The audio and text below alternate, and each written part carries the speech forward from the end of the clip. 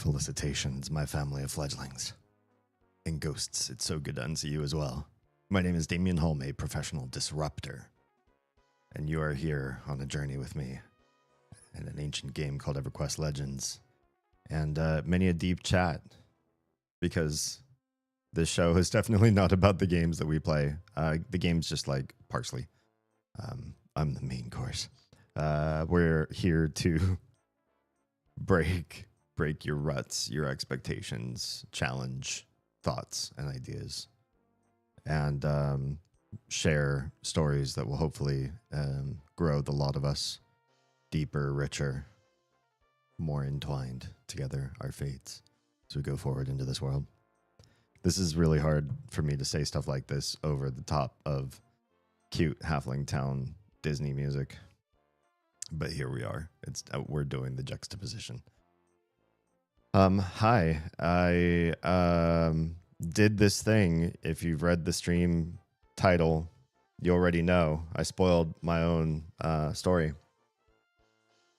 But I was mowing the lawn in the backyard, and I went over some roots of one of the nearest trees to our house, and I didn't know it was there, but I disrupted yellowjackets. And yellowjackets, apparently, if you mess with their hive, are really, really mean. I don't know any wasp that's like, mess with my hive, I'm gonna buzz around and not know what's going on. You're probably gonna get stung. But as I understand it, yellowjackets are among the most aggressive of them all. What's funny is this happened the last time I mowed, but just one. I didn't see what exactly happened. I just remember, this was like a couple weeks ago now. I just remembered I mowed, and while I was mowing, I felt like I got hit with a little tiny non-piercing bullet. And I kind of mean well, I've never been shot before, so I don't know if I mean bullet. I got hit by a sensation I'd never experienced before, and my first thought was, this feels kind of like being shot. I was hit with a certain amount of pressure and force, and it immediately hurt underneath the skin. Let me switch over to the game. I'll bring game up and continue story, and we'll get the night kicked off and started. Because I have a lot of stuff in game to do, and a lot of stuff out of game to talk to you about. Also, in game, a lot of things have changed. We're now 31, and taking care of business, doing some stuff. So, first, now that my character can, hang on, that's not the right thing. Now that my character can, this isn't the right one either. This shows chat, and I don't want people to feel like I'm showing off their super private chats. Though I feel like I should do something about the chat in vertical stream. It's not really occluded, even though it's very small. I'll put my logo over there. Yeah, that looks like a thing that somebody might do who runs a stream. It's a little bit high. Something kind of, I don't know. Again, not perfect, but it's so tiny. If you're squinting to read everybody's chat, you're sweating. Sebastian, hi and welcome. Rivals Pro. Oh, thank you so much for the sub. Are you really a pro at Rivals? Because I could use some tips and tricks. I love Rivals, but I'm bad. I'm not a baddie. Like, I've played hero shooters before. But I've never really played a lot of competitive, and I feel like there's a lot I could learn, like map awareness, calls, stuff like that. I just have to play characters better. What am I doing? Right, I am summoning food and water because my little halfling warrior cleric hybrid thing now also makes her own food and water. Oh, I forgot it shows up on your cursor in this game. So I just like have water on cursor after I cast that spell. And then my food spell is like a lower level one. It only summons one food at a time. So I got to do this a few times. If I just keep food in my hand, does it stack? Uh-oh, I don't think it stacks. Oh, it does, but in kind of a problematic way. It puts it on the cursor, but underneath the one instead of suddenly giving you two. And I don't know if I necessarily like it that way.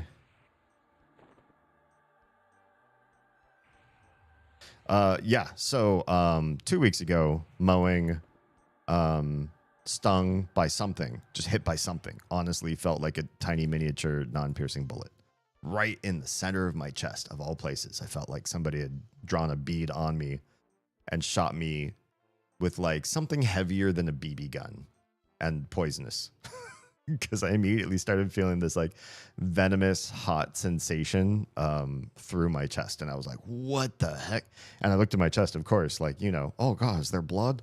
Did a rock get kicked up magically from the mower, but like up forward and up and down? I don't know. JFK bullet style? Did it fly around in a circle and then land in the center of my chest? There's no way a rock kicked from my mower would have hit me right in the chest.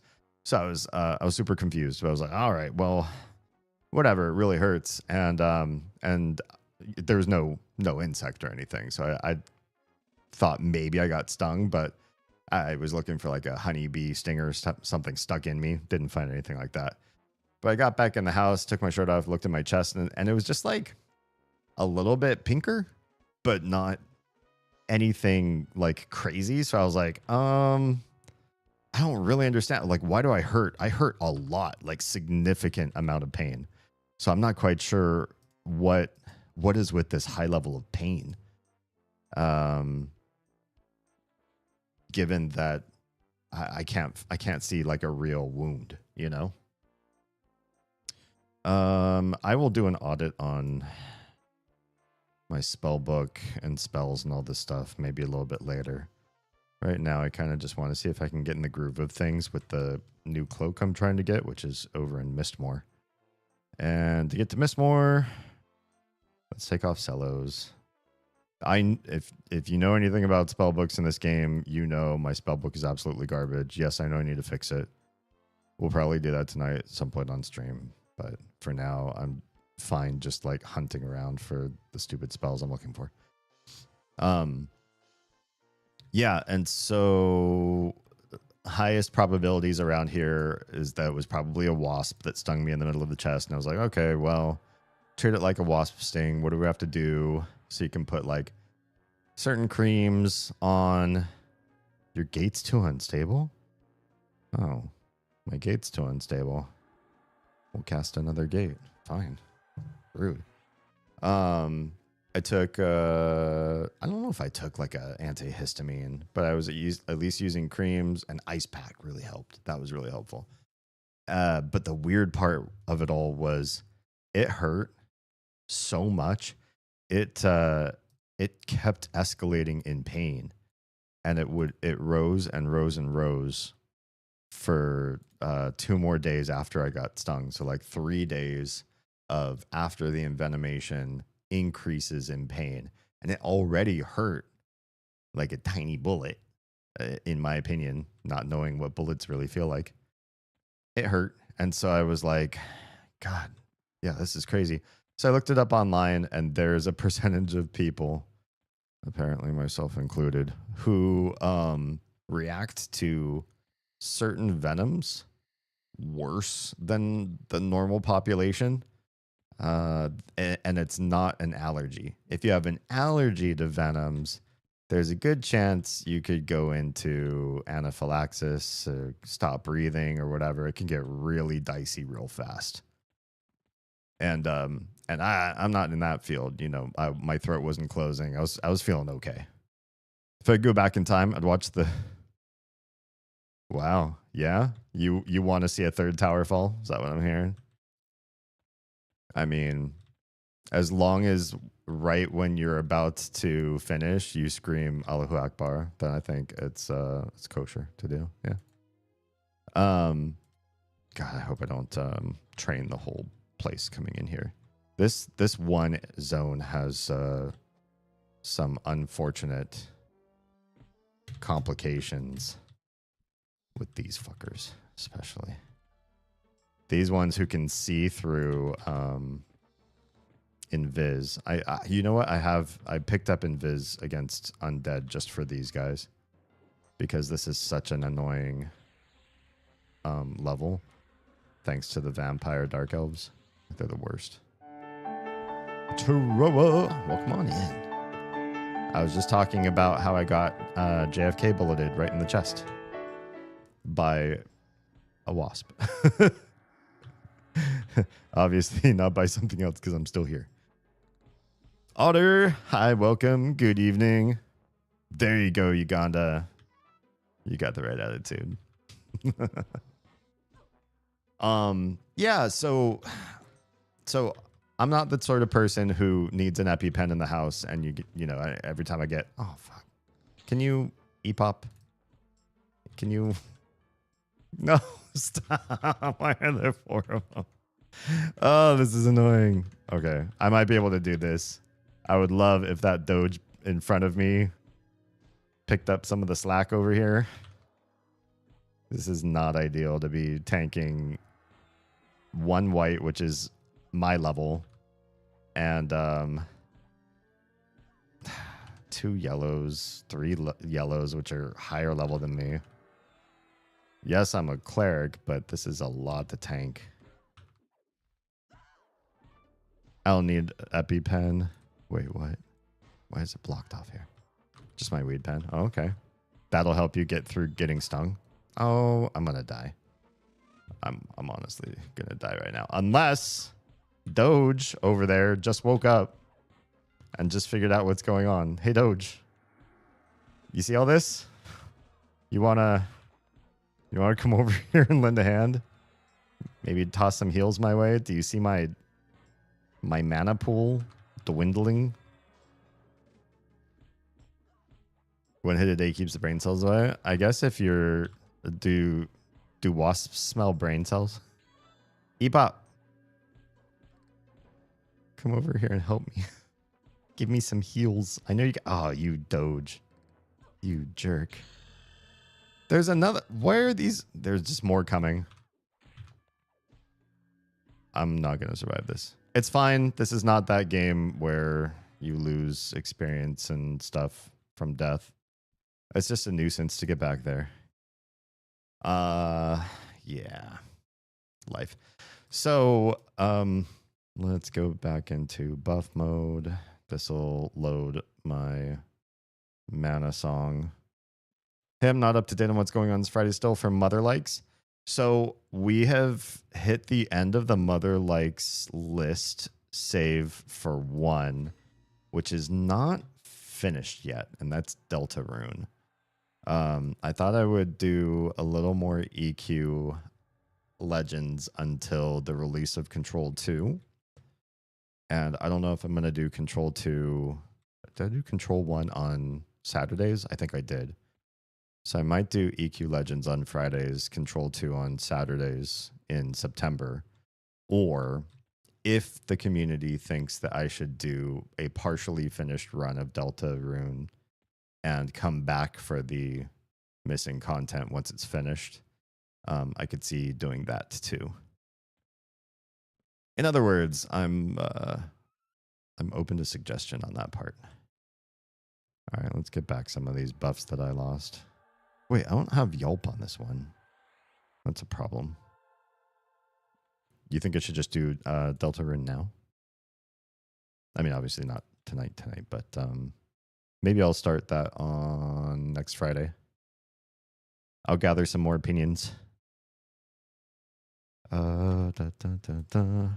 So, right, so I'm not incredibly allergic to wasps, but I have a larger venom response than most human beings do to their stings for somebody who is not allergic, which sucks.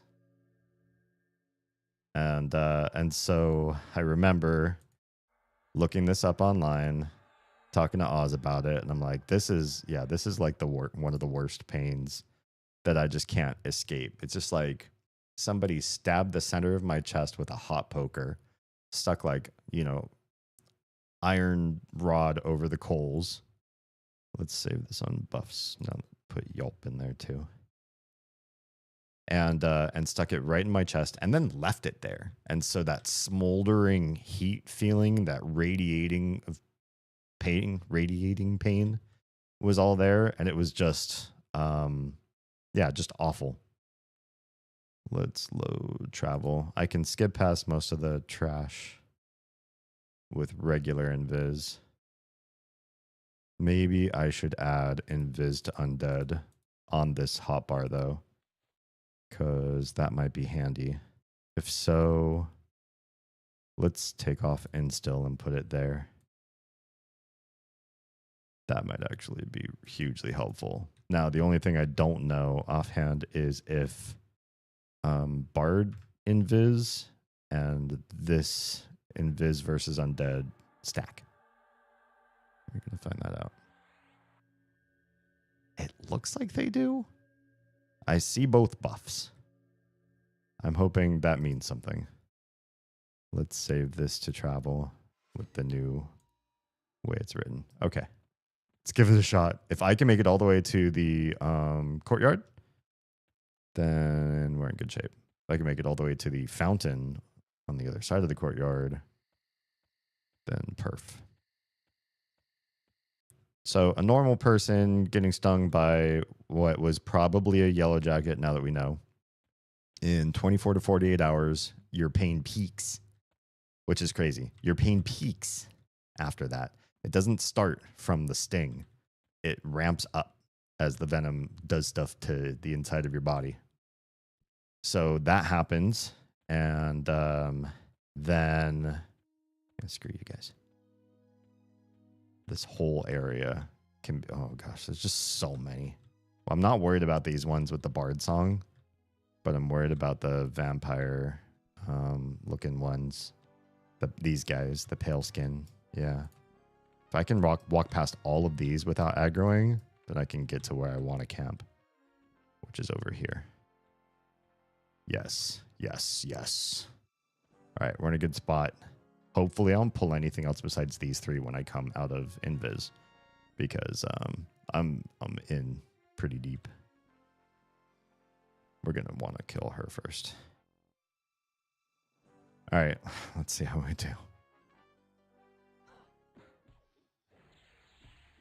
I know these three are gonna come too. Hi, friends. Love to be able to see myself a little bit better.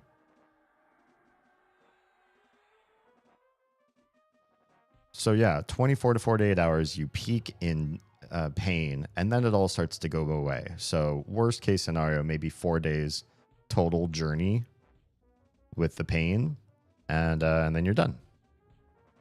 Can you stop?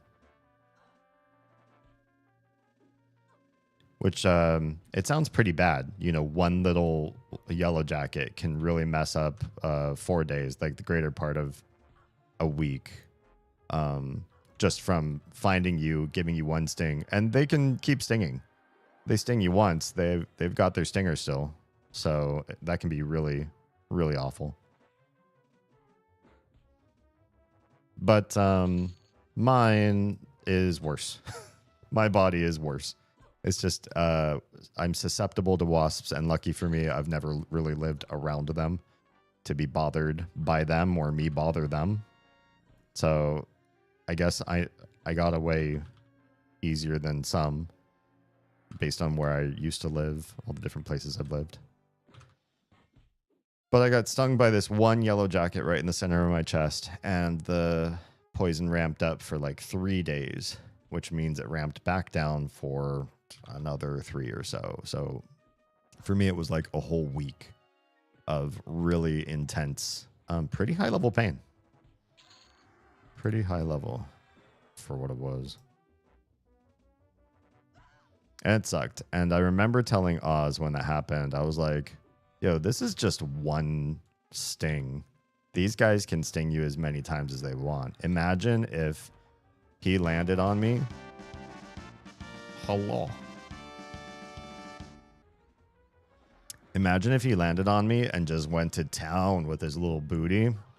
Like, what would I have? What could I do to that much poison? To that much, not poison, right? Venom. To that much venom coursing through my veins.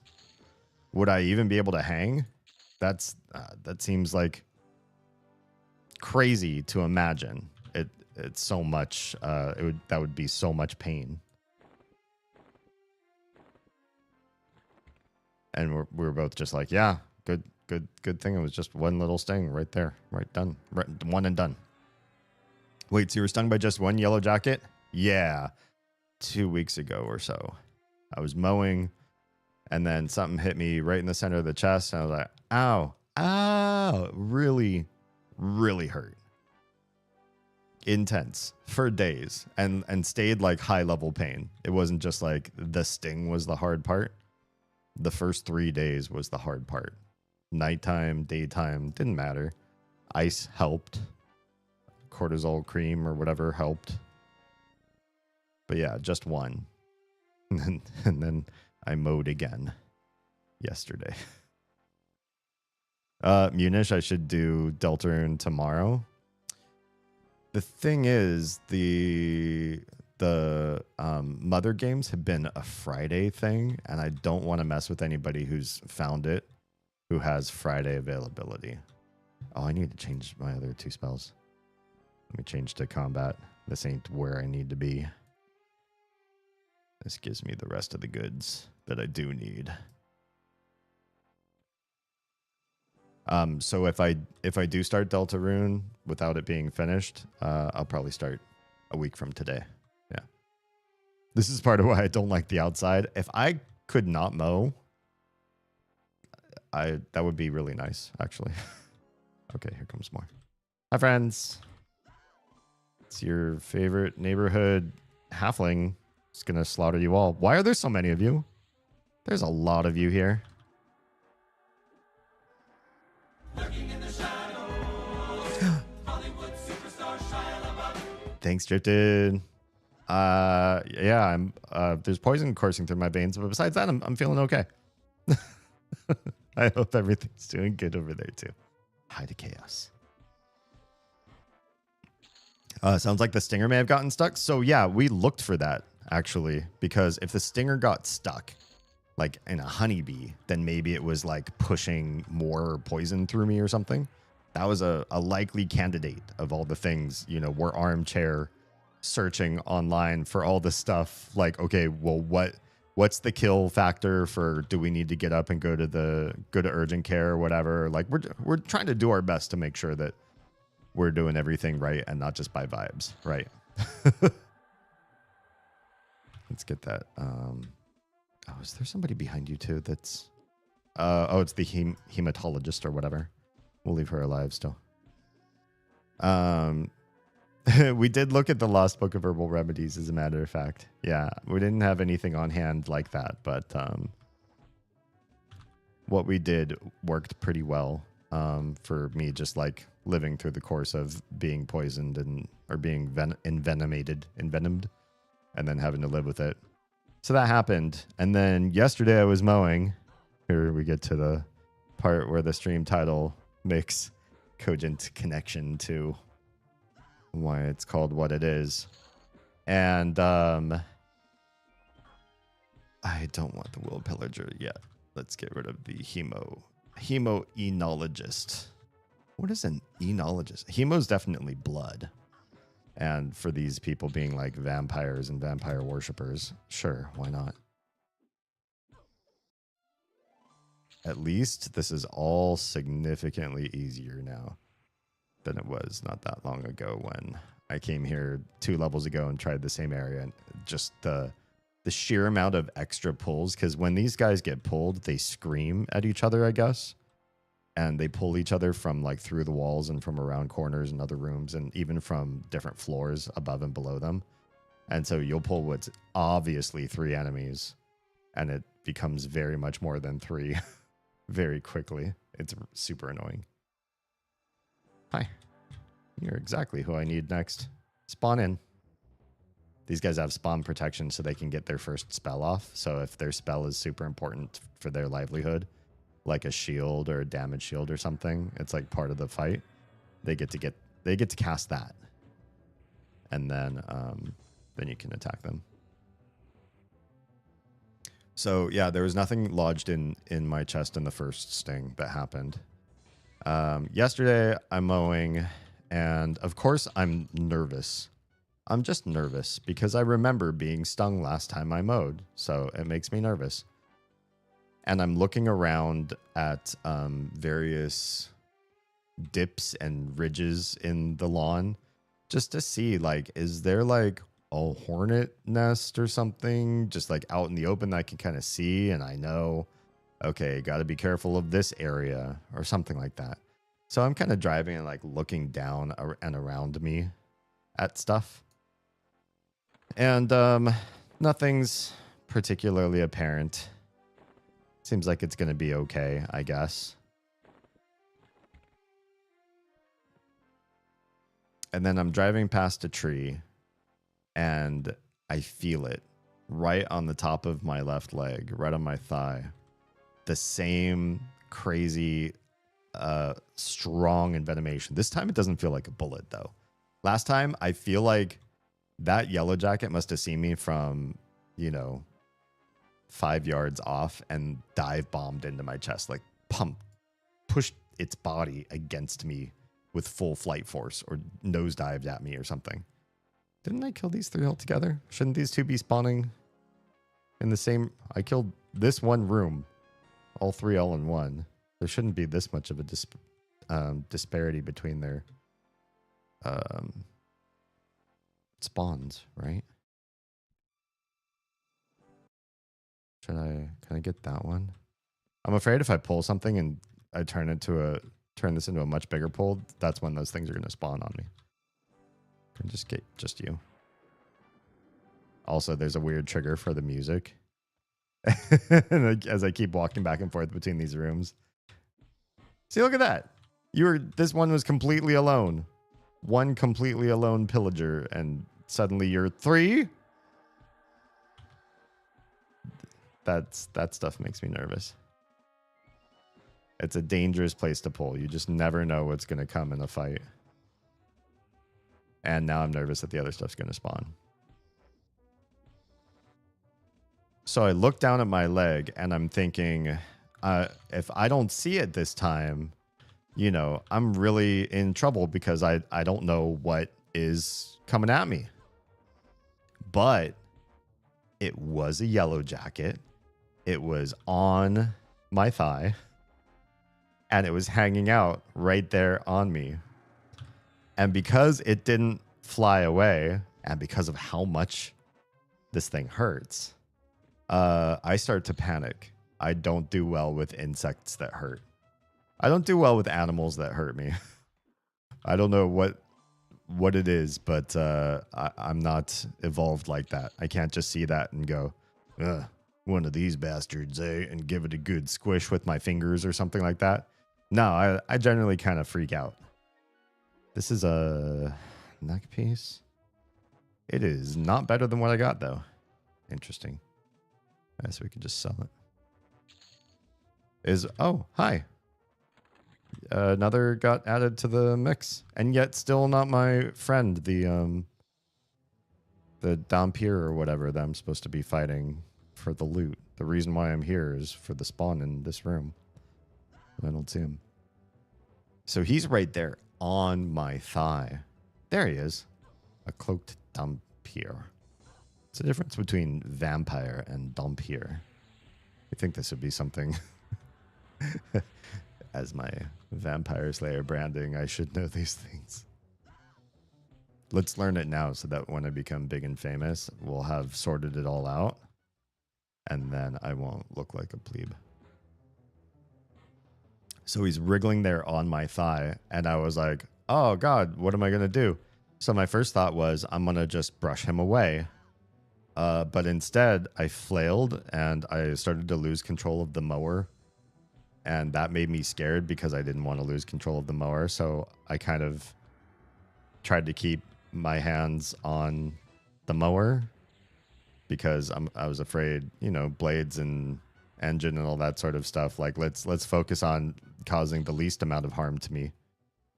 God, this guy will not drop what I want him to drop. It must be a rare drop. Assuming he still drops it. I don't really know this game incredibly well. I just looked at a loot table from old EverQuest, and he's supposed to have some good cloak for me or something like that. Dompiers typically can go out in daylight. Oh, I think it's perpetually night here, though. But that's interesting. Good to know. D for day, I guess. There's that one over there. Let's go ahead and pull and see how many other things we're going to pull with her. I'm sure she's going to grab that whole room to her left. Because why shouldn't she? Why should I have the luck of fighting just one thing at a time in this dungeon?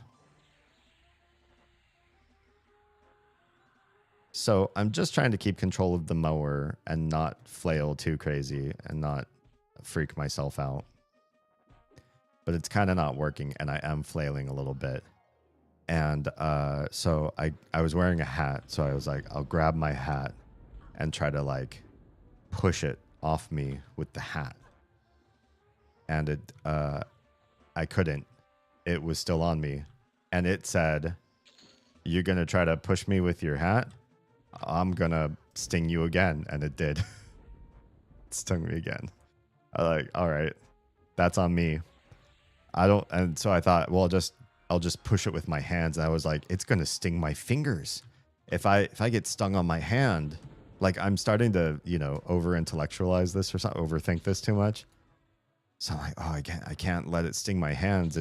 My left hand would be useless, and my right hand was still holding onto the mower, and it's just like, this is a bad situation all around. Okay, it looks like it's just two. Yeah, I don't know if I can use my bare hand. This is a bad idea. What's up, Chaos? Do you have a ground nest in the yard? Sure do. Sure do. And so, I was supposed to deal with it before I started streaming, but I guess I can deal with it after. I read, and you could tell me if I'm wrong about what I read online, that if you just dump dish soapy water into the hole, that the soap will make the water's surface tension break through their tubules that they breathe through. And then you got them. You can drown them out.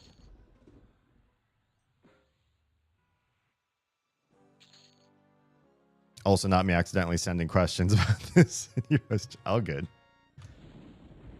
Soapy water can work if you have the right kind of soap and high enough concentration. Okay, cool.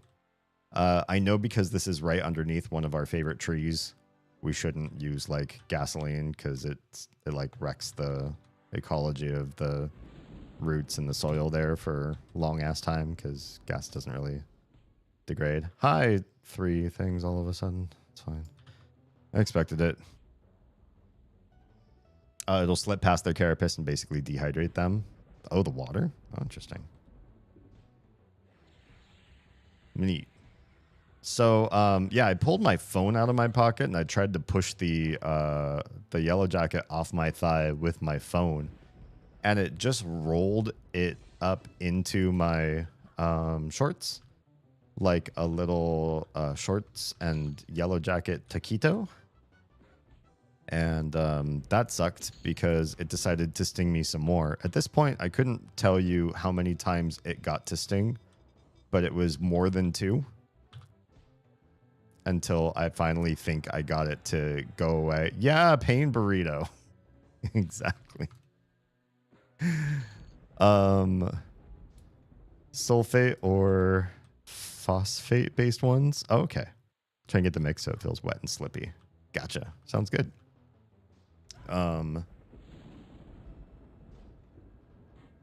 Anyway, so I was like, oh, that's just my luck. It was like I'm mowing again and I got stung twice. And so I kept mowing, but I was ruminating over it because now I've been stung. I was already stung once and it was the worst 6 days. Not the worst 6. I've had worse than that. but it was a damn bad 6 days. And so I was like, fuck, now I got at least 3 times more venom coursing through me right now. Like, what am I going to do with myself this week? Except writhe in pain. I'm doing my best not to writhe right now on camera because, you know. Anyway.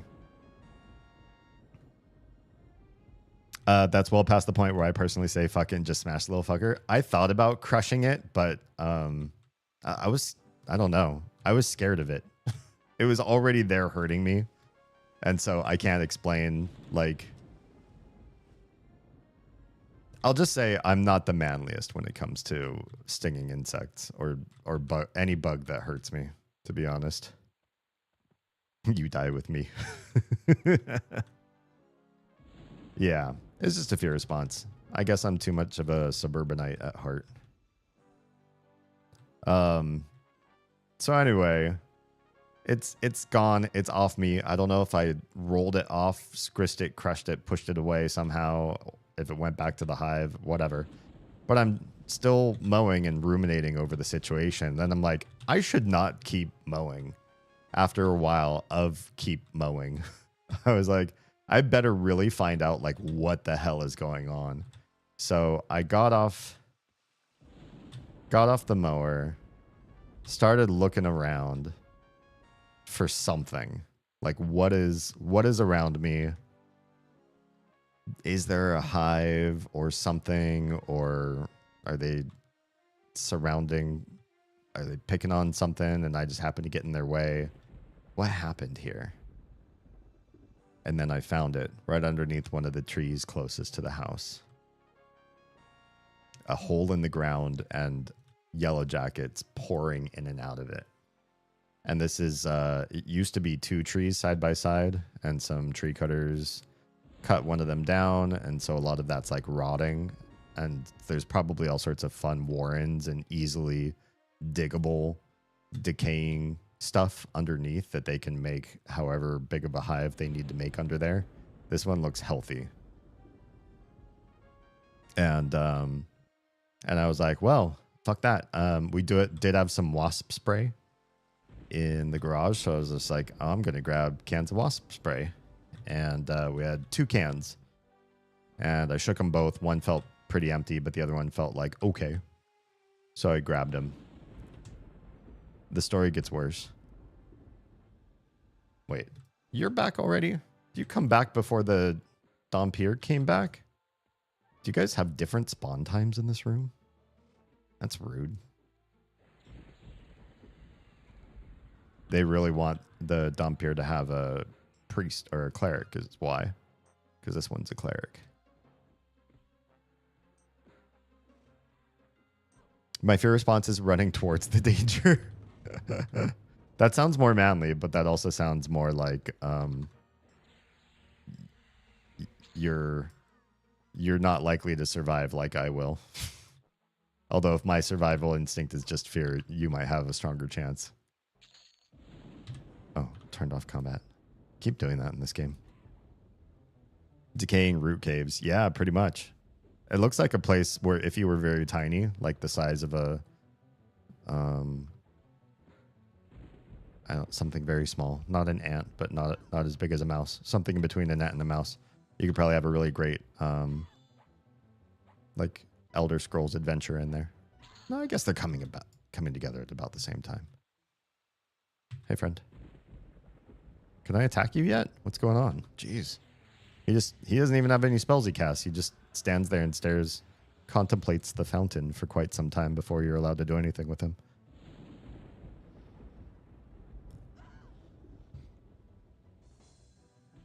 You could try filling in the area with some real loose soil, sand, compost. That's a consideration too. Just sort of like block it out so that they have no real way to get out. Especially because a lot of the soil here is very clayey. So if you can squish it in just right, the clay is going to be really hard for them to dig out in time. Yeah. With it being next to that other tree, you don't want to compress the soil if you can help it. That's true. Yeah, that's true.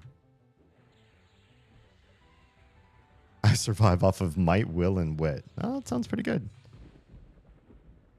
He's stupid too. I mean, to have good wit, you sometimes need to make stupid decisions too. Elsewise, where does the wit come from? You don't learn wit like that from other people. This guy has dropped blood so many times. I just want you to drop the thing so I don't have to be here anymore. It's dangerous in here. Although it's getting less and less dangerous the more experience I earn.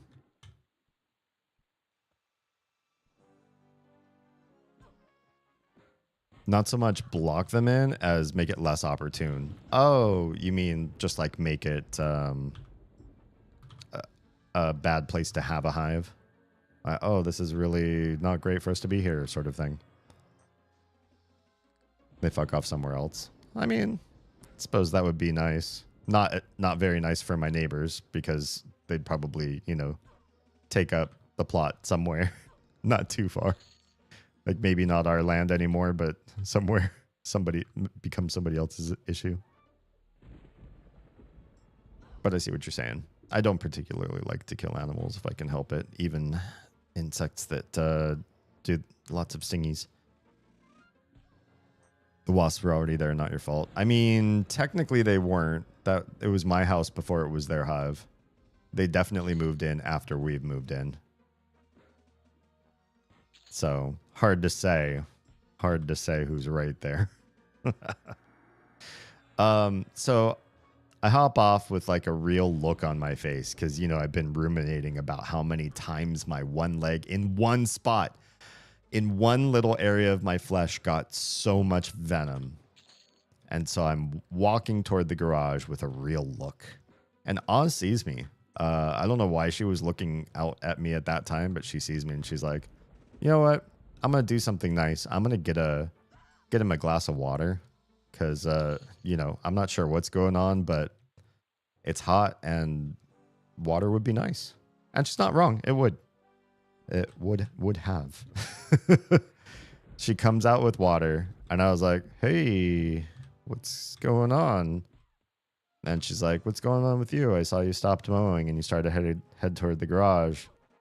And I'm just like, wasps. I don't know that they're yellow jackets at this time, but I'm just like wasps. And I got 2 cans of wasp spray, 1 in each hand. And she comes out with me to like see the hive, which I was already a little bit skeptical about, but it happened. And so I take the fuller can and I spray it, and it lands all over the top of the entrance. And it does like a little bit of a foaming action, and it's getting some. There's some hanging out right there, right at the entrance, and you can see they're moving funny already. I'm like, oh hell yeah, it's, you know, it's working. Something's working.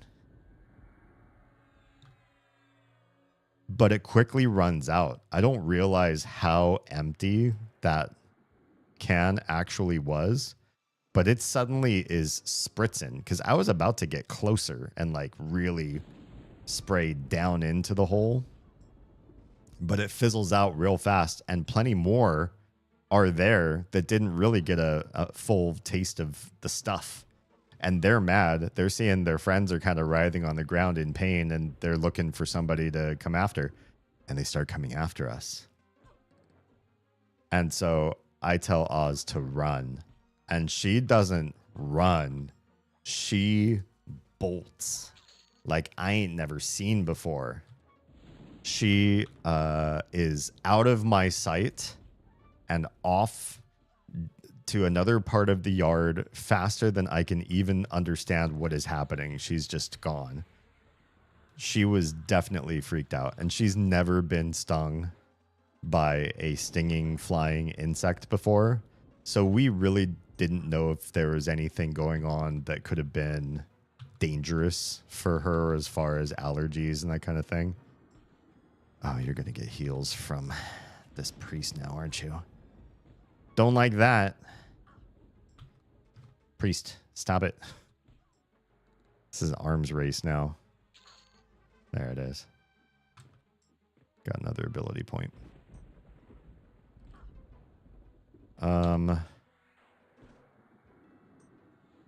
So while she's running away, I take the other can in my hand and I'm like, all right, it's time to, you know, kick ass and chew bubblegum. Now I'm feeling more like chaos.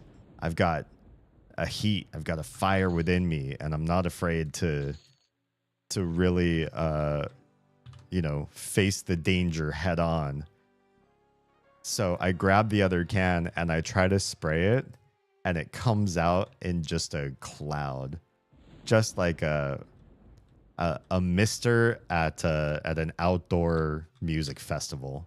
It's not actually spraying the goo or the poison where it's supposed to at all. And they're like, oh no, oh, this is bad. And then more wasps, more yellow jackets, at least 2 more find me and start stinging me in other places. And more land on other. I got big no nonsense boots on. They're landing on my boots. Thank goodness. They can stab the boots all they want. I had a big floppy hat, as I mentioned before. A couple were landing on the brim of the hat and giving it their butt rubs all over the place. I was like, stab away at all those things. Thank goodness my overall God, I'm getting chills just talking about this. But thank goodness that my overall silhouette was misleading, and so they were confused about like where my fleshy bits were. And so they're stinging me all over the place, and it's just not landing in many places. Thank goodness. But I still got a lot more venom all up ons. And so I'm wigging out. Yeah, it's crazy.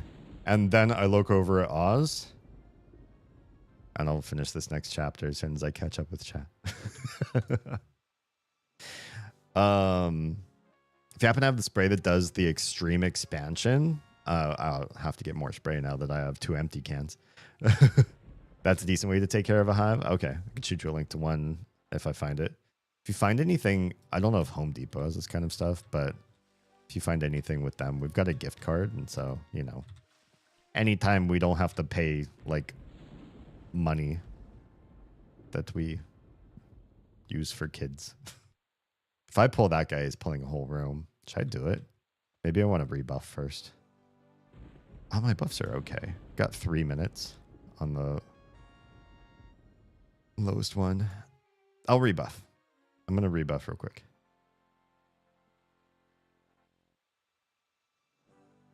Take this, wet fart. I mean, I probably had something like that happen. I was getting stung as many times as I was. It was scary. Seriously? You had to spawn in now. I don't have anything for you. I don't have any spells. All I have are my restorative bard songs. Hopefully I can just kill you quick and easy. Home Depot battle, damn you a link. Cool. Anytime you can use a gift card instead of having to spend your own money. It's good day for me. Okay, you're gone. We better do this quick before that Dompier comes. So, I've already gotten stung multiple times by the pain burrito guy, and then a whole bunch of his friends came out and were swarming me. But I seem to have gotten a good amount of them off, and I'm like running also. But I see Oz, and she's down on the ground. And I'm like, I'm calling her, and she's not getting up, and she's not answering me. And I'm calling her, and I'm like, what is going on? I am not happy right now. Okay, we're fighting this guy on my buffs list. It's fine. It's annoying, but we're freshly buffed. We should be able to do this. It's just one guy. I know we're not going to pull a whole room. I buffed up, so in case we pull that one gargoyle and it pulls the whole room, it's okay. I was being mean, but Chaos is actually the one to take care of all the wasps around the house because I'm way too scared of them. I don't blame you. I'm allergic to bees. Oh, yeah. Then, I don't know. Do allergies like that carry over to other species? Even if it doesn't, I don't blame you for just not wanting to mess around and find out. Could never imagine facing off with a ground nest. I didn't. Maybe it's just my lack of knowledge. I didn't really know like the danger or to be particularly scared or nervous about what I was getting myself into. All right, let's get my combat spells back up quick. But so I run over to her and might be a little bit embarrassing, but I think it's fine. Story's fine. In my heart of hearts, I think it's okay. But Oz might be a little bit embarrassed. She just fell over. She was running so fast, so scared, so nervous that she tripped. She tripped really, really hard. And in that really, really hard trip, she just fell really, really hard. Now, when I say just fell really, really hard, that's it. That's all that happened. That's why she's down on the ground. It was still a really bad fall in a grassy lawn. You know, not the worst thing that could happen to her, but still not fantastic. She probably really badly sprained her elbow because she landed on one arm with like full force. And so she just fell with all her weight on the grass. That's all it looked like, but it was actually quite bad. And so being scared as much as she was about what was going to happen, possibly a whole hive coming after us or whatever, we didn't know. We didn't know it was happening right then. And we don't know about her status with allergies. So we're like, well, yeah, I would probably run until I made myself fall too. It's scary. Yeah. So that happened with her. And so I just like was over there and checking on her. I probably brought a hitchhiker. Probably. And so while I'm talking to her, trying to check on her and see if everything's okay, at first she wasn't responding to me, so I was really wigged out. I think she just had a little bit of shell shock from the big fall. Something came over, either flew over, followed me, followed her, or hitchhiked on me and then latched onto her and came down and stung her. So she wasn't stung yet. She was fine. None of the yellowjackets were doing anything wrong to her. And then they were. She only got stung one time, but it was like right on the tip of the elbow, which I think is like a really rude place to get stung. Because there's like a lot of delicate nerve endings right there. Nerve bundle. And the skin's like thin and everything. It's just a big slap to the face to be stung like that. I gotta get these lobies done first. There's so many enemies. I cannot believe that I am surviving as long as I am against all of these. This is really the magic of this version of the game. Just a single, tanky, insane 11Z's eaten halfling. All right, I'm missing a lot of my mana. I should chill for a bit. So she gets stung there. I don't get stung again, but I did go back out last night with a big tub of soapy water, and I dumped it all over the wrong spot of the roots because they say don't use bright light, use a red light because insects can't track through red light as well. And I had a real thick hoodie on, and I had the hood pulled tight around my glasses, and I was wearing glasses as like, you know, eye protectors. And so I'm fogging up my glasses, trying to look through red light in the middle of the night at what I think is the right place. And I dump all the soapy water in the wrong place. I checked this morning and they were still thriving, happy as ever, happy and healthy. Hi, friends. I don't need to fight these guys. It's just, you know, if you got the experience waiting for you, just a bunch of friendos I could be smushing in the meantime. Why not give them a smush?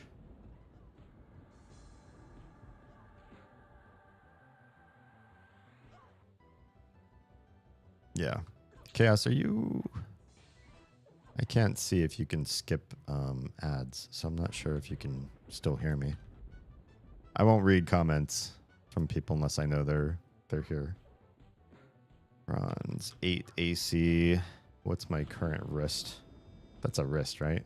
Iron shackles. That's my wrist. Oh yeah, these are bad. These iron shackles. 7 AC, 1 less AC.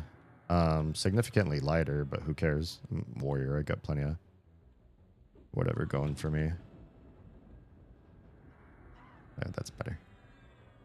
But -5 charisma. I don't think I have good charisma to begin with. Where's my charisma? Oh yeah, my charisma is 63 out of 510. Why is it so low? I'm ornery. People don't like me. Anyway, I'm taking those bronze bracers. They're definitely better. Nice to get loot you weren't even here for in the first place. Oh, yeah, that sounds good. I'm glad you're still here then. Why is this one running? Why are you running? Let me finish this fight real quick. I'll probably wait for whatever's in this room to respawn before I continue on. Allergies can carry over in the family group. Oof. Similar to shellfish kind of allergies. Gotcha. A nasty fall and an elbow sting. Yeah. She went to urgent care today and they gave her some real juicy pain meds and a sling and some PT instructions because it was like bad enough. And it was like all like soft tissue stuff. And they say, you know, sometimes a break is better because when you get a broken bone, you set it just right. You put it in a cast or whatever you need to do to make sure that it grows back right. And then when it's done, there's usually like no issue with nerves or flesh or anything after that, right? Whereas soft tissue can be kind of like a silent nuisance, an extra thing you kind of got to maintain for the rest of your life if you're not careful about how it heals. You're going to pull friends. Why do I have a feeling like you took a little bit of an extra path to the side to pull more friends? Well, it doesn't look like you did. But the other person from this fountain room came back. As an aside, I have just printed my new bachelor's and should be mailed in the big proper fancy paper version one soon enough. Congratulations, dude. I'm so excited. That makes, I would take a whole other hive just to hear that twice. No, I'm just kidding. Let's not put that out in the universe. I already got stung once and was like, hey, Oz, I can't imagine being stung the same way by multiples. How would you even cope with all of that pain? And then it happened. Silly me. No, but congrats, dude. Proud. It's good shit. It's good to hear some great news. Soft tissue is a bitch. I almost sliced the tip of my thumb off being careless the other day. Oh, shit. And getting this thing to heal has been a bitch. Yeah.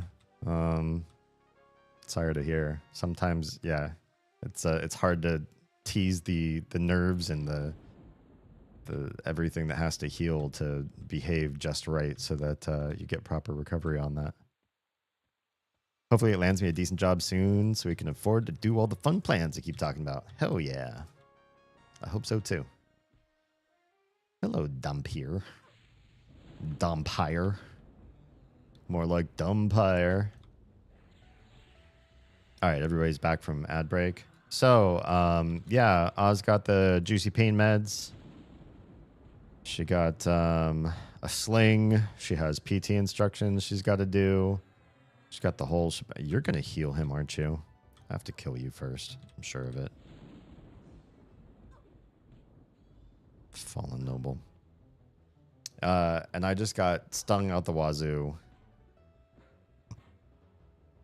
more times than I could count. And so I was reading online. I was like, is there a threshold to this? And they're like, if it's under 10, you probably don't have to go to urgent care for having like too much venom in your system. I was like, there's a too much venom in your system thing for these guys. Apparently there is. I'm pretty sure I'm under the 10 threshold, so I think I'm okay. That's kind of crazy to think that, like, as you're getting stung by yellowjackets, you need to kind of be keeping count. Like, ow, okay, that's 5. Ow, that's 6. Hey, guys, better slow down. I don't want to have to go to urgent care right after this. If I start to lose count, I'm going to get mad because I'm going to go no matter what. It was just, I don't know, not fun. So, yeah, and then I went back that night to drown them, and I poured all the stuff to block their little nest into the wrong part of the roots. So I soaked some roots for shiggles for nothing. Can I pull you? Can I pull this room? Am I going to pull the whole rest of the dungeon if I pull this room? Come with me. Come with me into my parlor. Oh, there's a lot of you. Okay. This is happening. Hi, friends. Good thing I'm OP as fuck. And some of you are necros, which should be alright. Let me get off one celestial heal, please. Thank you.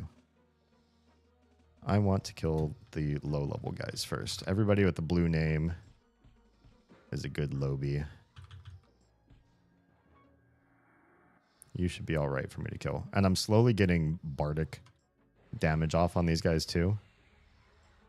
So we're doing okay. The more of these guys we can kill, the less times they can stun. The less times they can stun, the better off I will be getting more restorative spells off and stuff like that.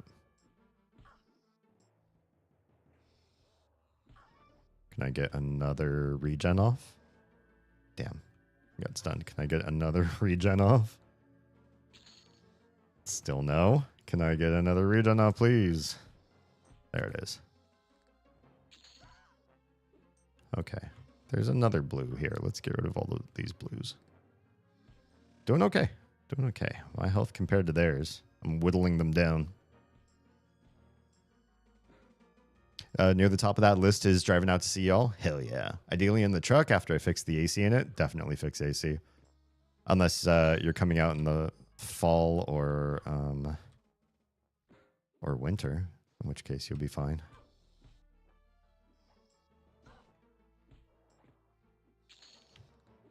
So I can pick up those French doors for you. Oh, yeah.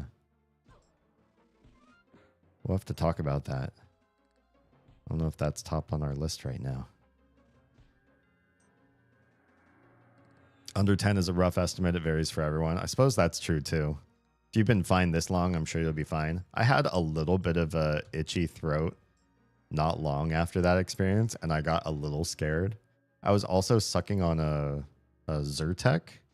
And I don't know if, like, because those things are supposed to, like, dissolve in the mouth. If it was, like, the powder of that thing breaking apart in my throat was bothering my throat a little bit. But it went away. Like, the sensation went away. So either the Zyrtec was bugging me or I was having a real reaction. Maybe the Zyrtec was helping me. I probably shouldn't have pulled that soon. I don't have any mana for you guys. Don't make me cast anything, and we'll be fine. Like, why are there so many of you? 3 yellows in this group. This might actually do me in if the room in here spawns too. And I have as low mana as I do right now. This was not a well-planned out pull. I just poked my head out, and I was like, oh, look. It looks like a baddie right over there. And it was. And now I've got a lot of your high-level friends.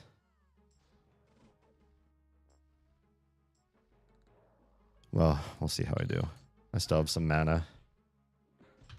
Let's see if we can get the regen off real quick. Regen's done.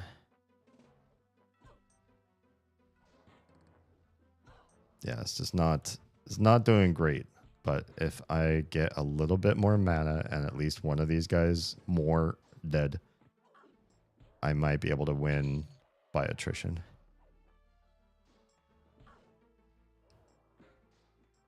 Yeah, it seems like we're doing okay. I think we're going to make it. I say very optimistically. Let me get my regen off, you bastards. Takes up a lot of mana, but it's definitely keeping me alive.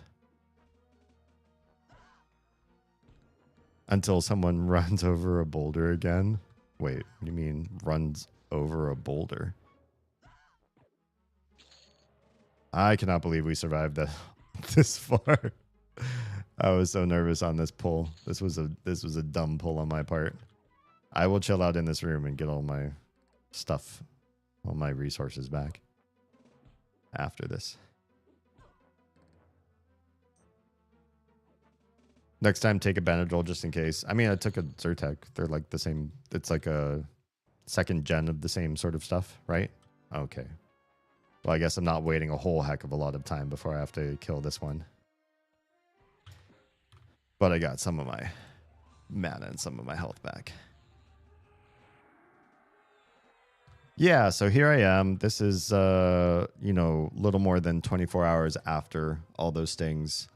And the best way I can explain it, I think, I don't know exactly how this feels, but if I were to take a guess, a stab at it, if you will, a yellow jacket stab, I feel kind of like how I think, as we just watched these movies with the girls, Boromir, after he got pin-cushioned by many arrows, and was just there with arrows in him, couldn't pull them out, right?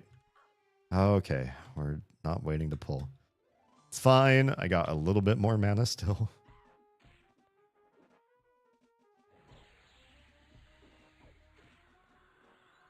But yeah, every single sting, and especially the one friendo that gave me lots of extra stings. This guy's getting a lot, or she's getting a lot of health back. I guess she is a... I thought, wait, where are you getting this health from? Who's healing you? Do they have some sort of buff from whom? Somebody was healing... Whoops. This usher. Who's giving you all that health? Somebody from behind the walls or something?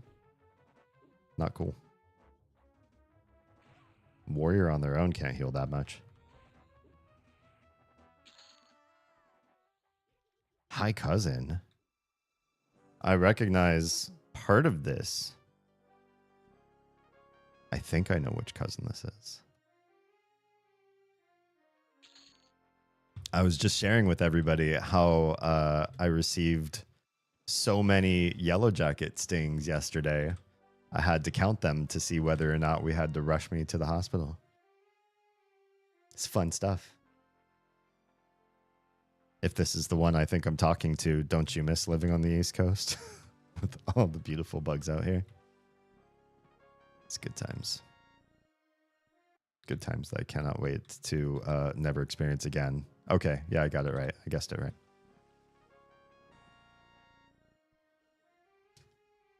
Good to see you in text form. Yeah, it was absolutely awful experience, and right now my legs, the places where I was stabbathed the most, feel like somebody just grabbed a bunch of tiny, hot, like, what's a good like acupuncture needles, and then held them over hot coals for a while, and then stuck them in right on a nerve, because I think with acupuncture the point is to like miss anything that would really hurt, right? They're not trying to stab you so that you feel like extreme pain. At least I've never had acupuncture. I don't think the point is to feel immense pain when they stab you. I think they're supposed to be painless, right? But these ones feel like they're right on a nerve. They're hot, and then they just left them in, and somehow magically, because this is the only way I can explain the Venom experience, it's just like permanently hot there. I feel like this guy just either his loot table is different in this version of the game, or I just have the worst luck. and I will kill him way too many times without getting what I want. I'm glad you're okay. Me too. Me too. Yeah, it's been a crazy 24 hours. So much venom coursing through my body. I did not sleep well last night at all. I was just kind of like writhing around. I asked some friends to just sort of hop online with me and distract me while I was not sleeping. But, you know, it's only going to get worse from here too, because apparently the way that my body reacts to this type of venom is it ramps up more on day 2. And then tomorrow it's going to ramp up even worse. So it's going to feel even worse tomorrow than it did today. And then it's going to start coming back down again. Oh, there's level 33. Neat. There goes a whole wall of blue text. Every time you level, your cap for your skills goes up in this game. And these are all my skills going up. Normally in old original EverQuest, your skills would hit cap at some point while you were leveling up, but it would be slow going. By the time you're ready to get to your next level, you probably had everything leveled up already. This version of the game, your skills go up really, really quickly. And so right at the very beginning of getting leveled up, you just see a whole wall of blue text where suddenly you're better at one-handed swords and shield use and this spell and that song and this ability and that.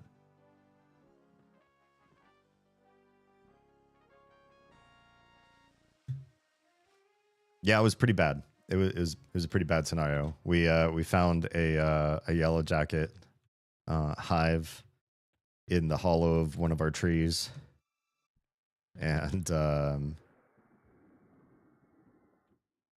it came after us. I got the most stings. Luckily, the girls weren't out there. That's really my greatest happiness is when Oz was like, "Oh, I think I'll bring Dio a cup of water and come out and join him." That the girls weren't also like, "Yeah, I want to go see Baba mowing the lawn, go say hi, watch him do his work." It would have been bad. Every time I hear EverQuest, my brain still brings up images from Adventure Quest. I don't know what that is. Was it fun? Was it nerdy? This game was sort of, in many ways, inspired by a whole deluge of games that came before it. In the 90s, there are so many games that were, you know, just about creating some sort of Lord of the Rings-ish world, dwarves and hobbits and elves and stuff like that, and then setting them off against dragons and things. Like, it's popular, you know, computer game genre to sort of do that kind of like Western fantasy world, especially based on Tolkien. Or this one was based on text games that were in turn based on Dungeons and Dragons. Because I think as soon as the makers of Dungeons and Dragons did their thing, somebody out there was already thinking, this is cool. Wouldn't it be even cooler on a computer? And trying to find a way to make it more computerized.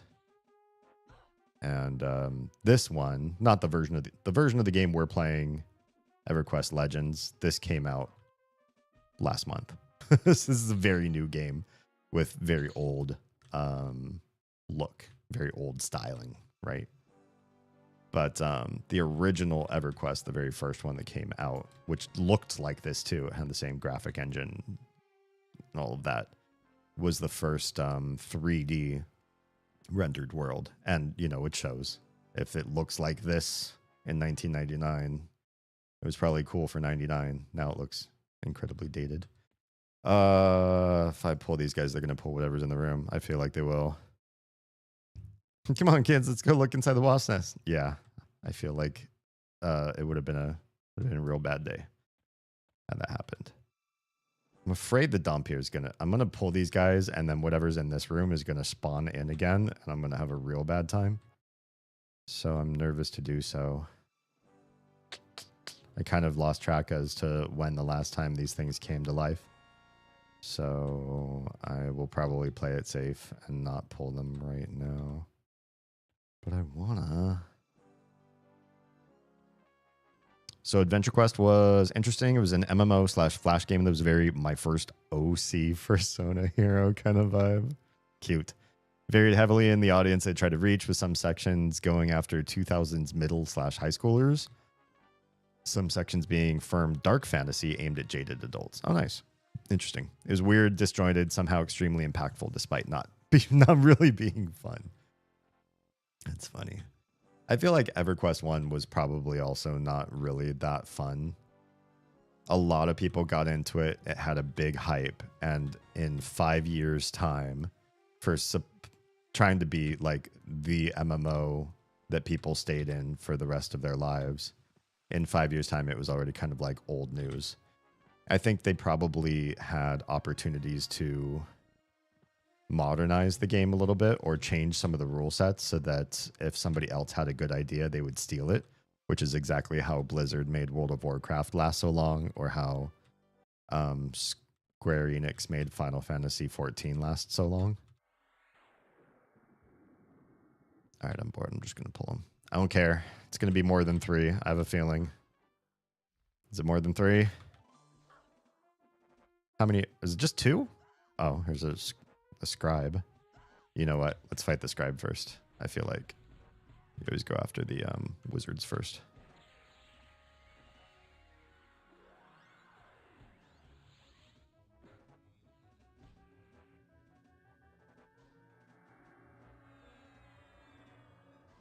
But yeah, the original EverQuest 1 world was, you know, really thought-provoking and had a lot of great ideas for an MMO.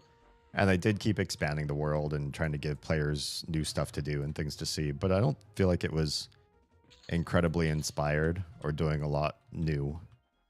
And they just refused to really steal or adopt the best ideas that were happening in other games, which I think was to their downfall. Even if an idea was bad, you know, you might be the company to do it better. I used to play Dark Ages of Camelot, which was realm versus realm. There were 3 different realms in the world, and you fought other people on other parts of the continent for superiority. And sometimes that meant getting extra benefits to your people or unlocked areas that you only had as long as you had dominance. And so those fighting other players in these massive war sort of scenarios were meaningful, and they made them game meaningful to do so. But it wasn't the great system. It wasn't the greatest system. It honestly didn't do it very well. And I don't think Dark Ages of Camelot stuck around for a very long time. But Guild Wars, when they were making a sequel, Guild Wars 1 was mostly like instant small-time fantasy fights. You and a couple other people fighting in just a personal dungeon pretty much the entire game. But in Guild Wars 2, they made it more like an MMO. And once they did that, they added in the realm versus realm from Dark Ages of Camelot. And they did it so much better. They made it really meaningful, and the battle grounds were better.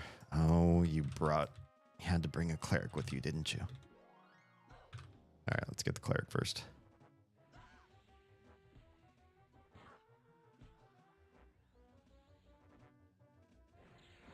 And so, yeah, I just feel like there's missing opportunity there from the company that made EverQuest to steal more great ideas from other people. If anyone survived this industry, it was letting everyone else do the marketing in their games to see what worked and didn't. If it didn't work, don't steal that idea. If it did, find a way, talk to your legal team to find a way to use it in your game without copyright infringement. Hell, that's how ScreenX made FF11 last so long. The menus in that game tried to murder your eyes, and I still knew people who played it until it was shut down. Yeah, it's the thing. It's the thing I've been waiting for all this time. The hooded bug cloak. I didn't even think it was possible in the game. Let me make sure it is indeed an upgrade. Oh yeah, 3 more AC, lots of health, strength, which I didn't have. I give up wisdom, but I'm really much more warrior than I am cleric. So we are absolutely taking it. We're absolutely putting it on right now. Wow, I almost forgot why I was here. We spent so long here not getting the thing that I wanted to get from being here.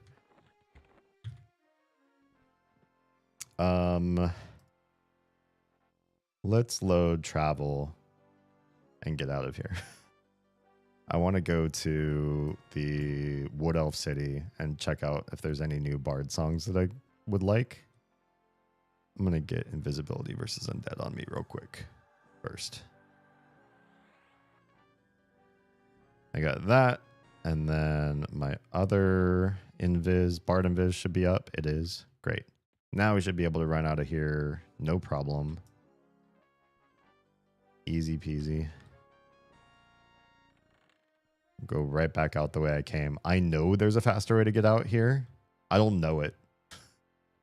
I know it exists. I just don't know how to do it. So if you're like, dude, just run this way. I know there is that way. I don't know how to do that way. I only know this way, in and out. When I played this game, I did not play this dungeon very much because it was very yikesy. People were dying all the time. And people would train these enemies to the zone entrance. And then, so if you're low level, you get all these high level creeps coming at you all the time, killing everybody. All right, cool. Done and done. Won't have to come back here for quite some time, probably, if ever. Yeah, I did not like FF11's anything, really. The menus and everything else. I've always been a big fan of that faction versus faction kind of gameplay. Yeah, me too. It gives a higher stake and makes me feel like what I'm fighting for is at risk. Yeah, and it gives you a reason. Otherwise, like you're fighting in PvP or in, you know, mini tournament fighting or fighting against somebody in just like an instance one-off, but it doesn't feel like it does anything for you. Oftentimes, they can't give you player versus enemy lore items or cool armor or anything from PvP where people will exploit it. And so with those games, you usually beat somebody else in like one-on-one or up to 4v4 combat, and you only get gear that makes you better at PvP. Or you just get aesthetic gear because they can't make you better with what you wear. Because that can, you know, ruin the delicate balance of the game if they do that too much. It's, yeah. It's a lot to consider with that kind of stuff. So I do like the faction versus faction sort of stuff myself. Helldivers 2 does that pretty well despite being entirely PvE. Wait, does what pretty well? Congrats on the rare drop. This was like one of the most rare drops I've seen in the game so far. And this this version of EverQuest is very much casuals only. Like you are here because you want to stack up multiple classes, which already makes you 3 times stronger than you would be normally. 3 classes at a time. The drop rates, the spawn rates, everything is faster. Your recovery rate's faster. Your skill ups go faster than you can pay attention to them. Everything is compressed. So if you just want to play to experience the world, you can do that here and you don't have so much to manage in terms of time sync or synchronizing up with friends to play. You can still play with friends, but it's not required in this version of the game. The sense of stake and consequence that comes with fighting different factions at different locations. Yeah, oh yeah. Okay, interesting. But it's all PvE, so it's just the idea of the things that you're up against are whole factions of creatures or whatever. I haven't played Helldivers. Was there was a Helldivers 1 to have a Helldivers 2? Did anybody play that one, or was that one just like wildly unpopular? Because I think I only heard about Helldivers 2. Hey, bandits. When I first played this game, vanilla EverQuest, my first character was a wood elf. So the wood elf town is near and dear to my heart. I have nostalgia for this area. It's all these nasty, samey planks up in the sky. I'm also not following the map, so got to make sure I don't get too lost. Like, am I walking toward the elevator lift that gets you up there? Yeah, I think I am.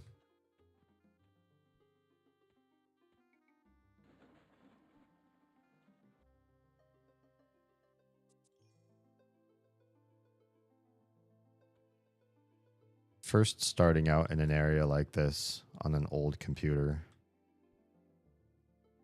back in the day, I fell off of the edge a lot too.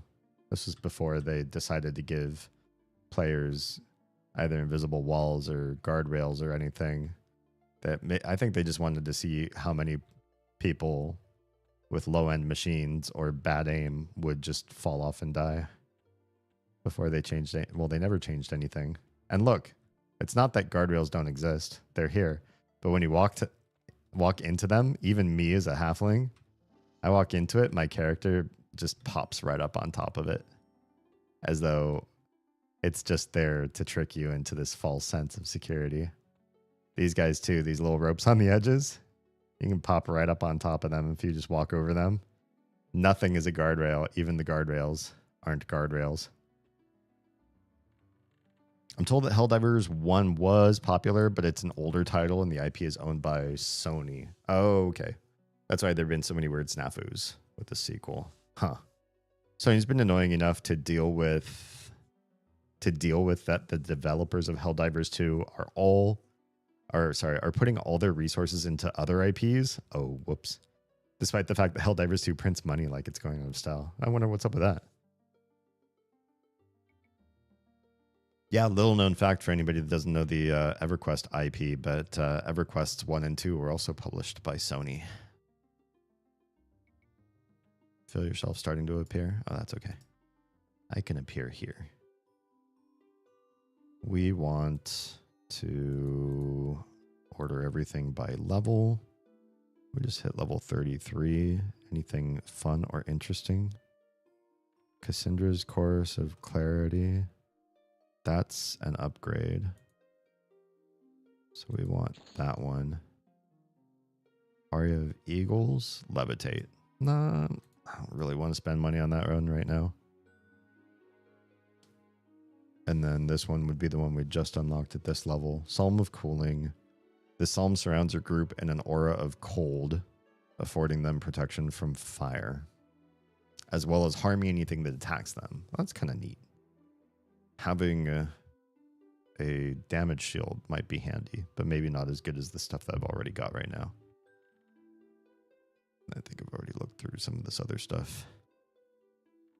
But I definitely want to update. I only bought the one spell. Chorus of Clarity.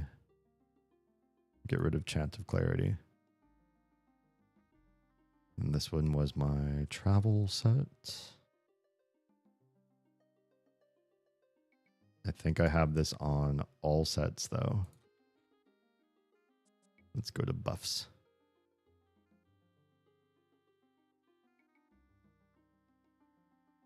I've seen Sony make a lot of weird decisions. I feel like they're kind of like the Fox of the gaming industry. Like they get some really good breaks and then they end up doing weird stuff with the IP that they receive, and their fans are all like, why are you doing this? Why have you done this to one of my favorite games or my favorite shows?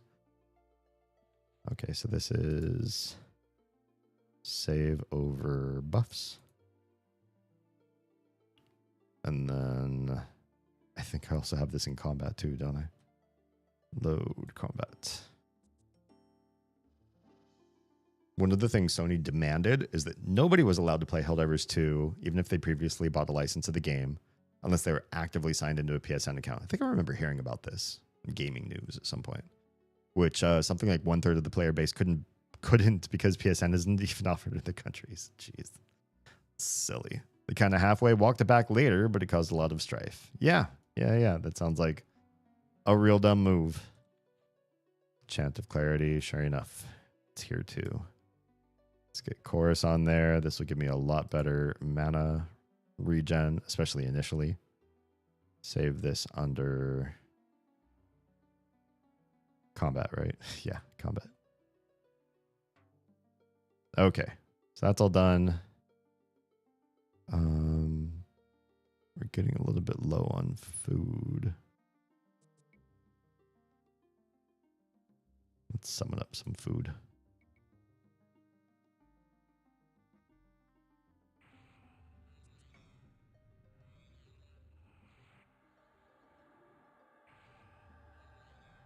I don't think you get any new skills at 33, but I should check out my alternate advancement points. That's something I don't know that well. I was never high level or cool enough in the original games to have that kind of stuff. And so I have to stare at it for a second to figure out what the heck I want to do.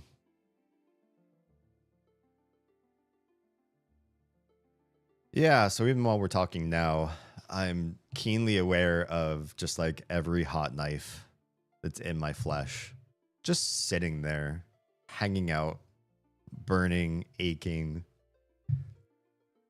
I've done everything that I need to do to stream.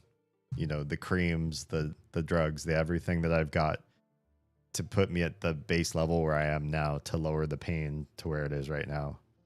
The other thing I don't think I mentioned with the whole yellow jacket experience is when you look it up online, for people that have like normal tolerance to venom, which apparently I'm one of the special rarities that does not, while not being completely allergic. They say that a regular yellow jacket sting is something like a 2 or 3 on the insect pain scale, or 2. It's a 2, and that relates to about a 4 out of 10 on the 1 to 10 pain scale. And a 4 is like, you know, that hurts, but it's like, it's smart, but you can kind of manage it, right? But they say if you get multiple stings, that can easily go up to like a 7. And so I'm experiencing something a little bit different than a 7 because it hurts me more than it hurts other people. And it hurts longer than it hurts other people, which all sucks and stupid, and I hate it. So I'm looking for... Can I sort these by value? You can. Cool. I don't want to pick up any of the languages or crafting or anything. Not trying to grab that sort of stuff. I guess there's nothing that's awaiting me to unlock it. Nothing at all? Have I unlocked everything? Oh, no. There's one that I haven't. You could probably search this if you search by rank. Oh, maybe not. Triple attack. I can't get this for another 13 levels. So, yeah, I don't have to worry about that one yet. But eventually, we'll get to that one. I forgot. I did buy some other spells here that as soon as I leveled up to be able to use them, I said I was gonna. I got some of warmth. Protects you from cold. I don't know if I need that right now, but I got it. Charm. A renewal. This is a better revive. If I go to my buffs page, I had a revive here. And I bet it's an older one because this one is level 32. And I don't think I put this one back yet. Reparation was the old one, yeah. Level 22. We're getting rid of that one. And we're putting renewal in. Valor, I think that one's new too. This is Spellline Courage. This was level 32. Which one of you is Spellline Courage? Bravery? Bravery's gone. Valor is in. I wonder how many words. Like you can, there's only so many synonyms to a certain word. So if you're like, okay, here's the bravery spell. And then here's the next higher level of that. And we're calling it valor. And the next higher level, we're going to call it whatever. At some point, you run out of words, right? Symbol of Pinzarn is a symbol spell. And I think one of these is a symbol spell. Symbol of Rilton. Symbol spell. Yeah. By Rilton, hello, Pinzam. You can just make up words like that. Then you'll never run out of synonyms. All right. This is my new save spell set buffs. Cool. Buffs be buffing. We're doing better already. So I had notes. Let's see about grabbing those notes about what I want to go for next and what we're doing next. The weird thing is that my arms have itched so much since I got these stings on my legs, and I don't know what it is. I feel like it's just like nerves. Like I'm more nervous and jittery and like shaky this last 24 hours or so. And I don't think it's the venom. I think it's just me. Like my adrenaline and my cortisol are higher. And so I'm just nervous. I've been pacing like crazy today. It's not just me. Make me able to sit down, please. I don't know how to do it. Try sit down. If I say it, is that enough? My words. Where are my notes? Sit down and do the leg shake thing. I don't know if that helps. It helps some people. I do the leg shake thing every once in a while. When I was in school, some of the kids would tell me that I'm never going to make any money because my leg shakes too much. They say if you think about all your proverbial wealth being in a coin purse in your leg, and then you shake your leg, the coins spill out. And so your ability to earn money later on in your life, you'll lose it. Okay. Bum, bum, bum, bum. I need to rebuff wherever we end up going. What do I want to do? So I did have a note that when I got Psalm of Warmth, I think I was going to renegotiate what spells I wanted for combat at that point. Oh, don't save over. Jeez. Dumb.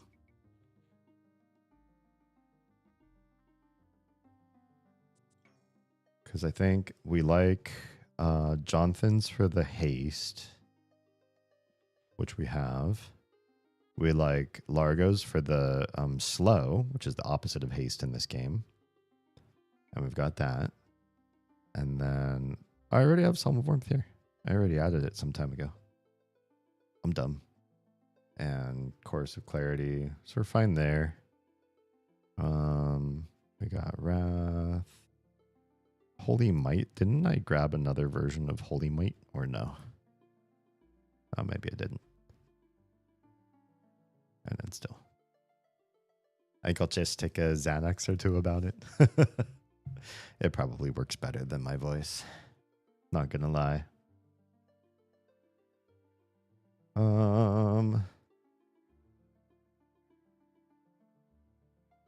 Let's see. Should we try going into Lower Guck? I know there's some good stuff down there. How are my shoulders? Because there's adamantite epaulets down there. They're they're they're better. They're wisdom instead of these, which have a pretty good amount of stamina. Stamina. But these are also crested spalders +2, which are even better. Maybe I wouldn't worry about that one yet.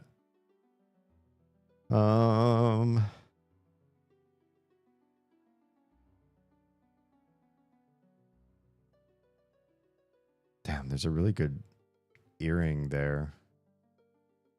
And ring. This ring is AC3. That's it? Ah, but she's in Mistmore. Do we really go back to Mistmore? Maybe we really go back to Mistmore. It's fine. It's fine. I love having to fight twice the amount of enemies that I expected. All right. We will switch out to the buffs loadout. We'll buff when we get there.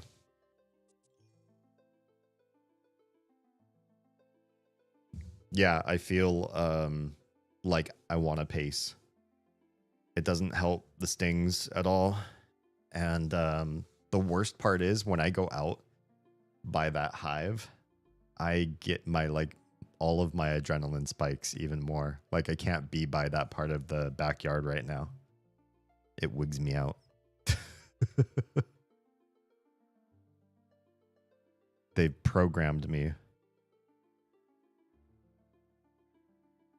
All right, we're here. Let's get gate. I don't know when I'm gonna change how my spellbook is, but for now, I acknowledge it's a hot mess. Cognisto? Your name's weird, dude. I wonder, I have safe fall through being a bard. Could I just eat myself off? How much will this hurt? If I die, oh, it hurt none. Never mind. I guess safe fall makes Kelethin just not as scary as it used to be. It didn't even increase my safe fall ability. It wasn't a big enough fall or what? I want a horse. Okay, safe fall went up by 1. I'm not going to keep doing that. It's a waste of my time.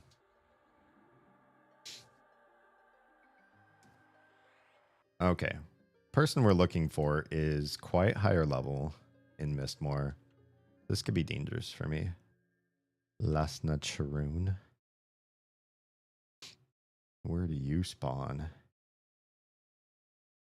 You're a rare spawn. Great. Love that. Looks like upper floor of the same place we were just in. That's going to be rough. I'm going to take a quick bio break, reset myself a sec, and we'll come back, hang and chat some more. So, see you in a few minutes. A few. All right, bye.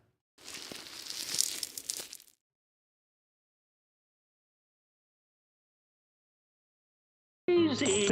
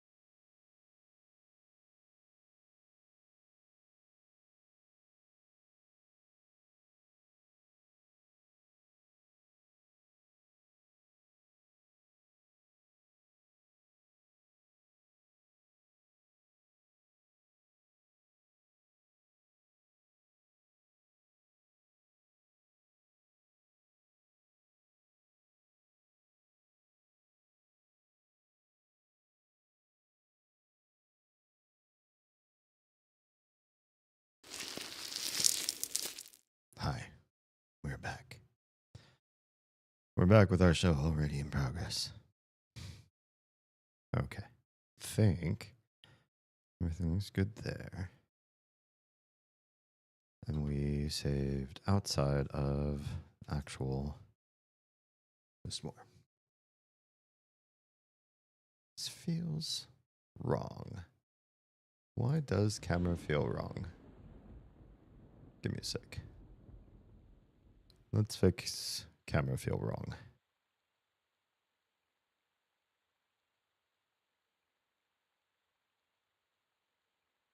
Why are you like this? That's how you should be. Much better. Are we okay? We're in. We're hanging out. Those folks are like hanging out around me, which is kind of weird, but we'll let them do their thing.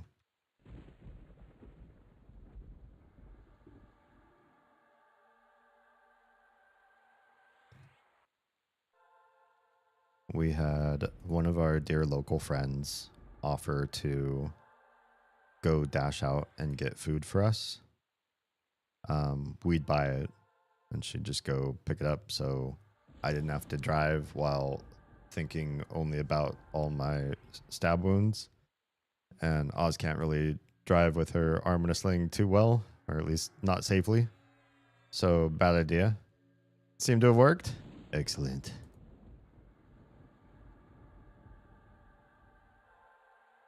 All right. We're good and sauced up. Let's go put on all of our invises and hope we can get to the place we need to get to. Alive. Watch, I pop invis in that and the whole entire castle comes in and joins me in the fight. And I just die. It's a possibility. We'll see. We'll see what we can see. Anyway, so we try to order online at this place, but it's missing like the options that we want / need. So we're like, you know what? Whatever. Let's just order on the phone. But then that means we can't pay for it. Usually don't give somebody your credit card information over the phone at a restaurant or whatever. So we asked said friend, hey, can you just like get the food, pay for it, and we'll just wire you the money through whatever, app or platform you like to do. We'll just send it to you that way. And she was like, that's fine. Do it that way. But then as she's like going to get the food, she's like, by the way, I only have like $65 in my account. Do you think it's going to be like more than that? We weren't getting anything super expensive, so not a big deal. But it got me thinking. At least to ask you all, do you keep a very like limited amount of money where you can access it? Oh God, these things are all gonna pull, aren't they? Once I break out of, oh hi, oh yeah, there's a whole bunch of rooms. Oh, hey, are you fighting that? Wait, where am I? There's a little secret room in there. Are you a real player? Are you a player? Or are you a fighter? I'm going to fight in this room, and that guy, he must be a part of this encounter. This room's going to absolutely wreck me, isn't it? There's no death penalty, so I might as well give it a shot. Might as well try it out. We're going to fight from blue up, though. It's going to be so bad. This is going to be really, really bad. All right, let's do load spell set, combat. Should only change 3 spells. There it is. There we go. Wish me luck.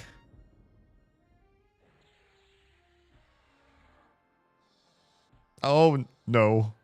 So much of the dungeon is on me. A lot.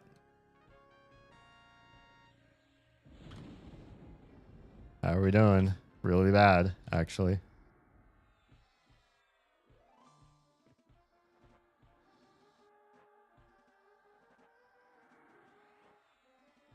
Yeah, we're losing a lot of health real fast.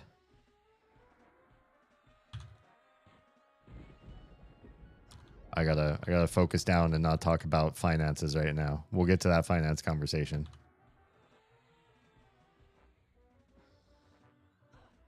Am I even swinging? These guys all seem to be doing a lot of damage to me.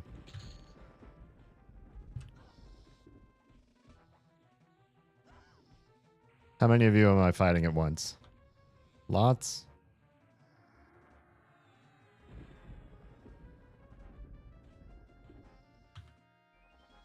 I seem to be stuck behind this pole, too. Like, I can't get my character out from in here. I'm gonna die right now. Need to pay better attention to what's going on with my health. Also, this level 40 dude is just wailing on me with impunity. So that's not fun. But it means I can run back here with my goods. With half of these guys dead. That should be to my advantage.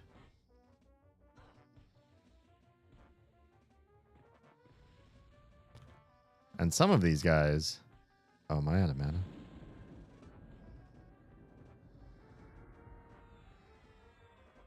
Some of these guys are also got to be running out of mana, I'd wager. I am going to die. I can't cast anything more. Oh, they're draining my mana. I'm not casting things. That's why they're casting stuff. Okay. Well. Back to the drawing board. Let's go back to buffs. Brutal. That was a very brutal little tight-knit area. Maybe I should have gone into the bedroom first and tried to clear out whatever was in there. Maybe nothing else would have come with. Something like that. Maybe. So anyway, it just got me thinking when our friend was like, well, I only have 65 bucks right now. This isn't somebody who's living paycheck to paycheck. So it makes me wonder and ask this question of you all.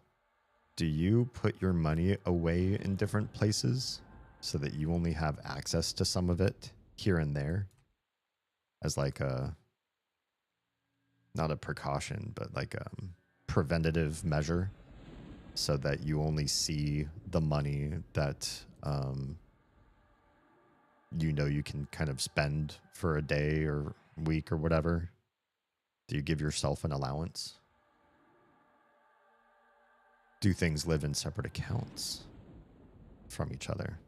I wonder all these things about you, specifically you. Is there a faster way to get there than all the way around the outside of the dungeon? It seems like a very slow route to do everything. Or maybe it's only the only way. It just looks like if I could just jump up into the tower, I could get there faster. But maybe I couldn't because the tower is, one, it's a tower, and two, it doesn't look like it's necessarily a really fast way to get to the part of the castle that I'm trying to get to. All these guys have it right. They're all like fighting just the trash on the outside. It's probably a lot safer. You can also run to the zone border if you need to.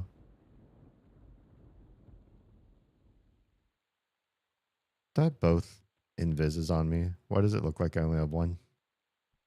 That's not what I wanted. I cast one on me right now because I feel like you need it. This one. There we go. Now I should have both invises. Where's the other invis? Am I full on buffs? Is that why this other invis is not taking hold?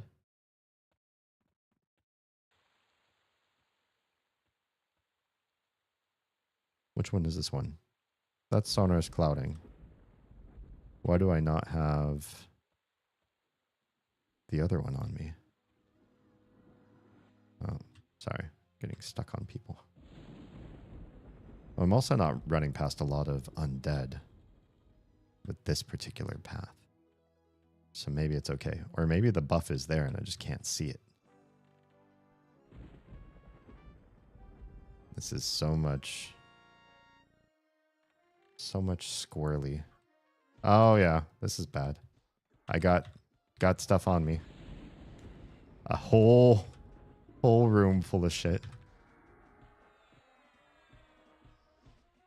Well, I might as well get some experience while I'm here. Can I at least kill some of you? God, I pulled like 3 rooms doing this. This is annoying. This whole dungeon's so annoying. How are you supposed to actually pull all this stuff?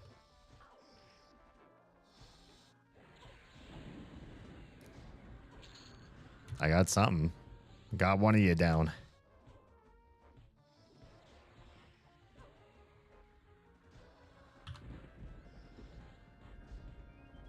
Not really getting a whole lot of traction here.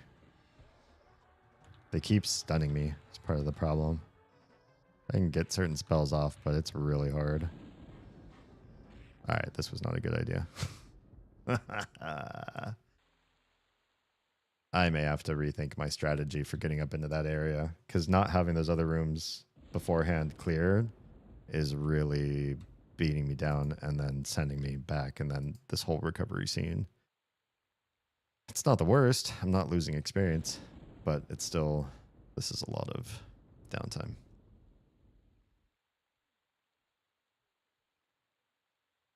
Yeah, for a short spell of recent times, I was watching that one content creator guy does personal budgets with people, and I think, you know, to some degree, he started his show coming from a big heart.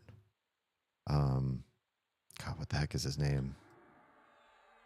This little financial Jerry Springer talk show where he yells at and makes fun of people on his show. Caleb Hammer? Does that sound right? Sounds familiar. That might be his name. I watched him a little bit and I had this realization that even if his show picks the bottom of the barrel, that there is a bottom of the barrel to be had of groups of people that are decidedly bad about how they work on their finances. But as I watched him giving advice, it felt like a lot of Hammer's advice was not coming from a place of really understanding personal budget and economics at a high level. He just said stuff that I think you could probably find on like NerdWallet or Investopedia or like the basic consumer sites that you could find some basic information about. Let's go to travel.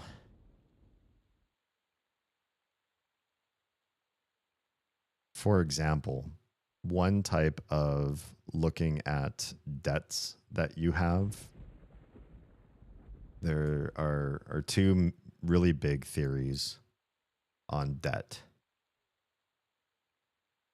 2 different methods. And one is called avalanche. I don't know why they're both called snowy ideas. One's called avalanche and one's called snowball. And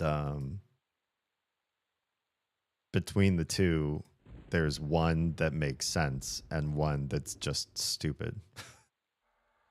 And watching somebody like Caleb on his show explain them, there, now I got both going off.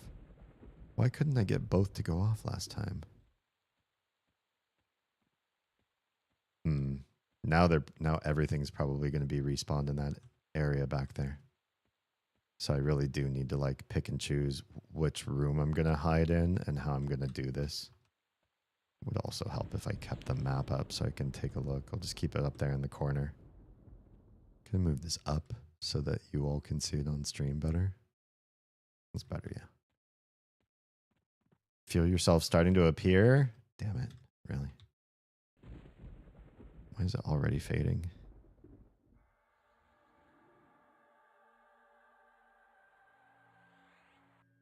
There. Should be good again. For a little while. Hopefully. Avalanche method, or in other words, the way to pay your debt, because it's the way you should pay your debt, is when you have high rates of growth with some of the debt that you have out, you pay those off. That's something that you should do. High rates means that money grows fast. You don't want money to grow fast. Do I want this room? This room is cleared. Why is this room got cleared? There's somebody else up here doing stuff. Can you pull back in here? Oh, there's a guy here doing stuff. Fighting the good fight. Probably way stronger than me. Level 20. You are not way stronger than me. You're not the one fighting the good fight over here. Well, I'm not going to look a gift horse in the mouth. I'm going to take this gesture of goodwill and fight stuff.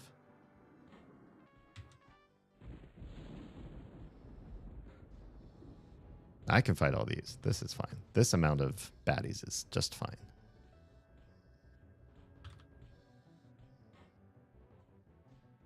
That guy, that little level 20, unless he's with somebody else who's like healing him through the fights, he shouldn't even be in this room anyways. He's not going to do damage to these guys.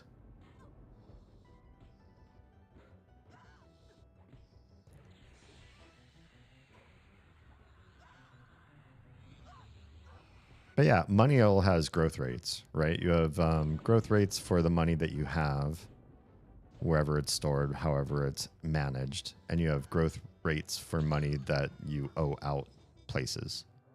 And you have to pay attention to both of those rates. Even if something is very small but grows very fast, that's important to pay attention to. On both sides of the spectrum, you have small debt, but it grows fast. It becomes big debt quicker than other stuff. And if you stumbled upon a $100 bill on the street, you looked around, cautiously asked if anybody was missing $100 and nobody was, and you get to keep it, and you have to decide where to put it. And maybe you have two different types of debt, and one is big but slow, and one is small but fast. You want to put it in the fast one because the fast one's going to turn into more debt faster. Generally, compounding and other things set aside for the ease of the conversation. Well, this is going to go so much better because if I can get these guys all staggered like this is not going to be bad at all.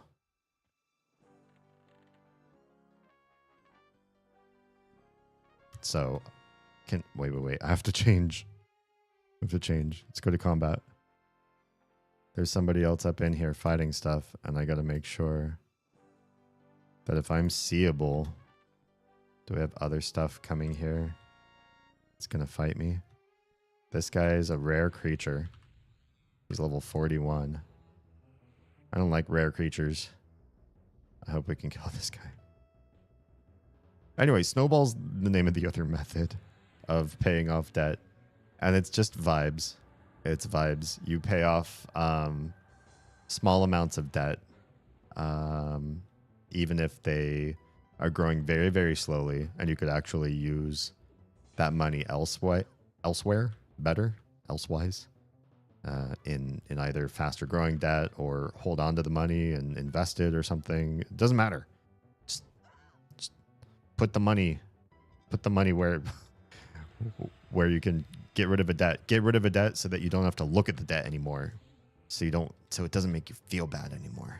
I don't know. For some reason to me, that's the vibes way of handling your money. It would be like vibing through a math class. You can't vibe a math class. You just have to do math to a math class to pass it. And when it comes to money, my favorite vibe when it comes to money, if I'm going to vibe on money at all, I tried to ignore it for the most part, but if I do have to vibe on money, my vibe is I want more and I don't want too much to go to other people or institutions unless I decide I really like this person or I want to support their cause or whatever. I get the money. This guy is level 41. It's pretty high level. And I feel like I'm doing a pretty good job going toe-to-toe with him. That was not bad at all. A glowing sword hilt? It's for a quest. I'll hang on to it. Sometimes I look up these quests and figure I want to do something with them. Sometimes I just hold on to them in my inventory until I run out of space in my inventory. Okay. The room is at some sort of level of prosody. We're doing okay. That guy's not going to come in here, interestingly enough. I stared at him. I looked at him from this room. I thought maybe he's going to come this way. He did not come this way. Somebody fought and killed the person in this bath, though. And I wonder if it's the person who ran back here and stared at me in this room. They might know the spawn times better than me. I don't necessarily want to get in a fight with that gargoyle and then pull 5 other things and then have this room spawn. So I don't know the spawn times. I'm going to try to play it kind of cautiously here. For once.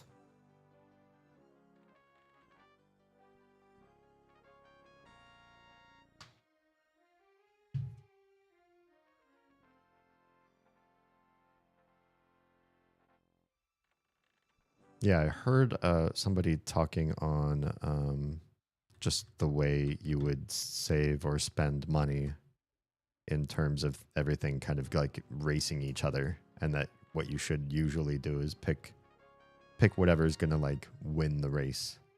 If out of all your debts, one debt is really, really fast, even if it's really, really small, you want to try to pay that one off first because it's grabbing a bunch more debts each month, each year, or whatever. The longer you leave it alone, the faster it's going. It's going to overtake everything else. It's the rabbit and the tortoise and the hare.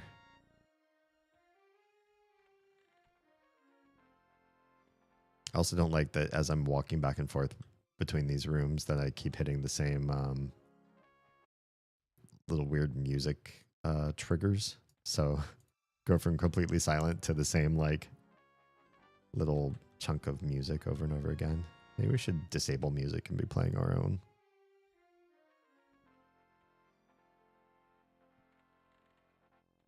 I'll leave it on for now. There's a certain charm to hearing the old school stuff.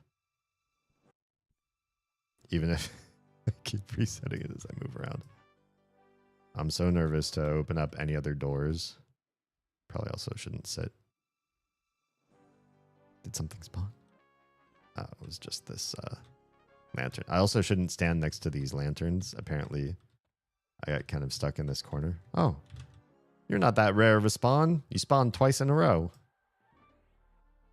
Internet says you're rare. I'm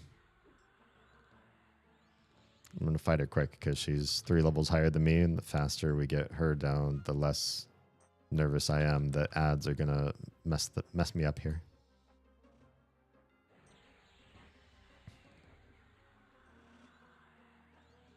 Getting a lot of spells off on me.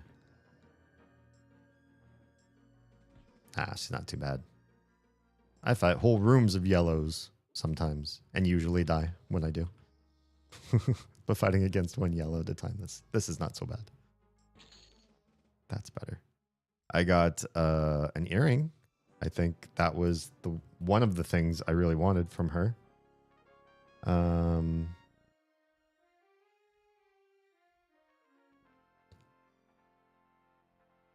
So, yeah, because I don't think I have an earring. Yeah, I'm missing one of my ears. And the other one is, hi, I see you. What is this other one? Jade does nothing. Nothing exciting. I'll just sell that one. Alright, can we put this earring on? Give ourselves a little bit more stat there. It already comes as a +1, which is kind of nice to have right out of the gate. And it's 3 AC, 13 hit points. It's nice. 4 strength, which is fantastic. And save versus void, which I'm not quite sure what that does. But I'll take it. I'll take save versus anything. Oh, we have our troll friend spawned in at an awful time. Troll friend, I really don't want you in this fight. I'd much rather fight everybody else. All the beautiful dark elf lady folk here.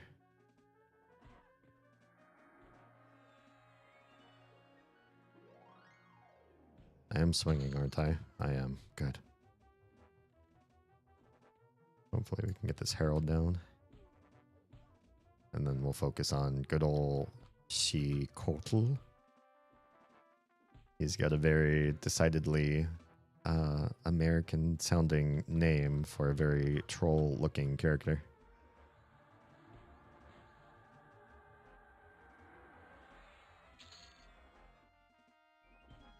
All right, it's just you and me, buddy. Troll versus halfling. Who will win? The only thing with Shadow Knights is it's deceptive that they have a mana bar, because you think like, oh, if you keep casting your dirty Shadow Knight spells on me, you'll eventually run out of mana. I will survive this. But they don't seem to ever run out of mana. That's the part that hurts.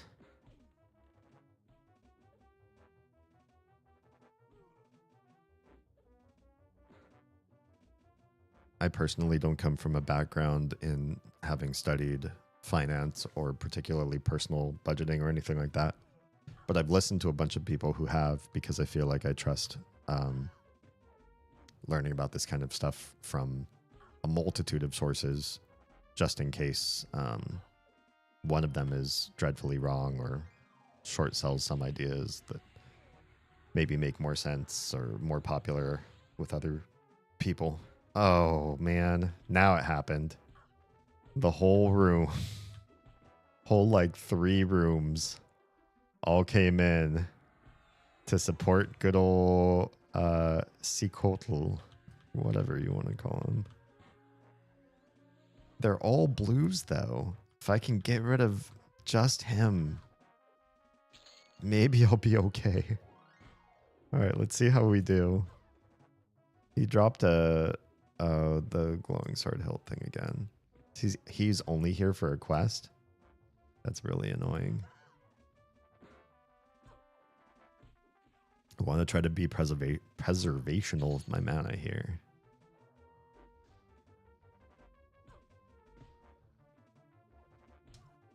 I mean, the good thing is pretty good experience hanging out here, doing my thing.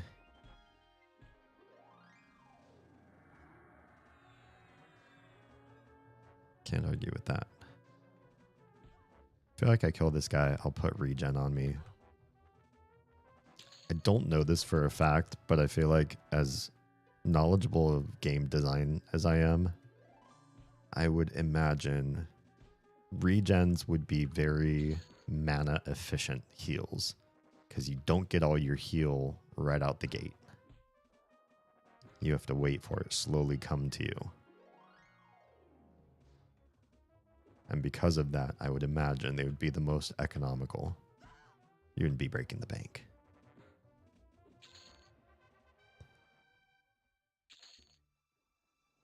All right, might have some peace here for a bit. I don't want to move around too much in case Lady of the Bathtub comes back. She also drops a ring that I might be able to use because I have a really lame old school ring here that's not great. If she drops the earring too, I can merge it with this earring. I can hang out here for a bit and still be earning pretty good experience. I do also want to check out, I've been gathering a number of AAs, and I mentioned wanting to see, I have 7 now. What all else I should be putting these into. I know Steadfast Will is one of those things. If I don't get stunned, I can cast a lot more stuff. That's a big win for me. That's a win. I've put some in Master of the Past. Oh, this is just for not fizzle of spells.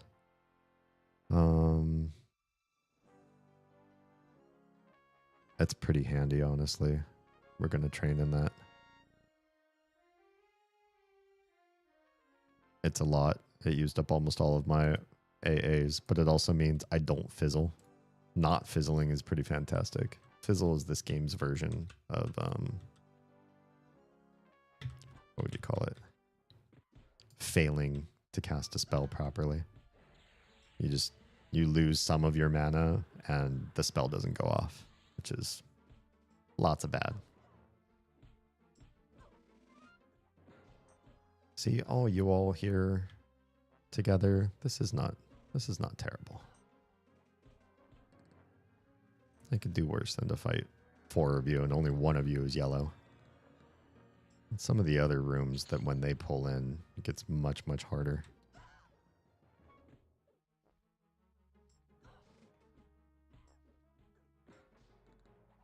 So yeah, it's another big advantage of this version of the game is the alternate advancement system. It makes doing a build like I am doing here with Bard doable. Bard, you normally are casting spells, singing songs yourself while you're in the middle of combat. It can be a lot. It can be very overwhelming.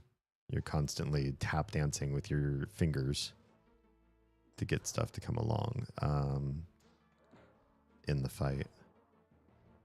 Get all of your good effects off.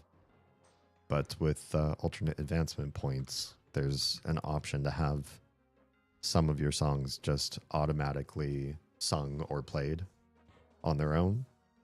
You just have to have them memorized on your hotbar.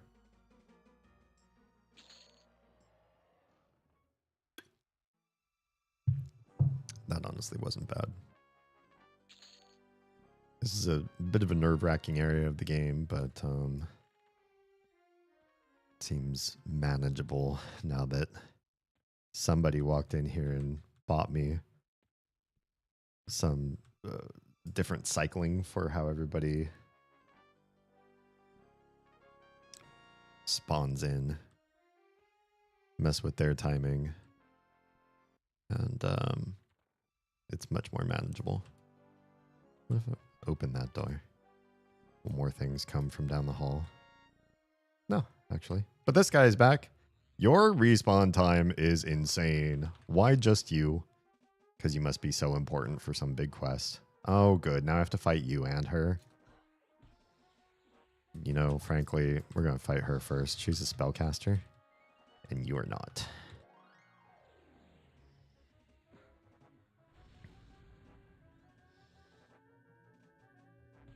Which means she has a very low health pool, comparatively. Now, please, nobody else spawn besides you two while I'm trying to manage this.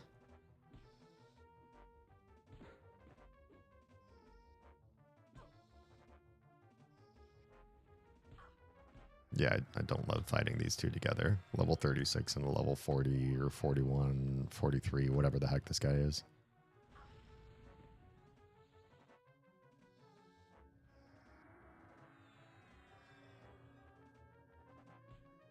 Let's see if we can kill her first before I try to cast Regen. One less person trying to fight them at the same time. Oh, that was the ring. Well, well, well. I guess I don't have to stay here after all. At least not in this room. Maybe there's more to this dungeon than just these two. That is the ring. What are we looking at here? I don't know which is supposed to be more rare between the ring and the earring, but we got them both back to back, which is pretty amazing. So hit points 30, great. Mana 20, great. Endurance 20, yeah, all good. Another negative charisma item though, which kind of Lame. Oh, you have more friends.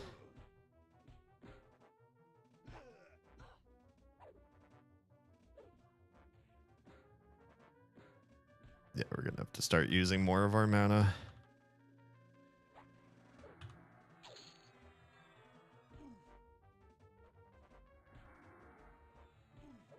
I don't like that these false walls make it so that your camera slides through behind you. That's a good way to find the false walls.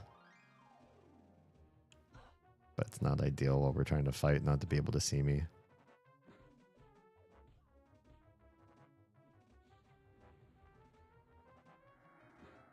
Well, looks like we may survive this yet, despite how awful the spawns are here.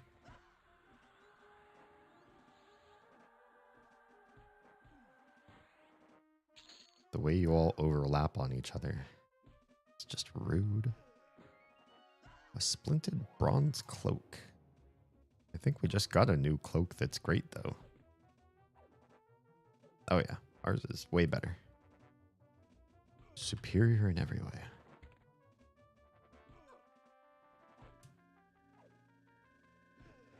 Love you. Can we stun you first? Then get a regen off. I'm afraid that we're going to find other things spawn because it takes so long for me to kill this one guy. And then I'm going to be low on resources when they come in. Come on, friend. Thank you. Yep, it just only has the one thing. And we already have one. Oh man, I wish this was free to try. I do too. Honestly, I do. Given the project that they've put together, you know about the that they have developers that they hired in from like the Hero's Journey server into making this game. It's got such a great premise, such a good like infrastructure for it. I wish they could just let people try like a free trial up to level whatever. You know, honestly, if I were in PR for this, I'd be like, yo, get everybody to level 20. That's plenty of time for people to feel out the world, go all the places they want to go. If you hit level 20, you could probably get, you know, basic invis or sneak or whatever and see so much of the world you might have nostalgia for. And then, you know, if it comes down to the point at that point where people can buy it, then boom, they could go do the thing. I don't know. I don't think I want to stay here for any more. I've got her ring. I've got her earring. That might be it. Do I want another chipped bone bracelet? I'm looking at my wish list I made for myself. I'm not so sure.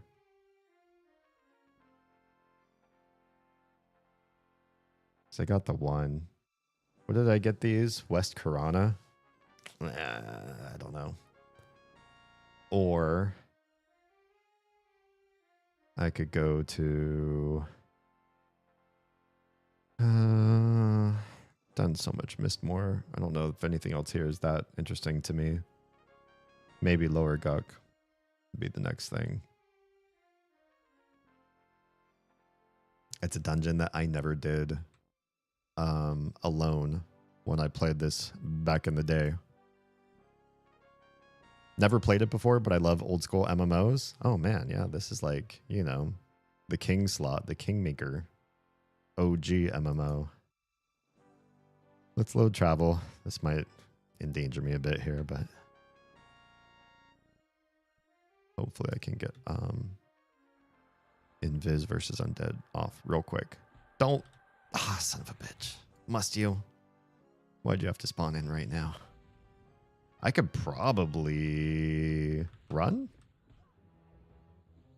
Nah, they're so low level. As long as the Shadow Knight doesn't respawn in this room, it'll probably be okay. Never played before. Is it dropping 20 plus 10 is a bit oof. Yeah, I think so too. Like not knowing too what you're getting into. A lot of your initial month, that I think your first month should be like comped for you. I mean, technically it is because they say that the game is $20 and then your first month is free. But you could also think of it as it's $10 a month and the game is $10. There are different ways you could peel the math away, peel the math back. Okay, she's not going to come at me for some reason. I don't know why her spawn point is not interesting to, or I'm not interesting to her. Let's see if we can get Invis versus Undead off again. No, it looks like we're fighting something through the wall. Okay, hi friends. Yeah. This is not ideal because I don't have I'm missing 2 of my songs this way. Again, it's still some of the lower level spawns, so not a big deal. But yeah, I feel like a lot of your sort of initial time in the game, and mine too, because even though I did know the game at some point, it's been a long time, so I don't really remember most of what I think I did know. And so I spent a lot of time at the beginning just sort of remembering or trying to figure stuff out. Trying to figure stuff out is probably more accurate. Remember is loose at best. There's a lot of different little systems, and because this is such a heavily modified version of the original game, some of those systems that didn't exist for newbies when they first played the game, but are shit. There's everybody. You know what? I'm just gonna bounce. Is there a way to bounce out of here, or am I getting myself absolutely killed? Let's find out. Let's find out how far I can get. Can I get Divine Barrier off? Give me Divine Barrier. Nice. Oh, I'm so dead. I don't even know where this is. This is some sort of a pool somewhere, and I'm trapped in the roof.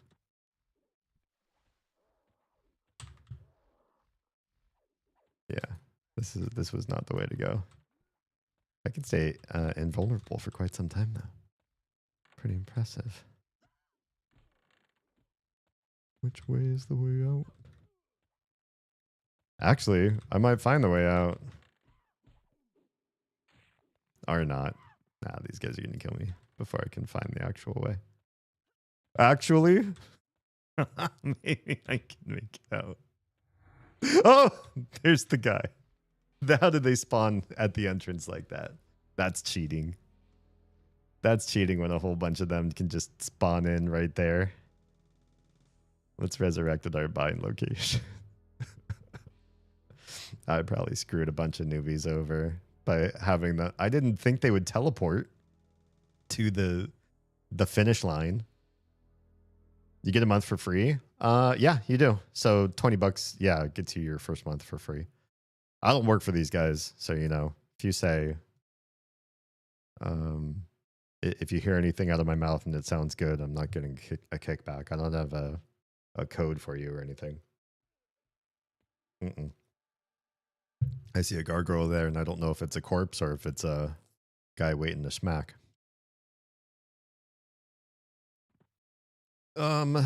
Maybe we'll try Guck. Never been there. Don't know what I'm doing. Likely to get myself killed, but there's no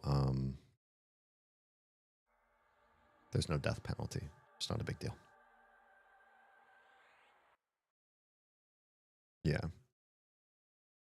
When I originally played the game, I had friends that were way bigger nerds than me that, you know, learned all the things, had maps and camp points and everything. They like learned the game really, really well. They knew what their next item was going to be. They made the wish lists. They found all the stuff. And now I'm just doing it by doing some quick searches for things. But yeah, back then I needed them to do stuff for me and to get me around. And the good part was I got to see more of the game than I would have seen on my own because I was I'm such a casual when it comes to MMOs. I mean, I do a lot of other things.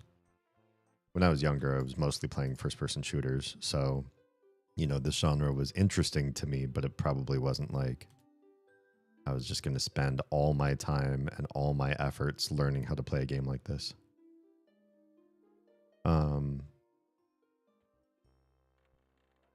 But it does hamstring me now that it's like, okay, go to Lower Guck. And I'm like, I went there before, but when I went there with my friends just showing me where to go.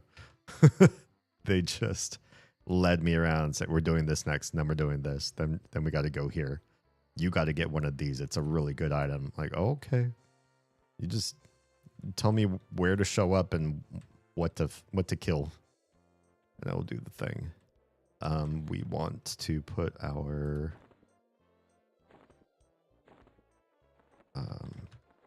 bardic drum in my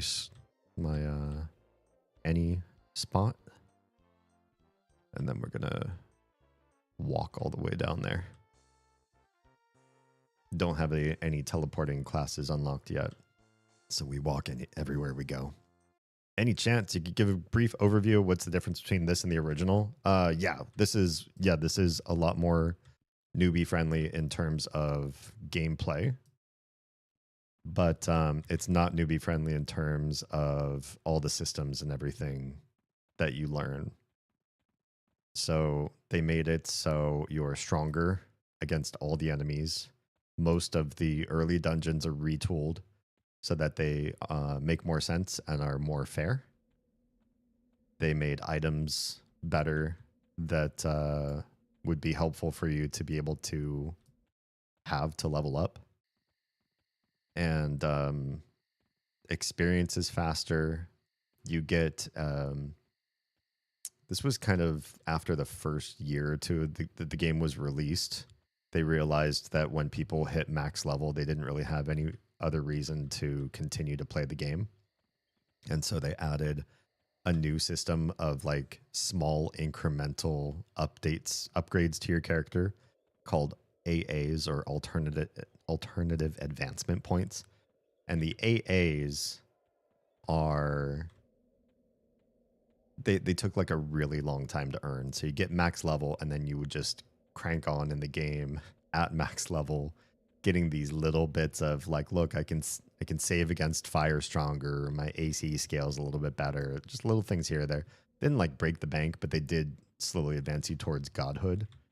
In this version of the game, you start out level 1 earning AAs, and you could start unlocking those godlike abilities right out of the gate.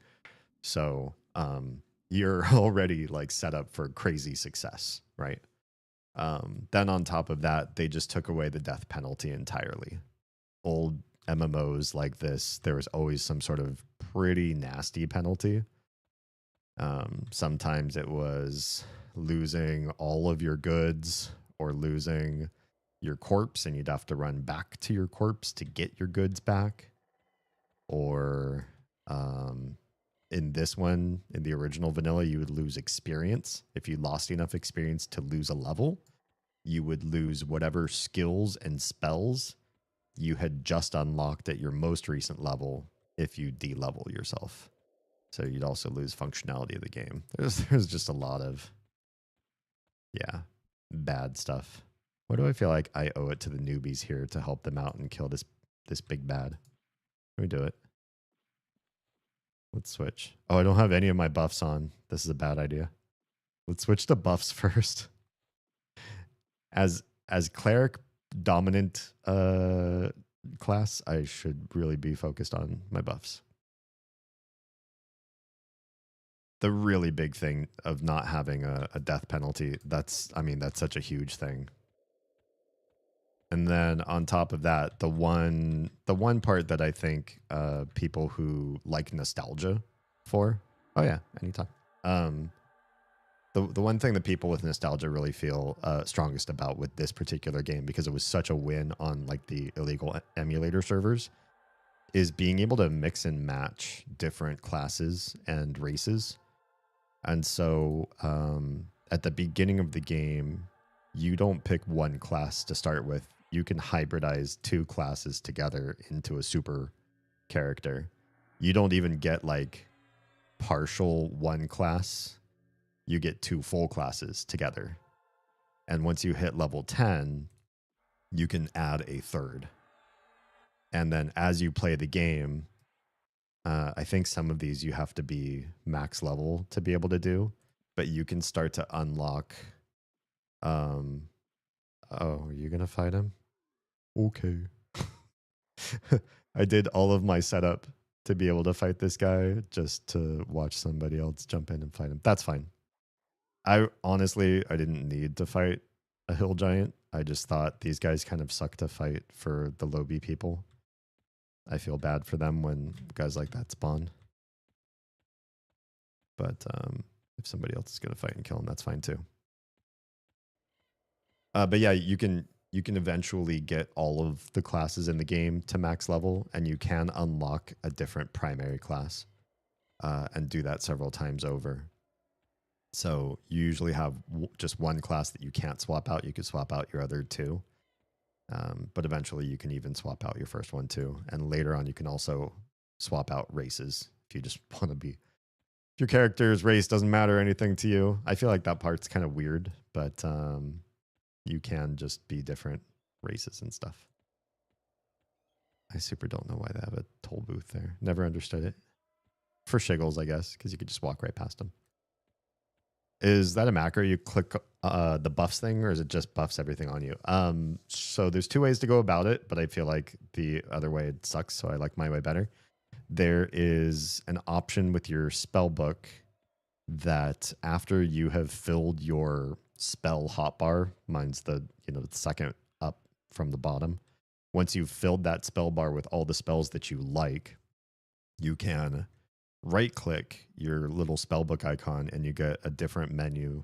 When you left click it, you get all of your spells in the game and they're all ordered by spell pages. I have a minimalist UI on right now, so it looks not as pretty as the original spellbook, but that's that. But if you right click, you have the option to save and load spell sets, which is whatever spells you have in this bar can be saved to a set for quick and easy reassignment. And then it's all sort of automated going back and forth between, for me, one set for travel. Since I'm part bard, I have certain abilities I just want on for traveling all the time. One for buffing, because my primary class is cleric, and clerics have some of the best buffs in the game. And then one for when I'm not buffing and I'm not traveling, I just want all offensive spells there so I can fight the best fight. And it's so much nicer than swapping out all of those spells individually or trying to set up your spell book so that you can do the swap outs manually better. Why? When there's already an automated system. There is another system, so you don't have to have a buff preset made up. And it costs your alternate advancement points. I don't know why I can't say alternate today fast. Your AA points. You can spend some of them, and it casts every available buff. Maybe you do still need them in your hot bar, though. I don't know. There's something that's like a convenience fee. You spend the AA points, and you can do buffs for real quick. But to me, it seems like unless you've filled every other AA slot that you want to make you better at fighting, why do one for sheer convenience? That's just me.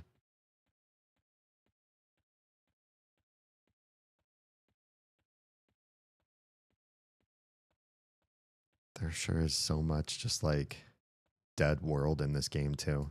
I forgot how much of older games in this era of gameplay. Hang on, it's getting cold. It was so hot and stuffy in this room. I was like, I'm going to turn on the AC. And now the AC is like just too much for the small area that I'm in. Less AC, please. Exactly this much. Thank you. But yeah, I forgot a lot of this era of gaming, even first-person shooters, you could just find parts of world maps, parts of dungeons, parts of whatever that are like this. And it's just like there's nothing. There's no NPCs. There are no monsters that spawn. There's no reason to go there except for that one particular tunnel. It's faster. It's faster to get down into this desert, and you get dropped off at a little bit of a... Can't tell if that's a bug that tripped that light or my wife. I have a motion sensor light outside of this door.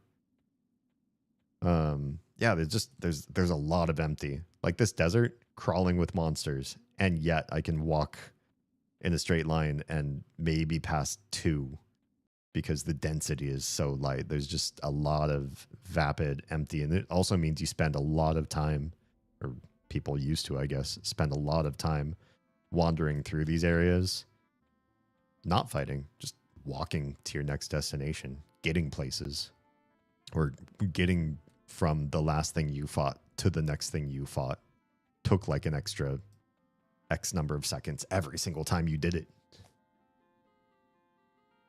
It's just a different pace. I would say it's kind of frustrating because so many of us have, so many other games we would love to play and things we'd love to do with our time and lives than walking around big empty games. But I will say that the time sink part, especially when... Where are all these guys? I don't remember seeing this before. When you had time sinks after fighting a fight and your tank has a big health pool that everybody's got to help heal up. And, well, this one seems decidedly more full of creatures. And your clerics and your spellcaster, DPS, they all have mana and they have to regen that mana too. And there's like a built-in downtime. That regen wasn't drop combat, wait 5 seconds, and you're full up on all your resources. Like there's a little bit of a wait time that people would talk to each other. I mean, this was before a lot of stuff was text to, or the people weren't in Discord and stuff talking to each other. I don't think I've ever been out to that central island. I'm just kind of curious. There's like baddies there, right? Are they still much higher level than me? If I go over there, am I going to get demolished? Actually, I don't see them. I know if you touch that, you go to another alternate plane of existence. Oh yeah, there's a dude up there fighting them. So I probably won't be able to see what level they are if this is a good place to fight. If I remember right, there's only like 4 things that spawn up there though, so probably not the best. Is that a little friendo?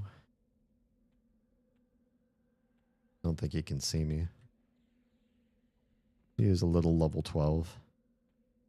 Should I help him out? I feel like I got so much help when I was leveling.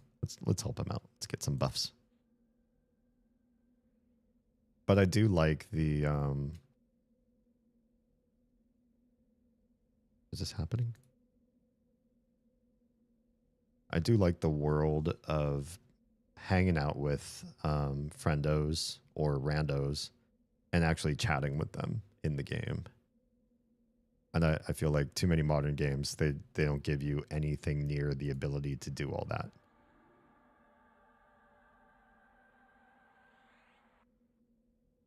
Wait, target's out of range. I mean, target's out of range. He's right there. Oh, he must have walked off like just a little bit past.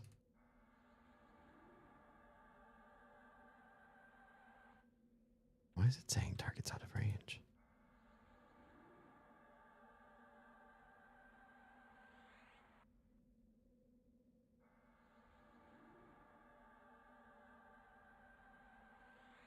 How many of these, do any of these not stick because he's too low level? Or does it give him a level appropriate version of all of these? I wonder. I'm just going to try to cast them all. See what we can give him. Level 12, but he seems to be taking it all in. Excellent. Good deed done for the day. I'm not going to help anybody else now. Just kidding.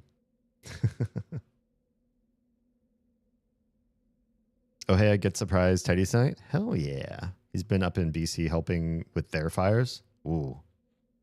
Sounds like a good time to get some R&R. Well, good.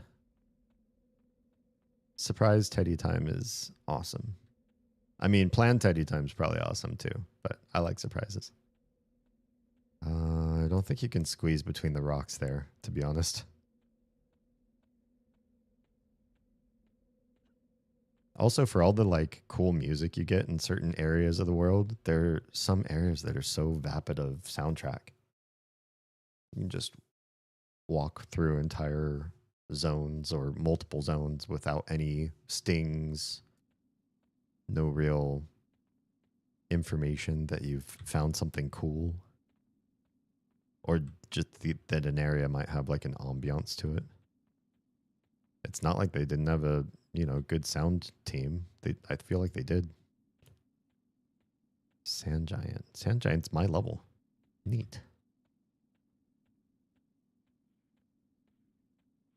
I could stop and set myself up for combat and try to fight him, but I feel like I've done too many little detours on my way to Lower Guk, trying to tell myself, well, you don't have to get to Lower Guk tonight.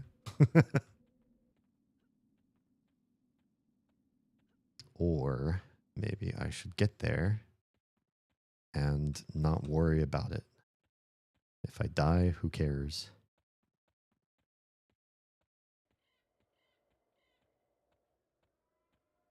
Level 46 guy. Just hanging out in the lobby area. Oh no, that's druid rings. That's why. So you can teleport there.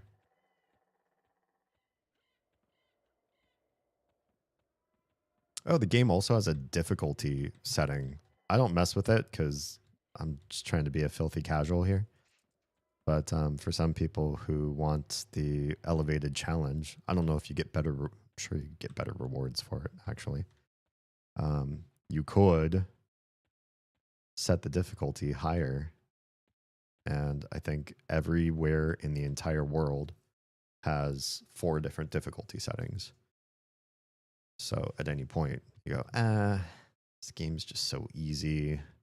I'm so amazing. I'm a god at this. I know what I'm doing exactly. Oh, you know what? Remember when I didn't pick up that levitation spell? This would have been such a great place to have levitation because there's so much swimming here. But if I levitated through this whole area, I wouldn't increase my swimming skill.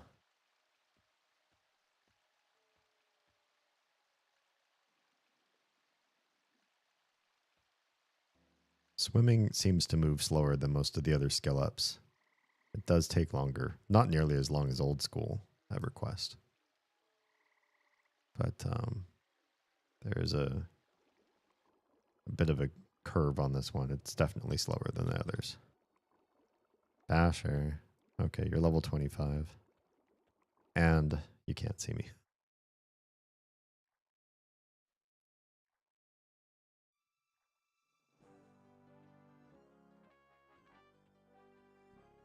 I think if I amputated my legs, it would hurt more than just having stings. But there's this part of my brain that's like, this feels uncomfortable enough that I wish I just didn't have legs right now.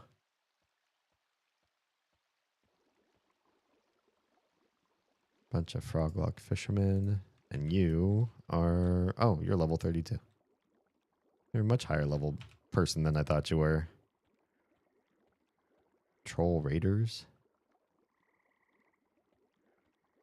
Is the city of Guk, do people... When you start off as a froglock, do you start here, or do you start at that place in the Wrath Mountains? I wonder. This guy's name. XL spread cheeks. Wow. Wow. And then a guy just named Golyen, who's a human. Who plays a human in an RPG? I want to be a fantasy.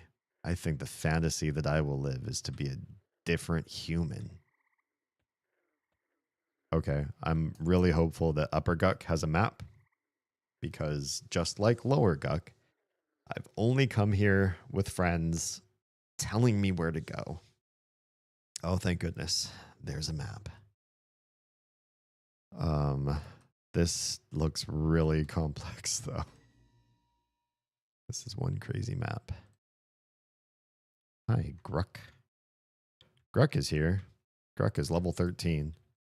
So is Upper Guck really like low level dungeon? Level 6s? Yeah, I would say so. Proglocknomus, level 8? Yeah, these guys are all super, super low level. We want to get to Lower Guck. The ruins of Old Guck, I guess is what it would be called. Can I click on this and see the map down there? These look like hypermark or hypertext. And yet, that does not seem to be the case. Okay. Let's find. One of the things I found was dropped off of a ghoul cavalier, which I'm not seeing where this guy is.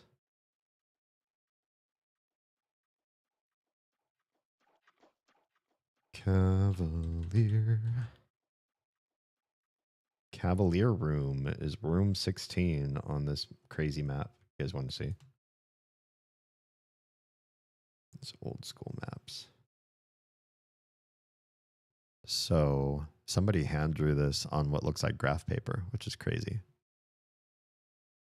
So Cavalier room 16, right? 16 is over here. And this connects to D. And level okay. Bye, some of you, for the time being. D is there. And also level 2. So it connects there and there. To live side right there. But where? Which live side? That's...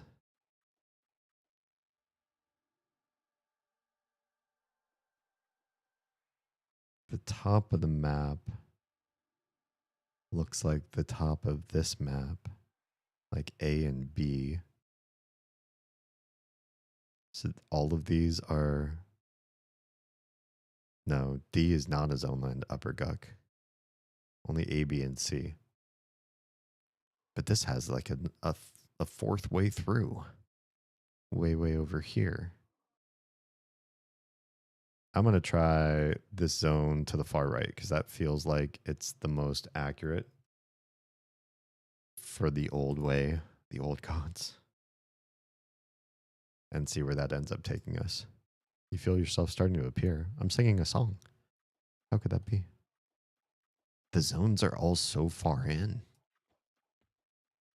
You really have to walk your way through this guck quite a ways to get there, don't you? My friend.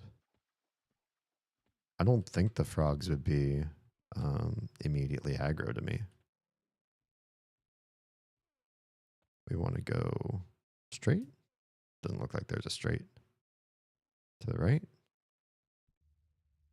I want to try to go north as much as we can. Do I drop down there? Do I have a choice?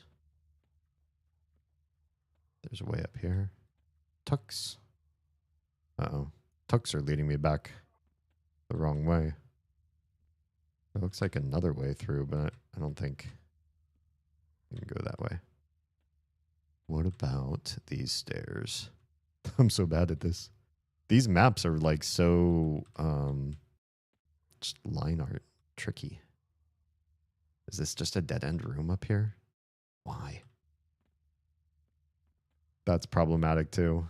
It's hard to tell what's a dead end and what isn't. Well, I guess that's not the right way.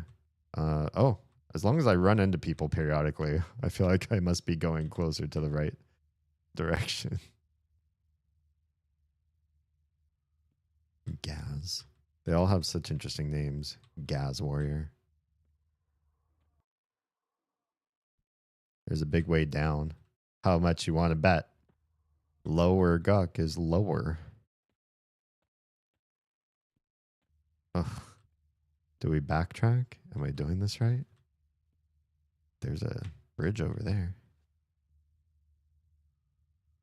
Get on the bridge. All right. Now it feels like we're starting to head towards the right part of the dungeon. Oh, yeah, because we're starting to see creatures. Heart spiders. Somebody's in here fighting, too. We're definitely on the right path. They're probably fighting there because if they get in trouble, there's a zone over this way. I'm sure fighting the spiders probably makes the frogs happy, too. Here we go. How exciting this must have been to be like a early adopter, early player of the game. You're running through this really crazy... What the hell? There's so many people here. Into this really crazy, really ancient game. Or sorry, when the game's brand new. This really brand new game. And you're going through this dungeon and you get really, really deep. And as you've gotten very, very deep into the dungeon, you realize... Holy crap, there's a whole other dungeon beneath this dungeon. So bad news is there's a whole bunch more dungeon than what's on my old school map. This is a crazy big place over here to the side that's not on my map that I see. 16 looks like it is... Can I even mark it on my map so I can at least sort of know what I'm aiming for? Also says to live side very close to that area too. What am I looking for? This room with this little thing down here. The Cavalier room is like here. I can mark it. But now my map is stuck.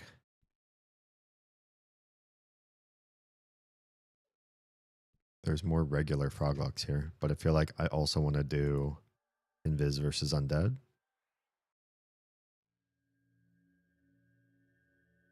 Because aren't there undead in this dungeon? Or not?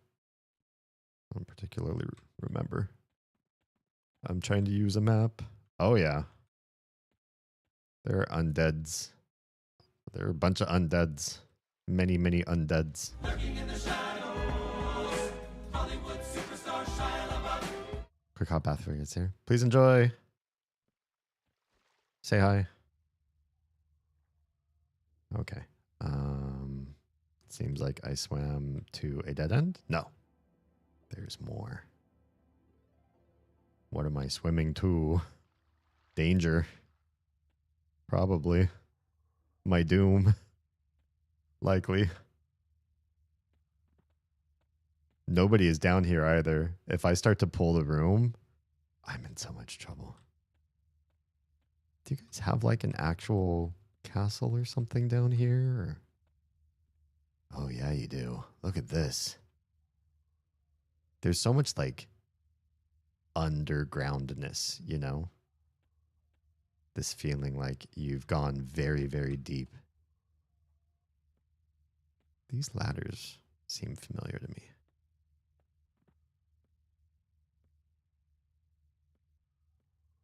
Well, this is a dead-end room. It's just a parapet, I guess.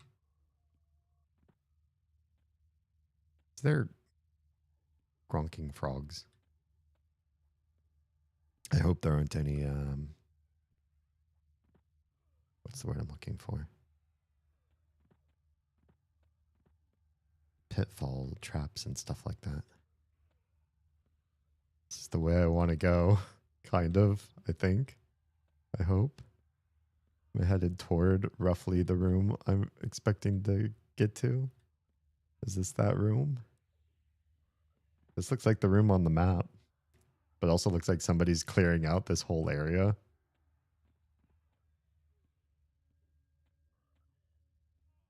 Maybe a whole group of people.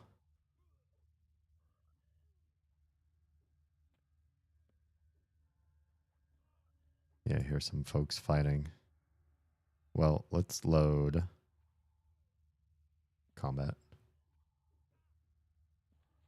My buffs are already there.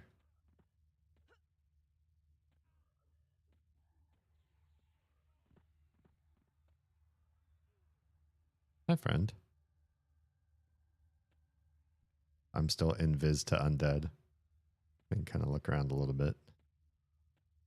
Oh, invis to undead gives you a different bracket around your name. Had I forgotten that? Did I ever know that?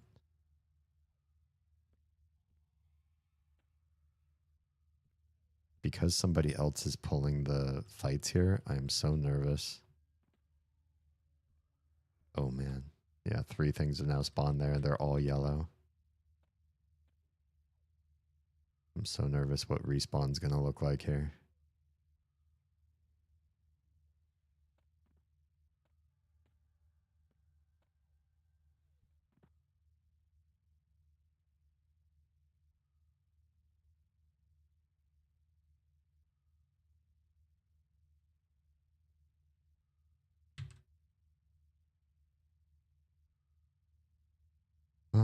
Bum, bum, bum, bum. So Oz and I watched a movie tonight. A rare event for us. It's 2020. It was one that she pulled up. I have a whole list of movies that I am intended to watch, either through suggestions from you all, recommendations, or just things that I haven't gotten around to but would love to. Okay, there's somebody pulling. Or just fighting where he's standing. You're level 31, you're doing this? Wow. Okay, this guy's doing great. Good on him. Or he's got a lot of buffs for Pal Bard Shaman. Is he fighting with other people? Do you have a friendo with you? Doesn't look like you have a friendo with you. 2020 movie, and it was called I'm Thinking of Ending Things. Let's see how well we do against 1.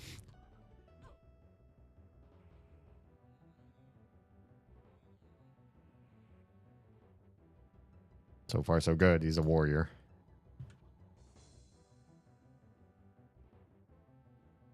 But so are we. I'm thinking of ending things. I mentioned it out loud on stream just now.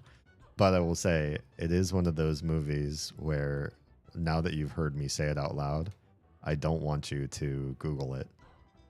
If you like movies that you can talk to people about afterwards, you can have sort of a deep conversation like, well, what did we see?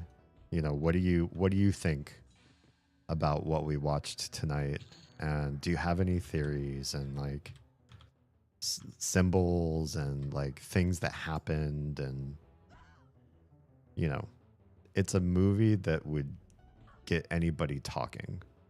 If you just like going for like popcorn munchers and it's not that interesting to you to watch a movie where your brain starts to turn on when all you want to do is turn off, don't watch I'm Thinking of Ending Things. It's not just for casual view.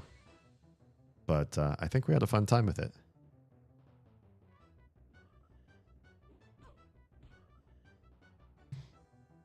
Don't worry, buddy. I'm not trying to fight all the other pulls. They're all you.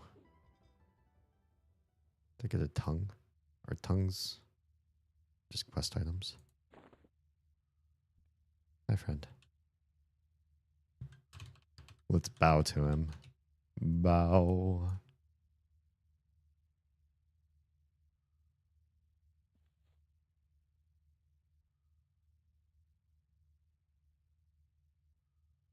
How about some buffs, friend? Wouldn't you like even more buffs than you've already got? He's got so many buffs on him. Oh, because he has another friend with him, or is that some other dude? I'm going to cast some spells on this guy.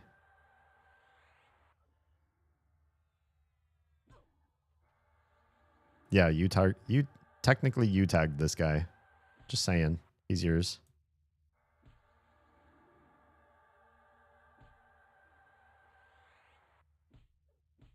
Stop hitting me. Trying to cast stuff on my new friend here.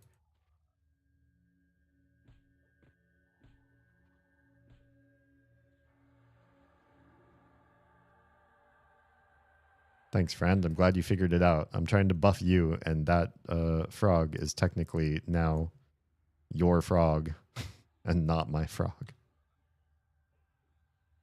But I should probably rebuff myself too, since I've got him here. You stop kissing everything. Ow! Well, if it isn't the Goblin Army. Welcome on in, Raiders. How are y'all doing tonight? I'm the counterpart of Oz, Damien Holme.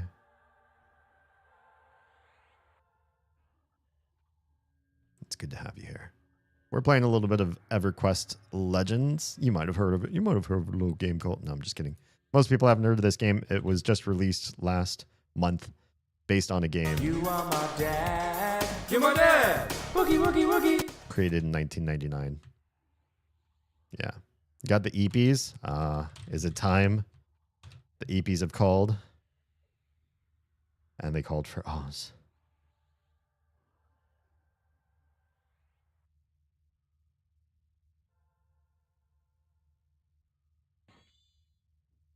Am I fighting this guy? I guess I'm fighting this guy. Gotta make sure the tiny didn't the bed again. Yeah, I hope so. I really do. I've got no spells memorized. I guess we're doing this. Yeah. I think my clip thingy is just not doing it. I tried to shout out somebody else earlier, and yeah, wasn't happening. It was Haley, actually. Her icon, it's just her watching all of us on screen. We all got stuck. We're having a staring contest. It was super awkward. Get that wizard. That wizard's you. Get him. Get him.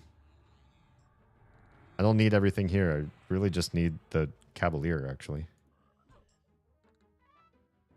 That's the one guy I want. I think that's what it's called. I think that's what we were looking for. Oh boy, they're all fighting me now. Listen, I didn't have anything memorized for these fights. That's swoop. Well, gotta go. Love you. Have a good stream. Love you too. Streamer vows, everybody. I can't show any clips, so you know. Go watch her and support this household, please. Yeah, this is awful. I don't have half my songs up, and I don't have any of my offensive spells. And we're just gonna have to fight these things. Just me. Good times. Good times.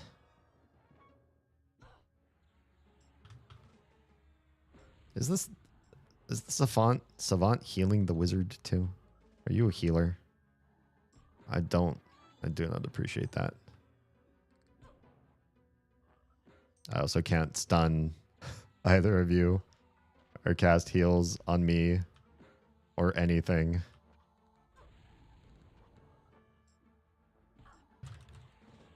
Thanks for the support. I got caught with my buffs instead of my combat spells, is what I'm going to say to this guy. In other words, making him feel a little bit bad. Like, I came here, I gave you big buffs, and now I'm trapped. this way.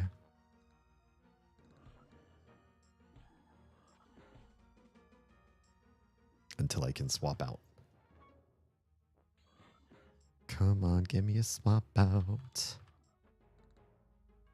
I would love to not have to fight you anymore. Thank you. Okay. Cool. AC 25. What do I have? We're taking that chest plate. And we're probably selling the phosphorus.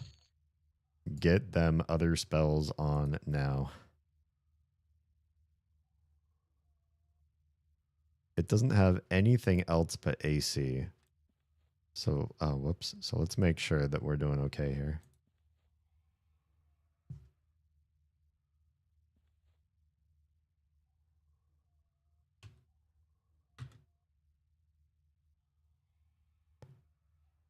Same. Kimchi says, no worries, was wandering through. So I'm glad I wasn't taking a specific spawn. Because there's a specific spawn in this room.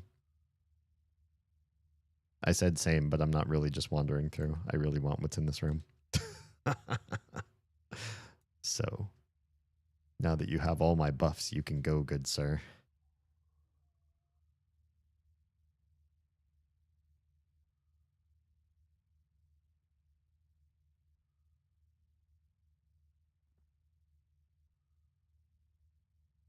Oh, we scrounged up some water.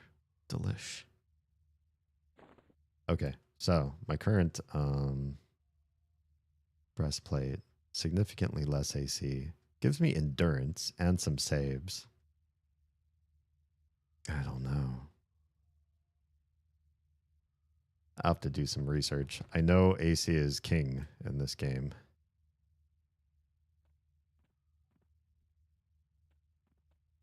So having the high AC might be worthwhile.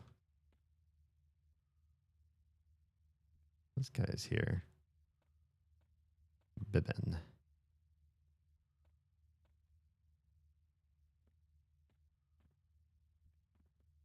They must be looking for certain spawns too.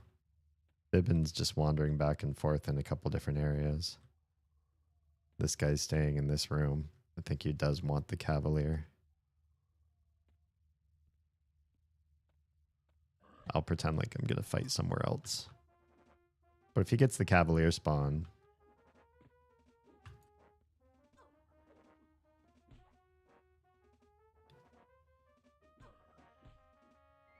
then maybe he'll go away if he gets what he wants.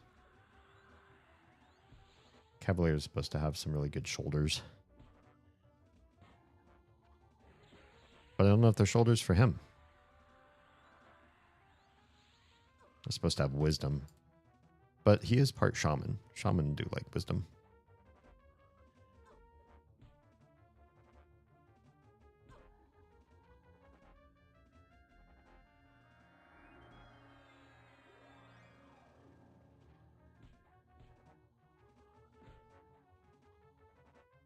Oh, yeah. We got another guy behind us now. Just fighting all the fwogs.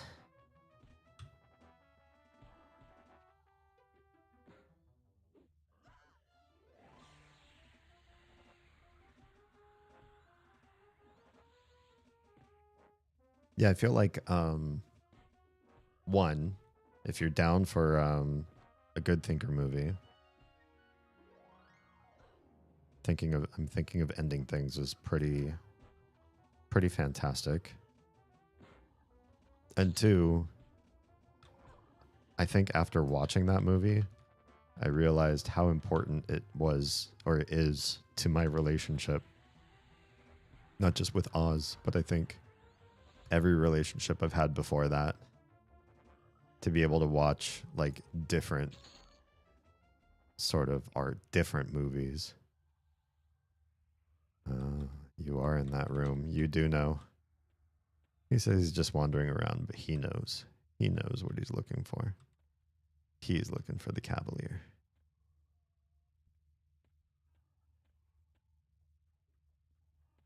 I'm going to head back out.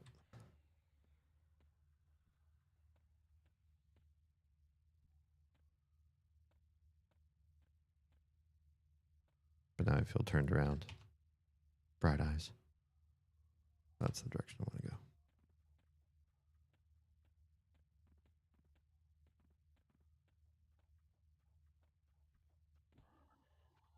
Might as well just fight stuff. Get some experience while he's up there. I don't want to make my own personal instance of this because you miss out meeting people. Munish. No fingers or no feet? Is that the philosophical question of the night? Or are you talking about a movie that you saw or something? Sure. Would I rather have no fingers or no feet? I feel like that's easily answerable by what you want to do with your life. And I'm personally such a creator. I'm a creative type of person. I want to make things. And I don't know very many people who believe that their artistic calling can be done just with feet alone. It usually requires hands to get around a lot of that kind of stuff. Make what you want to make. The only people I know who make stuff with their feet generally do so because they have the constraint of not having hands in the first place. And I think the world that we live in, it is easier to find accommodations for somebody with no feet to get around the world than it is to make accommodations for somebody with no hands to be maximally creative. Do I think I can see as much of the world as I want with no feet? Probably not. Probably not. Do I feel like I could create without my hands? Probably. But I feel like between the two, which one would hurt me personally the most?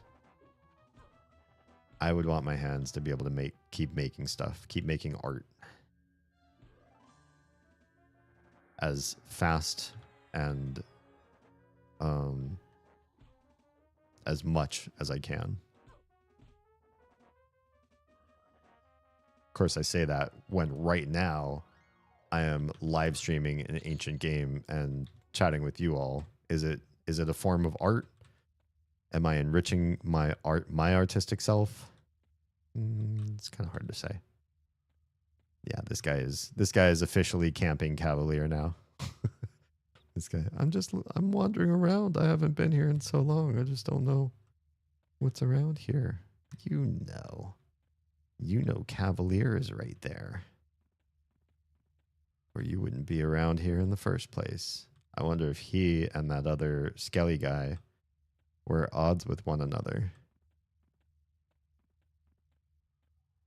And Skelly guy got his loot and left.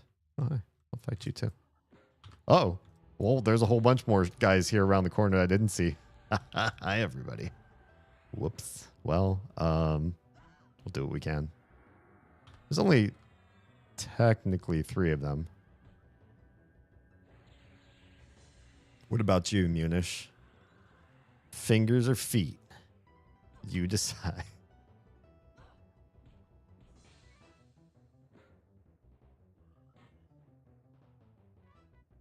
I think if that guy wants to camp Cavalier too, it gives me a chance to like learn the area a little bit better and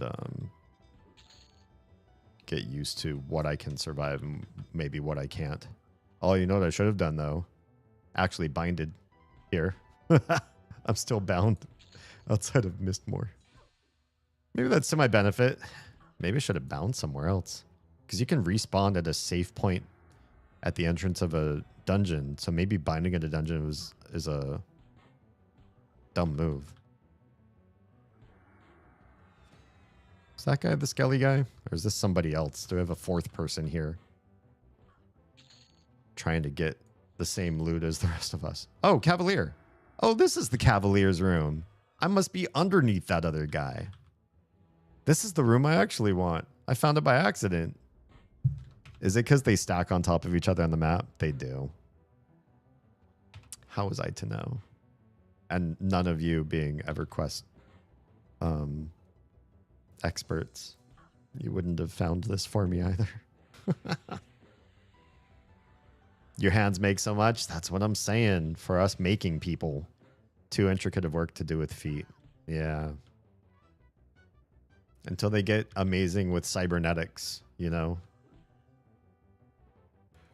I don't think I could live without. Okay, what did you drop? A Dark Reaver. That sounds important. Oh, it's 2-hand slashing. It's really strong compared to my current sword. You know, I'll loot one. I'll loot it. Somebody must have been coming back and forth to this room. That guy, that one, Ixar. So that he could get the Dark Reaver. I wonder if I could just give it to him.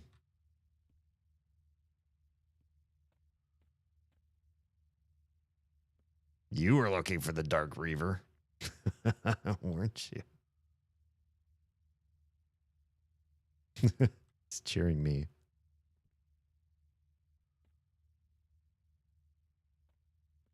Yeah, I don't know if I want to leave this room now that all these other people are hanging out there. This must be how camping started. You find something really cool, drop something really neat, and you're like, oh, well, now my group mate needs one too. Well, we're not going to keep crawling the dungeon now. Now that we found this room, we gotta stay here. Do you know you can push against these walls and see into all these other rooms?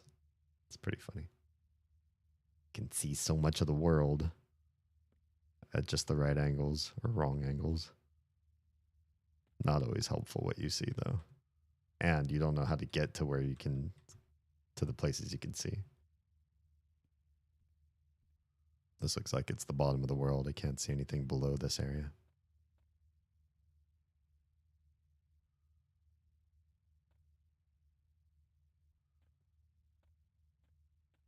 Yeah, I've thought of what the world would be like without certain appendages or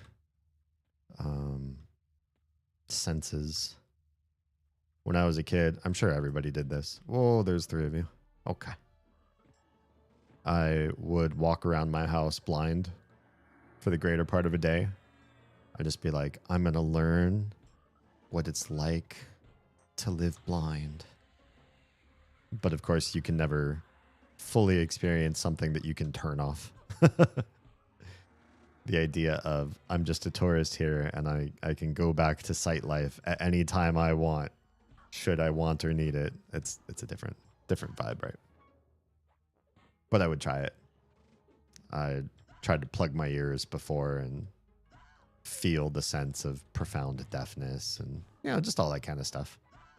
Boy, there are a lot of people that come check out this room. Cavalier must be popular. Or everybody here is just looking around, just like the first guy said.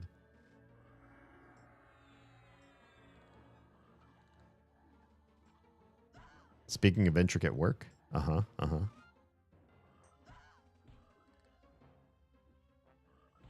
These guys, it's not too bad. At least this dungeon, when you pull an enemy, you get 3.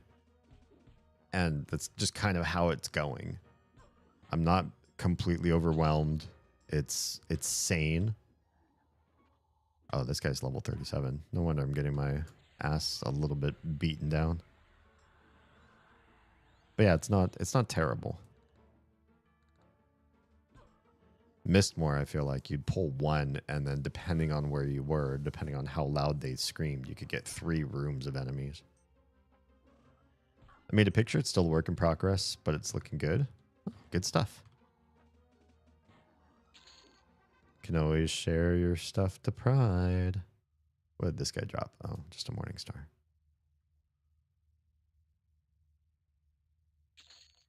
I'm going to loot the tongues. I don't know if there's somebody I can give tongues to. But we're going to give it a shot. Do you have a favorite clothing article? Would you believe, would it make sense for me to say there are clothes that I look forward to owning, but I don't own things that I love. I wear stuff that I got for super cheap or as a present because somebody said you wore that ratty shirt for too long and I can see too many holes in it. And so I'm going to get you a new cheapy shirt. And so like most of the stuff I wear is in the like $3 to $20 budget bin, bargain bin sort of thing. But I don't want this aesthetic per se. Uh-oh. There's a secret wall right here, but it doesn't lead anywhere. And it looks like you might be able to get stuck in here, apparently, because I did it a second time to show you all that I found it. And now I am actually stuck. No way. Tell me I can't, like, duck my way out of here. I made it all this way. Really? Am I, like, lower than the actual floor level or higher? What if I sit and stand my way out of here? Oh, can I heroic leap out of here? I can't even see an enemy to heroic leap to. This was not what I wanted to do. Finding the Cavalier room and then getting trapped in a piece of the world that you can accidentally touch wrong.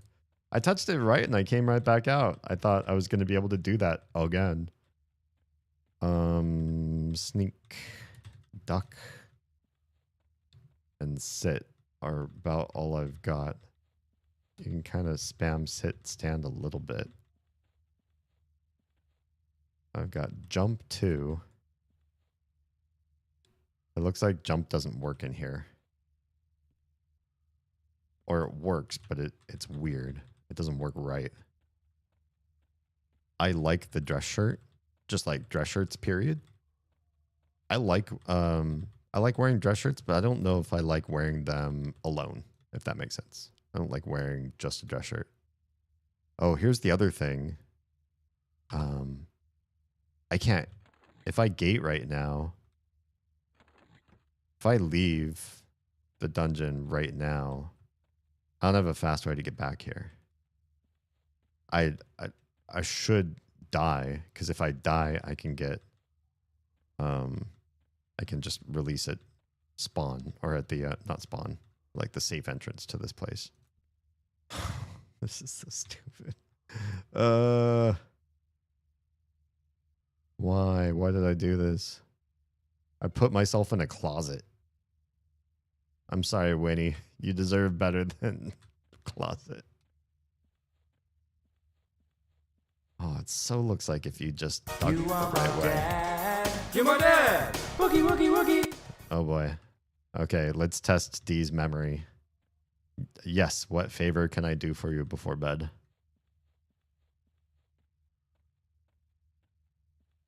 I'll have to make an alarm on my phone. Come on.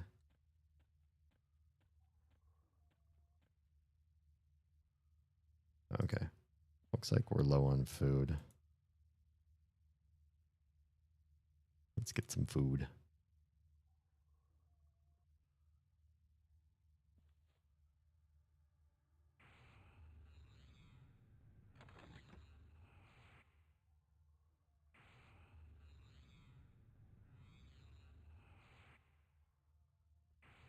Can't manipulate the capel. Oh, good. It's full of ants.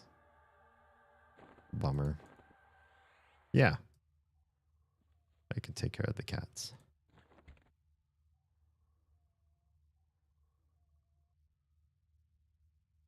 Bring Divine Aura back. Left Susie a cup of food in the crate. Okay, great. So she's got alternate food. Oh, here. Fight me. Fight me.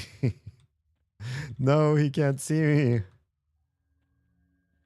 Oh, that's not what I wanted to do. Pull the Ghoul Knight. No! Somebody else is going to get my spawns. I'm right here. Is it Kimchi's? Is that the guy's name? I can't see him. Yeah, I'm seeing his name in the in chat. Can I heal him from here? Can I heal without being able to see him? I can. Good. Something's aggro on me now. I don't know what, but I can sit and take big damage from sitting. And honestly, I can also start to remove these buffs.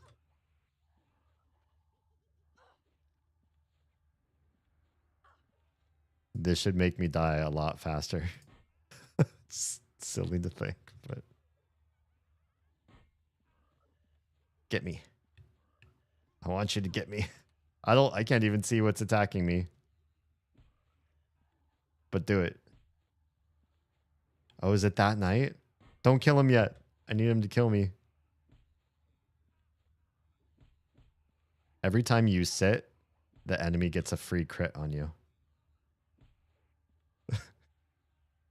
And this guy's probably so confused. Why is this one ghoul knight attacking?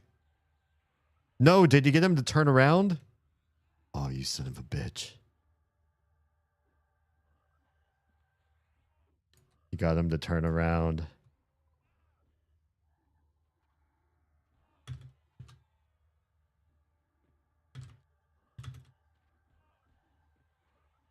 Tell Kimchi's, could I ask a favor?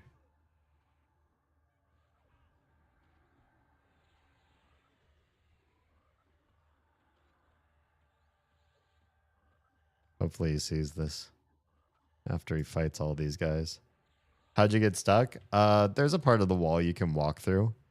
And I walked through it and walked back out. And I was like, oh, it's kind of cool. Look, it's like your own little private little closet in here. And I walked in a second time. And I was trapped.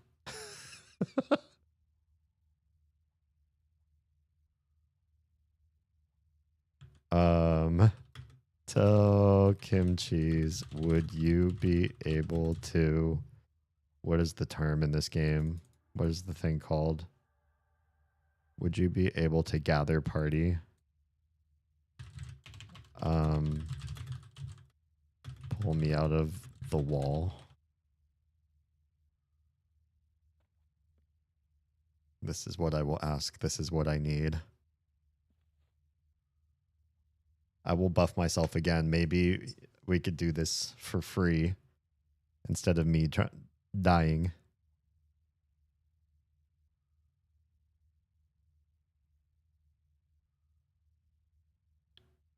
I was just going to ask you if you were in a wall, says Kimchi's.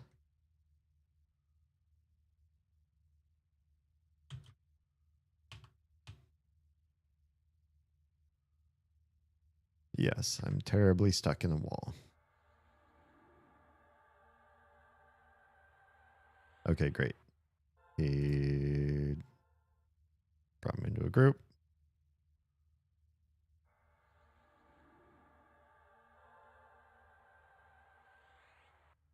And it looks like this is the teleport I need.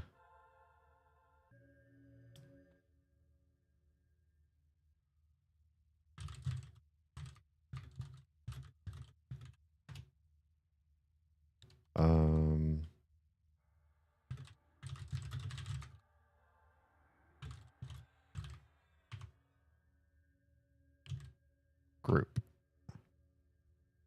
I can breathe again. Thank you so much. He's got somebody with him. I did not know.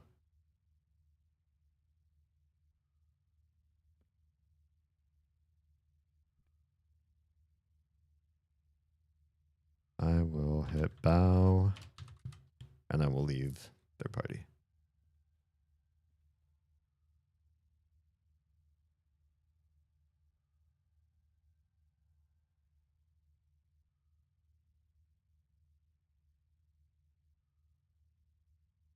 All right, cool. That's done. Well, that's what curiosity gets. Next time I see myself starting to dip out of the world, I will just leave that area and not try to push it and be curious to that degree. Did they leave me? Looks like they left me. Cool. I will stay here in Cavalier Room. Who knows when this room's going to respawn? I mean, were they here getting the spawn, or did they pull something from another room in here and fight it in here? All I know is I have to watch out for this corner. It's the most deadly thing in the game so far. Mostly because you can't even die to it. Now then, is there anything else alive? Yeah, that's a level 39. Holy crap. How did there get to be so much higher level stuff? So close to where I am.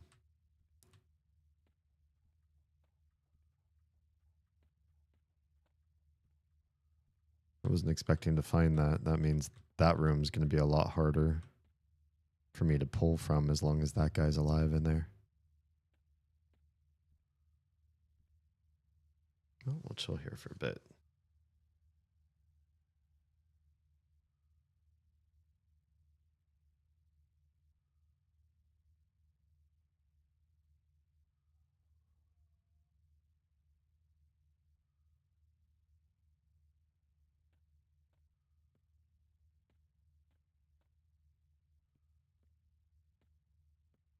Yeah, watching, creating stuff myself and watching other people's deep creative works or viewing or experiencing, consuming, that's it's of high level importance to me, especially when it comes to relationships. So Oz and me being able to sit down and watch a real thinker movie that we can then talk about afterwards. Kind of stuff you go to a coffee shop and you go, I need to, you know, dissect what we just watched, and you know, let's break this apart. Let's learn something about what we were just watching, or pontificate over it. That's my jam. Oh, I think it's because I was pushing against all these walls to try to look outside of the dungeon. Maybe I should stop trying to push the walls, push through, and see outside the dungeon. I wonder if I could... Oh, first of all, I don't have my combat spells up. That's super dangerous. I could have gotten in a fight so many times over, sort of milling around in here. That would have been really bad.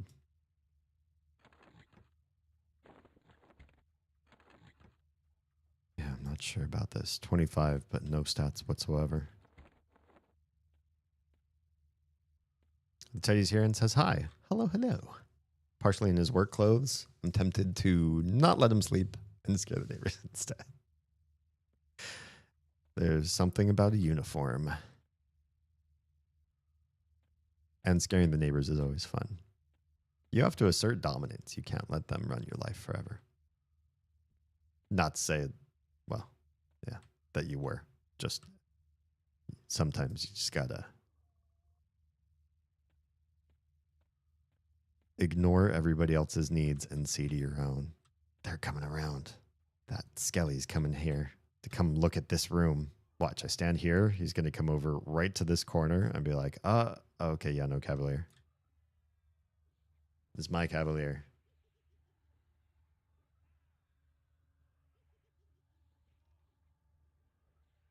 Oh, it's Kim Cheese and his friend. Kim Cheese sounds like such a gross name. The more I think about it, I love kimchi. I love cheese. Can't say I love them together. Although, you know, I will say I've never tried. Maybe I shouldn't knock what I haven't tried before.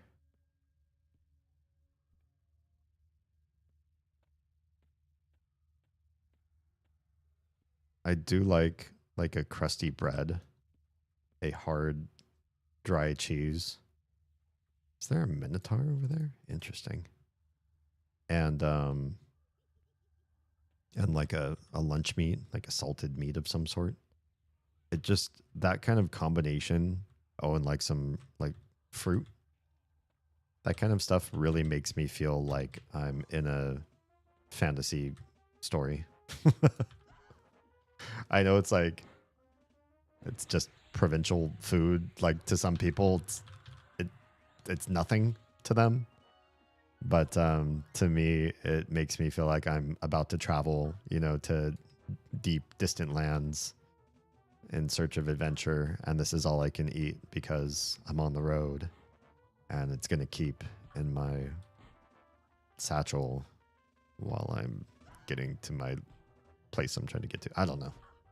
Does that make any sense? It's like I'm romanticizing going on adventures to the point where even the food makes me feel a certain way. Well, there's the Cavalier. Once you're done casting your spell, I'd sure like to tag you too.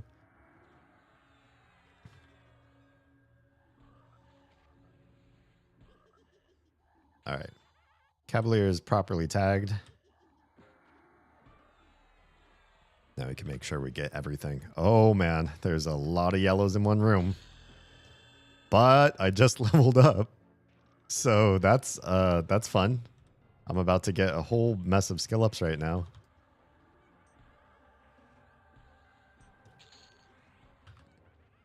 So I guess it's okay.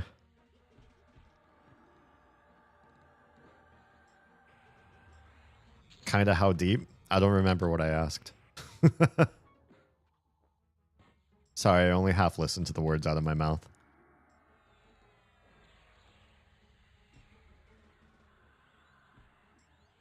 Come on, friend. Why don't you drop? Let me focus on this guy over here.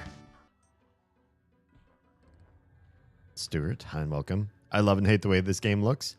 I mean, for the world's first 3D, like, MMO, I'd say it's pretty fantastic. It has a lot of weird, pixely, low memory texture things going on with it. There's a lot. And there's a lot of mix of detail, right? That part's kind of jarring because I think there's some things that are higher texture than others, and that part makes it particularly awkward. Like, look at this frog's guts, his rib cage and his belly and everything. Like, that's, you know, that's pretty crazy. Oh, hey, there's the adamantite epaulets. So that was a thing I was gonna come here to get, and then I got him. Crested spalders. Adamantite epaulets. Let me just make sure at level 1 merge or level 0 merge. AC is much lower, but you get wisdom instead of stamina. It's kind of a trade-off. It'd be nice to have a couple more pluses on that, but I'd have to hang here for a bit. But it's level appropriate, so maybe that's fine. I guess I'm not completely bored of the place yet. How's the grind going? Pretty good. I don't feel like it's much of a grind. I keep going different places, trying different stuff. I made a little wish list of things I wanted to pick up along the way, and I've been picking them up pretty quickly. Even things that feel like a bit of a rare spawn, I feel like I'm grabbing them relatively fast and seeing more of the world than I think I ever did the first time I ever played this game. How are you doing tonight? Oh boy. So busy with the particle effects. Oh, you could turn that stuff. You can tune that. I just I've left everything sort of the way it naturally is in the game for shiggles. I guess it doesn't bother me. I'm not really like, you know, trying to dodge floor effects or anything. If this were Final Fantasy 14, of course you have to like your positioning matters so much. You need to be like constantly on the lookout for what things are happening around you and where you need to stand or where you're allowed to stand in any given fight. But a game like this, this is so much more Dungeons and Dragons, but with 1999 graphics. So you just stand still and cast magic missile into the darkness or whatever. Give me renewable echo. Stop canceling my renewing echo, please. Thank you. Just wanted one.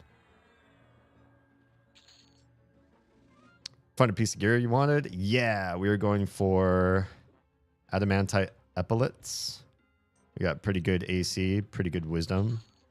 It's good for anybody who's cleric or paladin main, and I'm cleric main.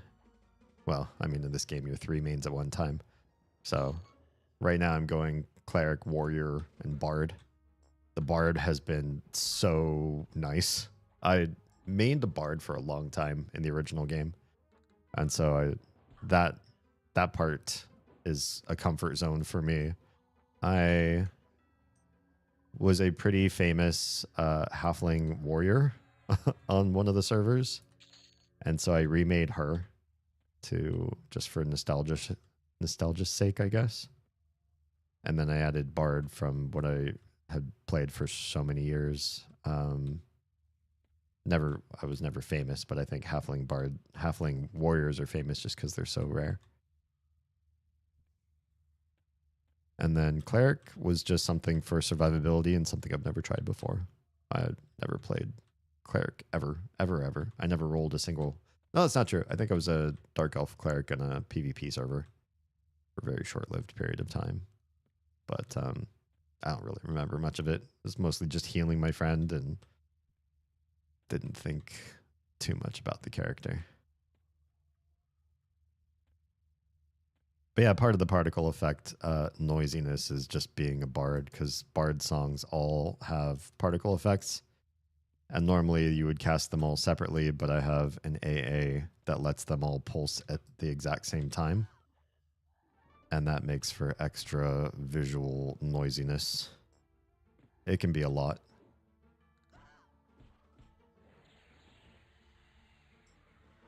Because then you have the enemy spells if they cast anything against you. You have your spells, like my cleric spells, them casting against him. And then all the bard pulse that happens simultaneously. It's a lot.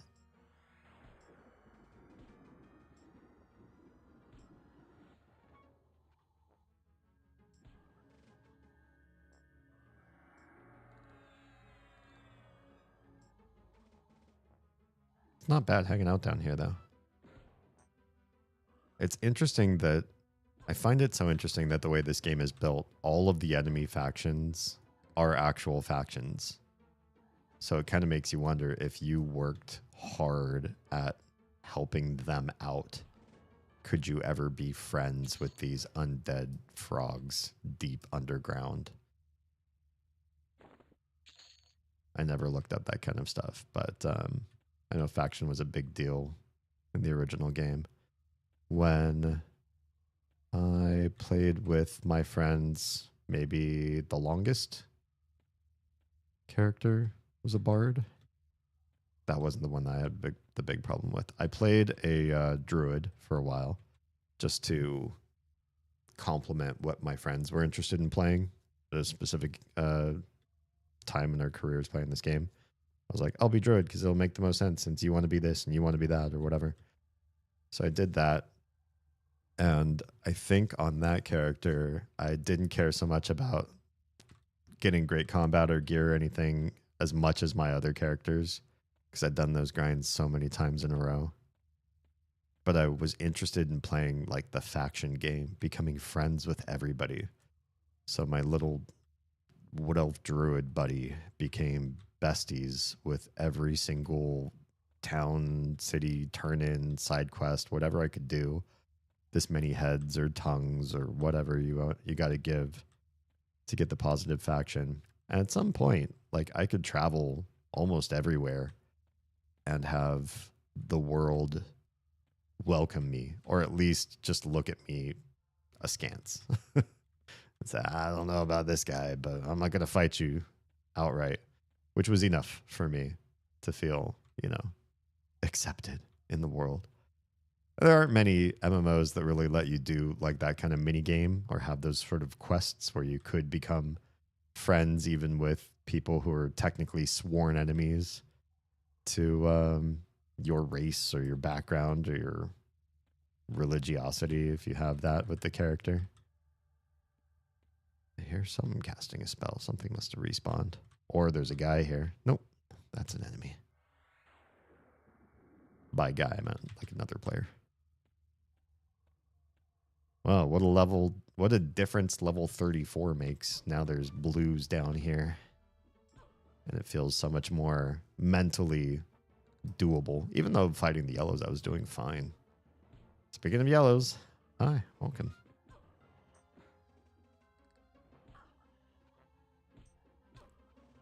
And then there was this one quest, and you had to be very cautious to turn it in because the turn-in guy was kill on sight to everybody. This will be fun. It's my turn to pamper. Hell yeah. Well deserving too, helping out BC like that. I'm sure Troa is the best pamperer. Best pamperer of North America.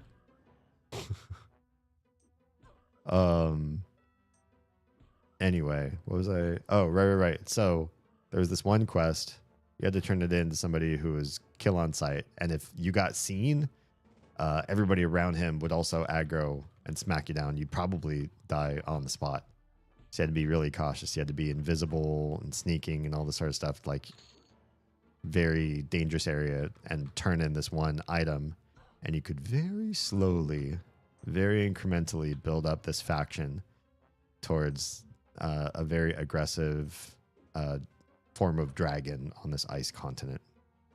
I won't go into the particulars. If you know the game, you probably know a little bit about the area and the stuff I'm talking about. And I was working toward that goal. But there was a bug at the time that I was doing it.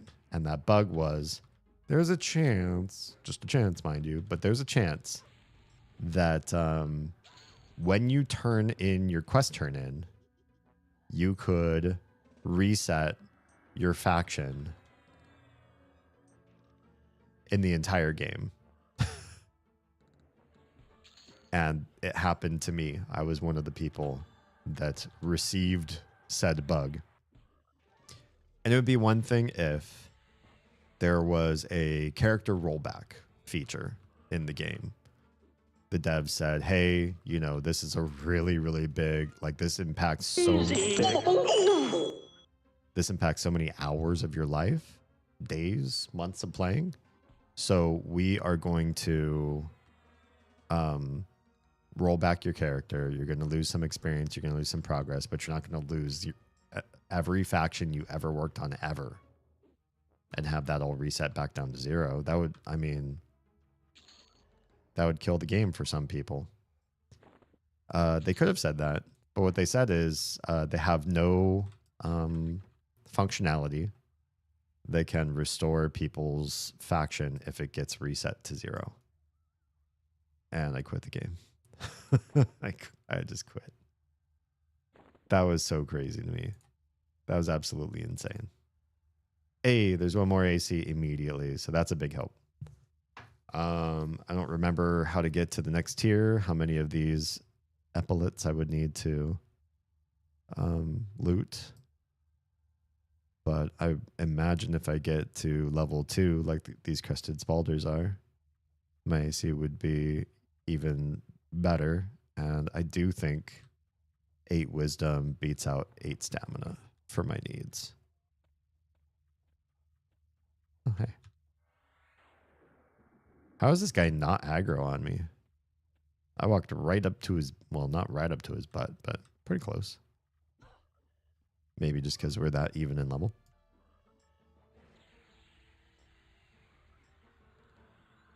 Yeah, there's some types of bugs that I think are just like so game-breakingly heartbreaking that you'd expect a company to do something for you about that. Work with you. Find a way. Like, honestly, too, for every character in this game, there's got to be like a data thing, right? Like a little data file that tells you everything about me. What's my gear? What's my money? What's my religion? All that kind of stuff is in there, sure. I'd imagine. So how could they not like jump in there and fix it? Well, they might not have had any historical record. So if I said, "Oh, I'm pretty sure my faction for this was, you know, really, really high. I spent a lot of months," and if they couldn't prove it, that might have gone against a company policy on their end to just trust their customer to tell them how to configure their characters' stats that they didn't have memory of.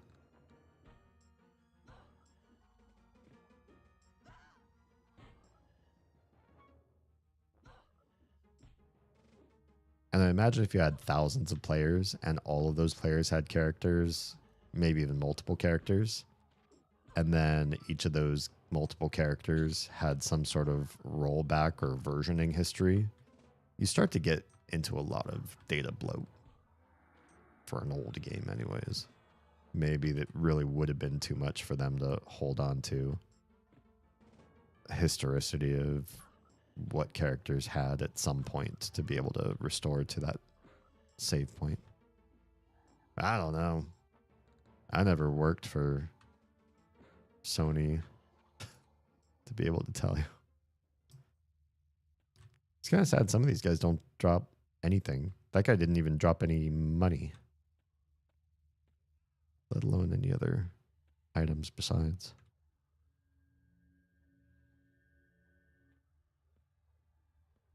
Are you fighting someone? You're fighting someone. They're like hiding around the corner. Gotcha. It's fine. I don't want to go too far from this room because every time somebody ducks into this room and then sees me, they leave and they don't come back, or they don't come back for a minute.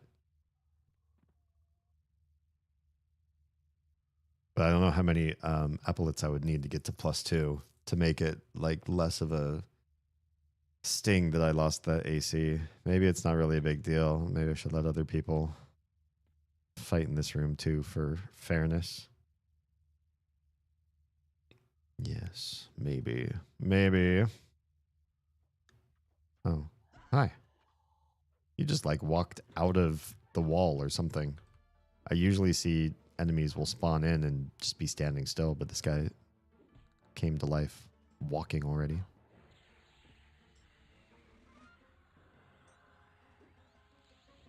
One thing I don't have memorized is a good banish undead sort of spell.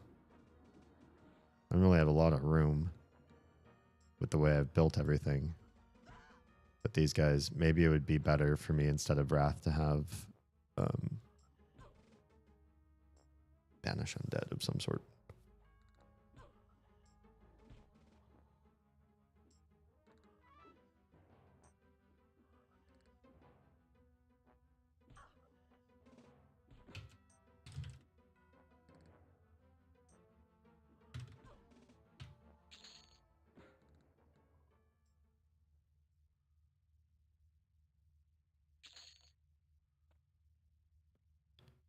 Done and done. I feel like Warrior, honestly, once you get the buffs and the songs from the other classes, Warrior really carries you so far. I could almost just AFK and let everything shine through. I don't need the spells and all that active cast. Let's get rid of that one though. And do we have... What's my next highest ward ability? Expulse Undead. Yeah, I think that's level appropriate. I mean, it's level 13, but Wrath is... Wait, no, Wrath is higher than Expulse. I don't have anything higher than Wrath right now. Huh, I guess not. I'll have to go back and buy some more spells at some point. Which UI do I use? This one is minimalist. Good question.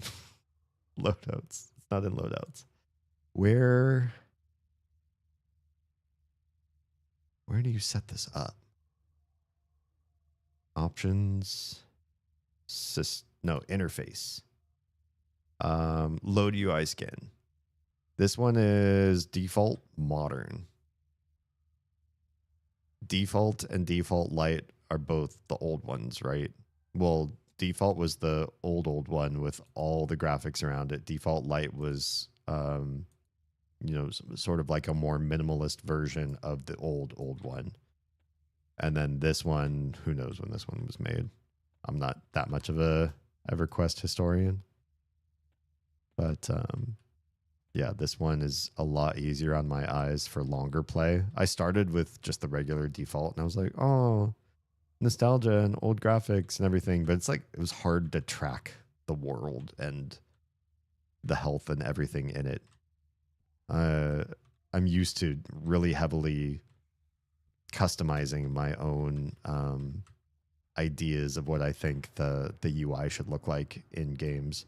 In WoW, I spent ridiculous amount of time doing downloading mods just for the UI, just so I could be better at raiding or PvP or whatever. I was, try-harding super crazy. And then Final Fantasy 14 I played for many, many years, and they have just an in-house, you can mess with the HUD and do all sorts of things. So I was kind of, trying to work out a best system for what makes the most sense. And I was also playing every single job in FF14. So I was also concerned with how do you make the perfect UI that allows you to swap between tanking, DPS, healing, and it makes sense with everything that you do, so you learn less or swap your brain less as you're playing, And so I'm coming from that mindset, going back to an EverQuest Classic UI, and it was just, it was hard for me to hang. But this is something not unlike what I would have built in Final Fantasy 14, just maybe a little more minimalist. But I use the old spell graphics because I remember them, and there are new spell graphics you can also load regardless of what UI you're in. You can change the spell graphics, and I started to forget what was what, and it felt like a bad time. So I gave up. I went back to what I know. They're probably not the prettiest, but I know what each of these icons does. I love being rooted.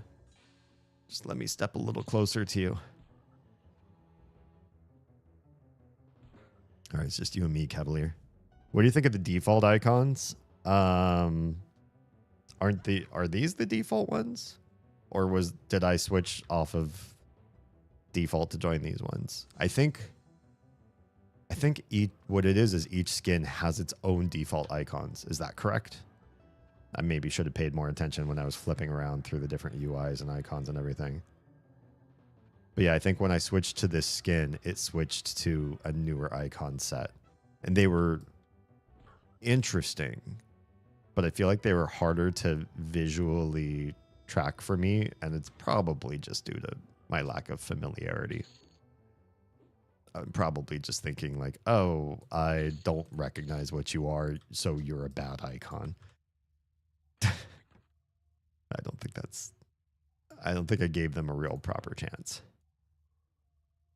The item you're adding, oh, whoops, you're not what I'm trying to add. You are. Okay, that's half the bar. So for this, I would just need one more to get to a +2. I'd probably be happy with the +2. I wouldn't keep sitting here in the same one spot. Go find something else interesting to do.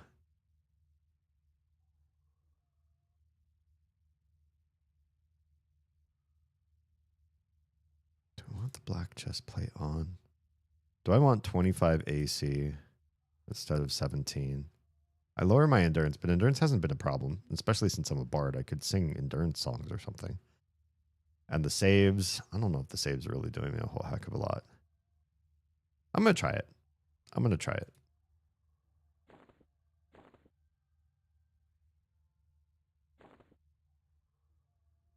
see if I feel tankier.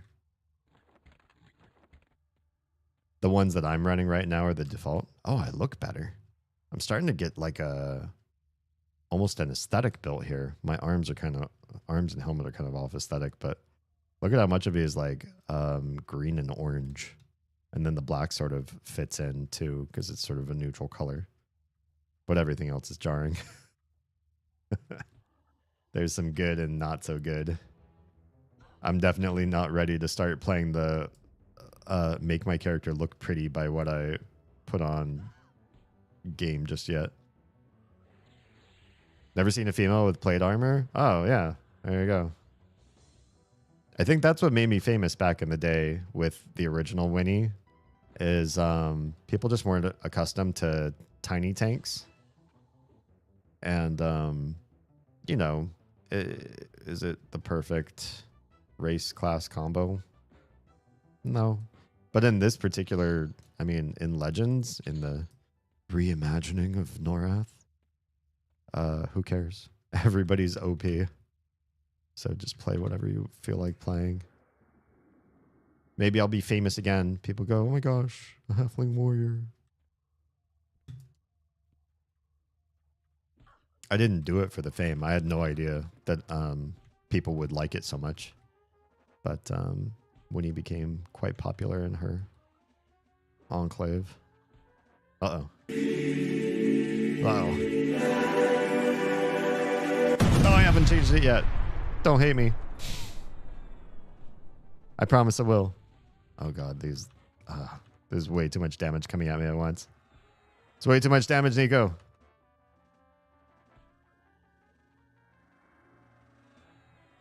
Hang tight. I still have plenty of mana. I think I can make this.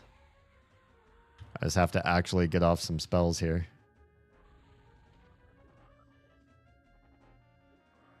Alright, cool. Cool.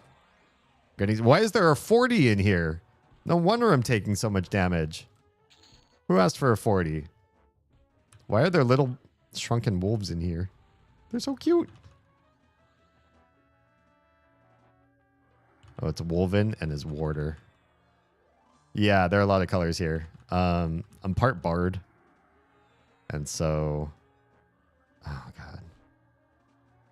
There's just a lot of visual noise with my songs and all the other spells happening at the same time. I feel like I'm getting cast on. Otherwise, I'd probably be dead right now. Is it just 2? I should probably thank this guy for making me survive this. Thank you. I seemed to say. Is there another guy in here now? A wizard? Lovely.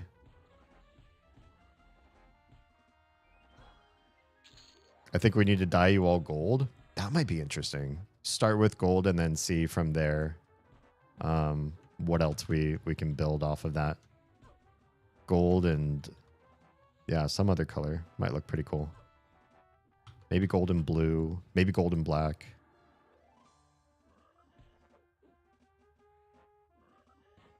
This guy say anything to me after I thanked him? Nope. He's just busy pumping me full of heals while I stand here and do this thing. Figured I lurked enough and thought I'd wish you all a good night. Nico, you're a gentleman and a scholar.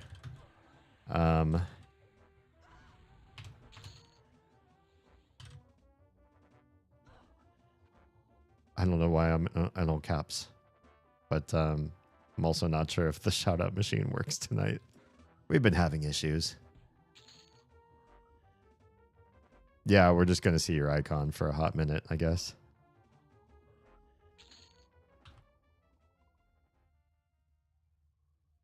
Okay. You're here. I'm here. Oh, you're a much lower level than me. You were just here to pump me full of heals. For funsies. How sweet. Yeah, what a nice doggo. Oh god, it's actually a tiny barbarian.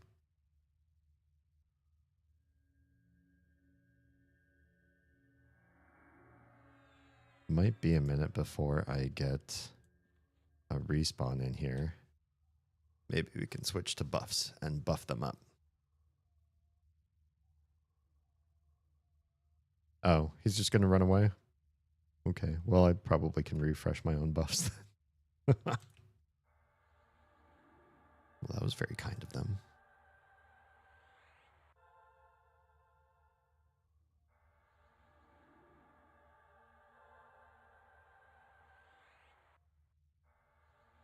Oh, somebody gave me skin like diamond? Oh, look at that. Some folks are giving me bigger buffs than I have.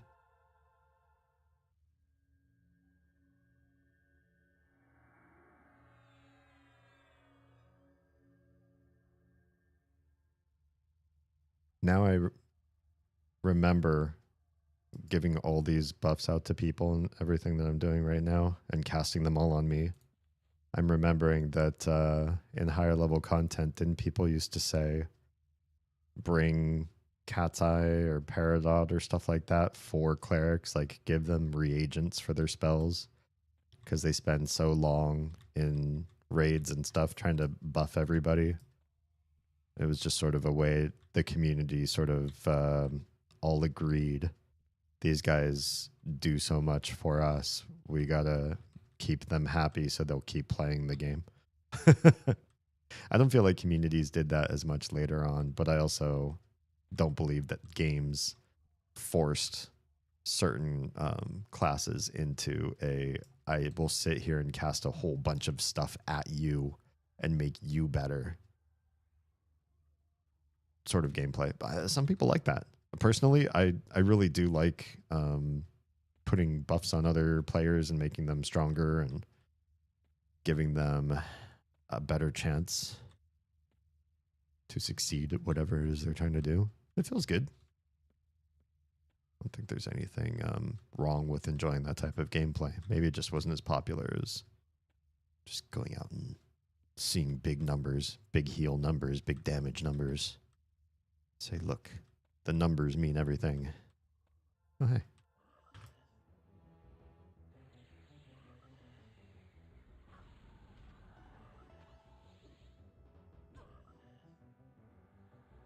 I wonder whose job it was to come up with all the funny names for the enemies. Like, all the froglocks belong to different levels of difficulty based on their names, like Wan and Tall and Zol and Goose and whatever. Somebody actually sat there and got paid to come up with all of those different little things. And they did that, you know, in the late 90s, and here we are at 2026. I guess same could be said about like every game. Pac-Man ghosts or whatever have different names to them. Somebody in ancient days came up with those ghost names, and they're forever part of our zeitgeist, part of American culture. Speaking frog, Ostrard, what?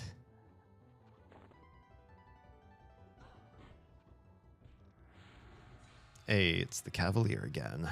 This might be the last one we fight.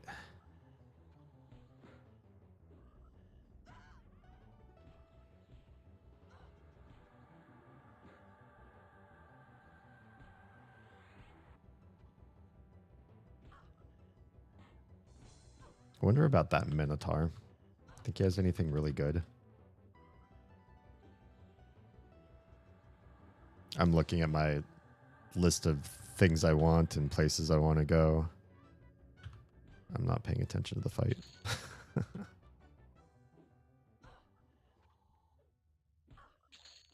Maybe I should be focused on killing you first. Oh, are you trying to say speaking frog is hard?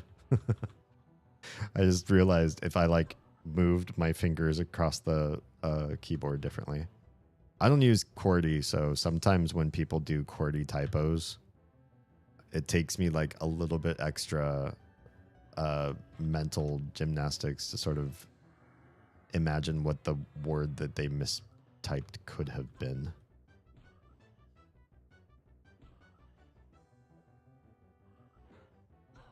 Give me that shoulder piece and say I can move on to something else. Oh, it didn't.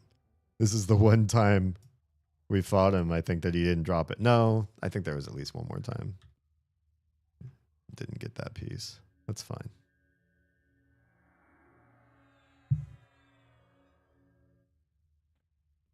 Being here has definitely gotten me some fairly easy experience. After hanging out as long as we did in Mistmore, I feel wigged out being in deep dungeons and being deep in them, like nowhere near the zone line where you could just run away. Hey, friend. Boop. Come with me. Oh, I can't move. Good stun. Good job. Boy, you really stunned me. Oh, you didn't stun me. Did you root me? Jerk. Yeah, I got a good old root. I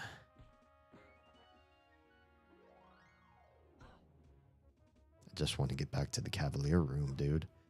I have a physical presence requirement to be there. I will get rid of you. It's important I'm here to assert my dominance.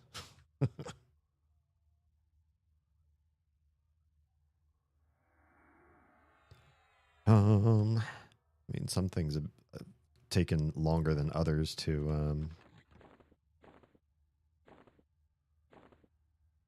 upgrade. Maybe I'll have to look through level appropriate things to fight and what kind of stuff they have to drop before next stream and come up with a new plan of where we go next.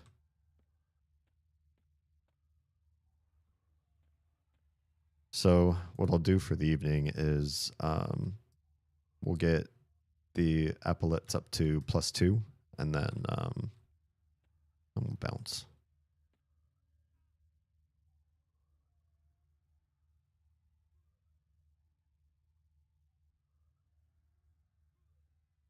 You know, when I played this game, Stuart mentioned the graphics being a lot, especially all the old school particle effects sort of flashing, making combat this big fireworks show or whatever. But I think at the time that I played this, I was, oh shit, level 43. Why? They didn't aggro me, did they? No. Level 34. I don't want to be fighting 43s if I can help it. Maybe somebody else will run through and pick them off. I used to be such a snob when it came to graphics. Bad graphics, bad game, probably. Is what I was thinking. And so I think with EverQuest, I don't know what other games were out on the market at the time, but I know with MMOs, at first, there weren't really 3D MMOs, so you could make the case in point that Ultima Online was a better game overall than EverQuest for reasons, depending on just, you know, what you liked to play. But, oh, did something spawn there? Perf. Why don't you come in here with me?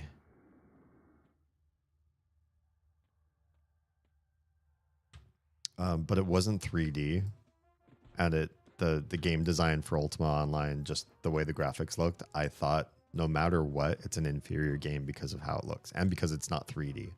In my brain, 3D was like king. If you couldn't make your game 3D, there was something wrong with your whatever. Your game design. You're bad at making games. You're just gonna stand there and watch me, friend? Oh, you're gonna do buffs? Wow, what a sweetheart. I like his name too. Flea with a PH. It's cute. Oh, hell yeah. This guy just gave me haste. I think he did. All right. I'm officially insane now.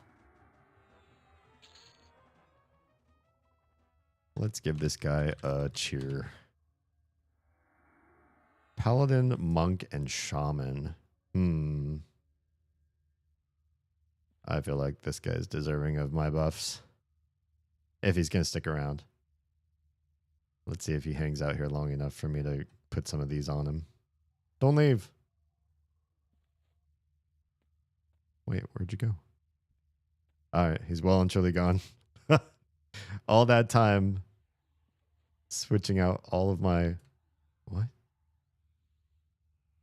Switching out all of my spells just for him. The things I do, I try to be nice. That's so weird. I've never been underneath somebody fighting like this to see their numbers fall through the floor like that. I always wonder what happens to text like that when it moves. I didn't realize it actually falls, and probably falls all the way to the bottom of the world. They're all individual little living creatures, word icon or word instances. If you could see through the ground, I wonder. Oh, I don't want to press against walls again. That was dangerous. But I wonder how far they will actually fall and not despawn. It's like I'm taking a shower in combat text. Oh shit. It looked like that guy was gonna die. Oh, he's got paladin. He did a complete heal, lay hands or whatever. He's fine. He's only fighting a level 35 at 29. You'll do great.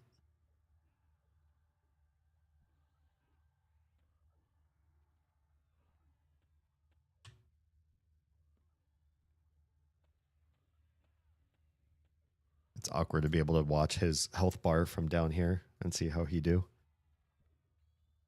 You still have 40% mana. You can survive this. I believe in you. Also, he's a monk, so he could just feign death if he can't survive it. Oh, I think he's going to die. Yep, he died. Feel bad. If only I could heal through the floor. I wonder if I could have. I didn't even try, now that I think about it. I'm a bad friend. He gave me all those buffs and then he died. Well, I tried to give him buffs and he ran away too fast. He probably didn't know what I was doing when I sat down after receiving his buff. I keep looking over in that room with the level 43 or whatever, thinking somebody can come down here and kill him for me.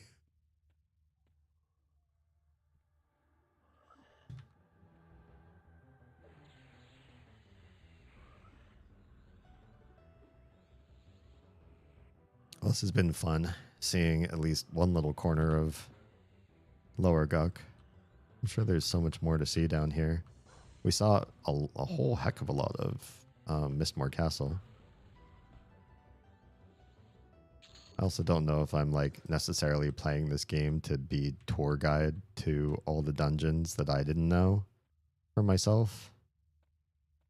When I'm at level, because I feel like doing it at level, you risk your invis dropping in just the wrong spot, and then like, what do you do? How do you get out of there? Just die whenever. I guess you could just die whenever. It doesn't matter, but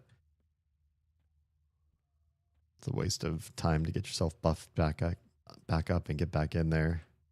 Whereas I could just wait till I'm level 50 whatever and run around the lower dungeons just to take a peek and see how they looked, what the art ideas were behind them and stuff.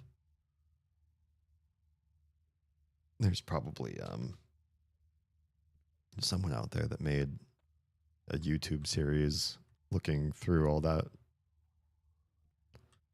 lore through the eyes of the actual graphics and layout of the worlds of EverQuest. If not, I'll make it. Just kidding. I have enough projects as it is. Not adding any new projects. Come on. Let me hit ya. There it is. Oh, he managed to get a pet.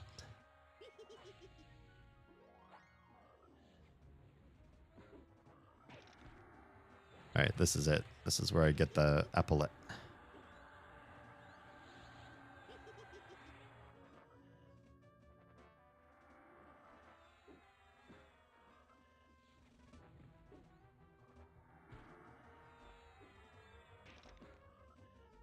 Oh yeah, that enchanter haste is some sweet stuff. My damage output's definitely much nicer.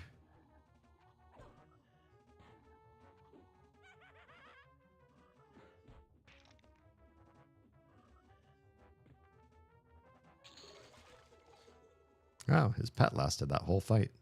How about that? Weighted gloves? Are those good? Oh, they're good for monks and beast lords. I'll just sell them. Got my epaulets. These ones, yeah. Should be a good +2, yeah? Merge. Yes. +2. AC is only 1 less than the other ones now. Oh, 2 less, I guess. Well, still. Now wisdom's 9 instead of stamina being 8, though. I still think it's a win. Still think it was helpful. Yeah. All right. What I'm going to do, I'll do one last thing before we wrap for the night. I'm going to gate.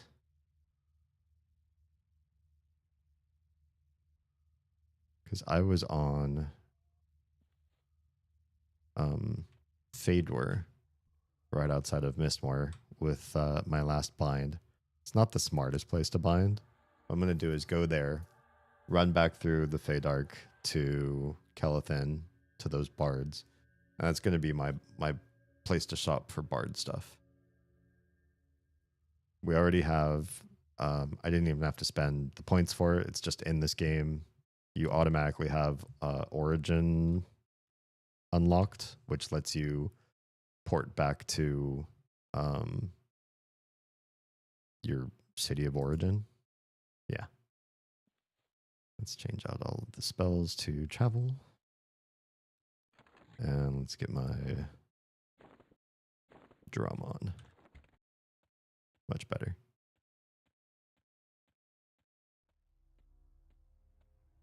So natively is the halfling. I can already travel to Rivendell whenever I want. That's easy. Got the spell already as a AA, free AA. But Rivendell has nothing for bards. And it can't change origin. Origin takes you to origin every time. So I think binding myself at the Bard Guild in Kelethin makes sense. There are other Bard Guilds in the world. I don't know if I'll change my mind later. But for now, getting to Fadewar through a spell saves me a lot of plat. I don't know if the boats are just down or if I was just too impatient. I forget how long the boats actually take to travel. I remember hanging out at the docks for a long time for a boat. Another way that the original game had a gate on your time. You'd sit there and wait for a boat to come just to travel to another continent. And then occasionally, on rare occasion, with the original game, so this is probably a problem with EverQuest Legends as well, you could fall through the bottom of the boat and end up stuck in the zone that it was traveling through. You just have to like swim your way through or wait for a boat and hope that you could like squish your way onto the boat, which I did before. It's just not a fun way to play the game. So what they did in EverQuest Legends is there are little teleporter gnomes, a whole system of them that hang out at every dock. They were added to the game, modded in. And the gnomes will teleport you across the world instead of you having to wait for the boat. Up to level 20, they'll do it for you for free, which is nice. But after that, they start charging plat. And I think it's like, I don't know. I traveled to Fadewar from Freeport at level 30 for like 30 plat.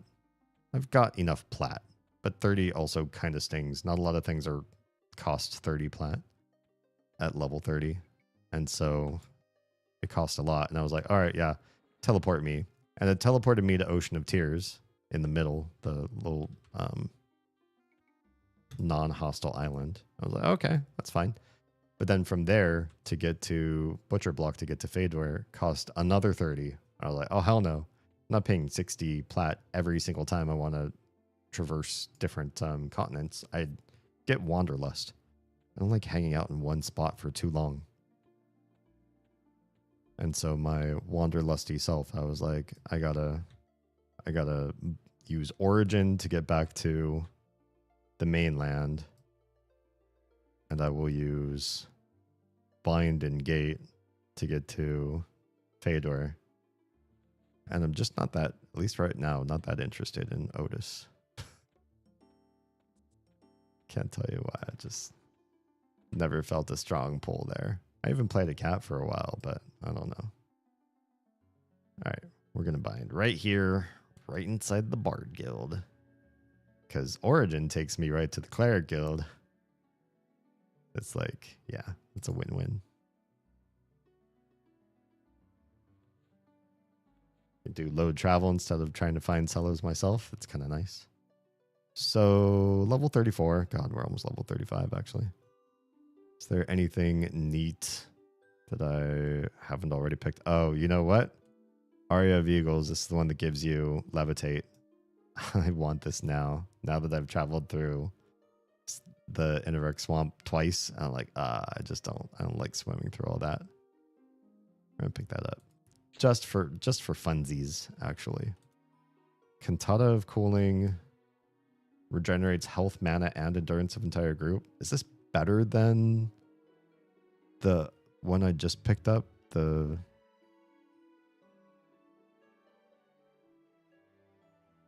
Where's the other song I just picked up? Cassandra's Chorus of Clarity.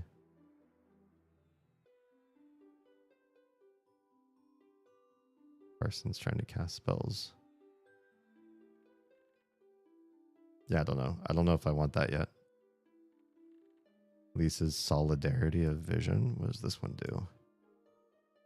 Magical mesh around your eyes, allowing you to see what your target sees. I don't need that. I know what that does. I've used that as an enchanter, I think, before. I don't need it. It's just more for fun. Harsh Distance sails the minds of 8 creatures, draining their mana. Could be good. I'm looking at just slightly higher level ones. Hastens the attack speed of your group. That's one we're going to really want. In fact, I'll buy that one ahead of time. Have it for when I turn level 36, because I probably won't be around here for that.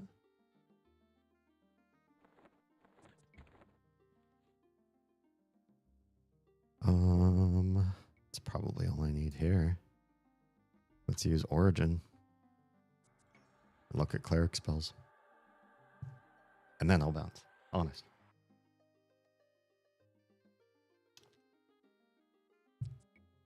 This one takes so much longer than Gate, I think. I don't know why it has to be so slow. Just to give enemies the chance to beat you up. All right, here we are.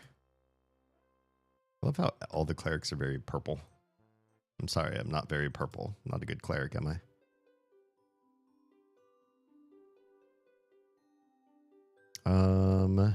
We are 34. We get Armor of Faith and Blessing of Faith in the next levels. It's Blessing. Cast spells faster. Oh, we want these. And we're not that far, honestly.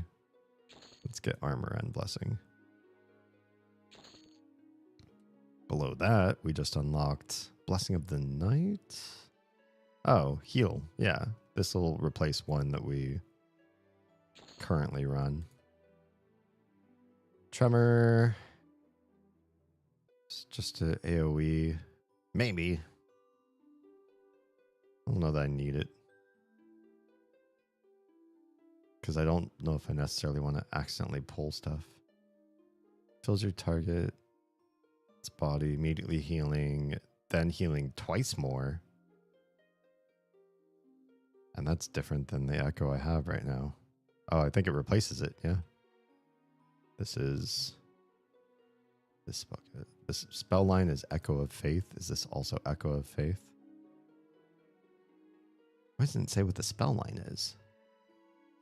Is it different? Oh, get it. Armor of Protection. We don't have that one yet. Here's all my plat. Just kidding. Got plenty. Blinding Luminance. Blinds your target. Different. Resist fire. Expel undead. This is one I think I should have. Especially if I go back to Lower Guk at this time. Atone. I know what that does. Force. Force? What do I have? Not Force. This is part of the Holy Might thing though, yeah? I think so. Should be running this. Frenzied Strength, I'm not really a fan of. Symbue.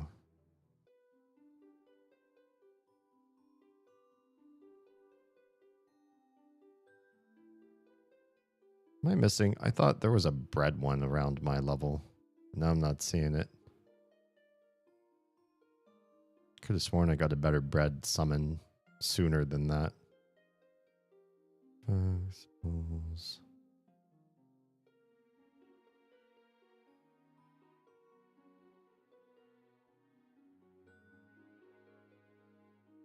Maybe not. Maybe I don't.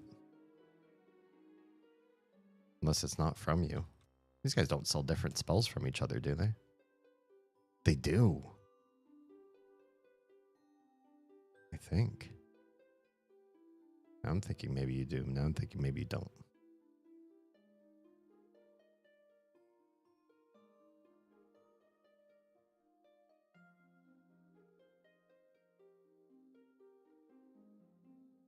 Summon drink.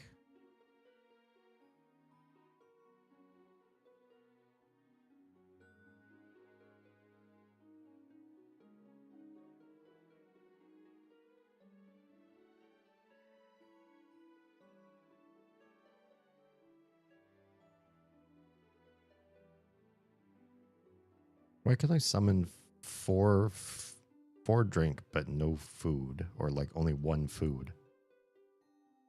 Can we do a search? What would we even search for? What is it called? Oh, is it because I already bought it?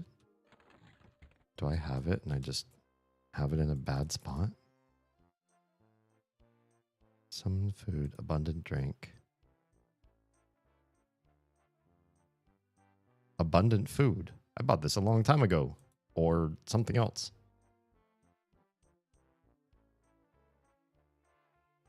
Let's put summon food in this old slot.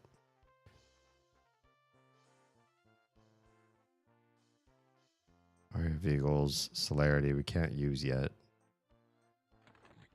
I'm going to start to memorize these other spells though. We bought a lot.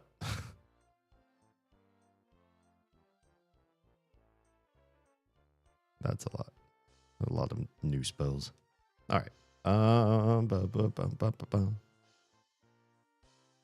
Now out of these, are there any that we can add right now? 35, 35, 34. This Blessing of the Page. Let's go to buffs.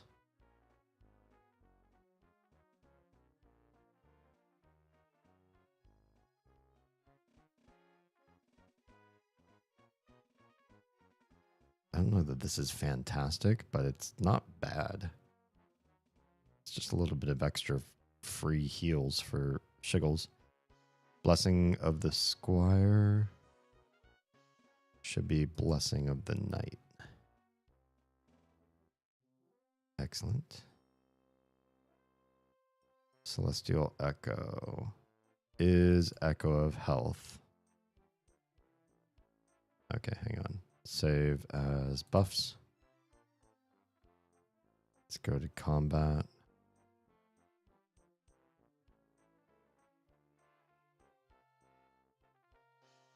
Which one of you uses the echo? Renewing echo?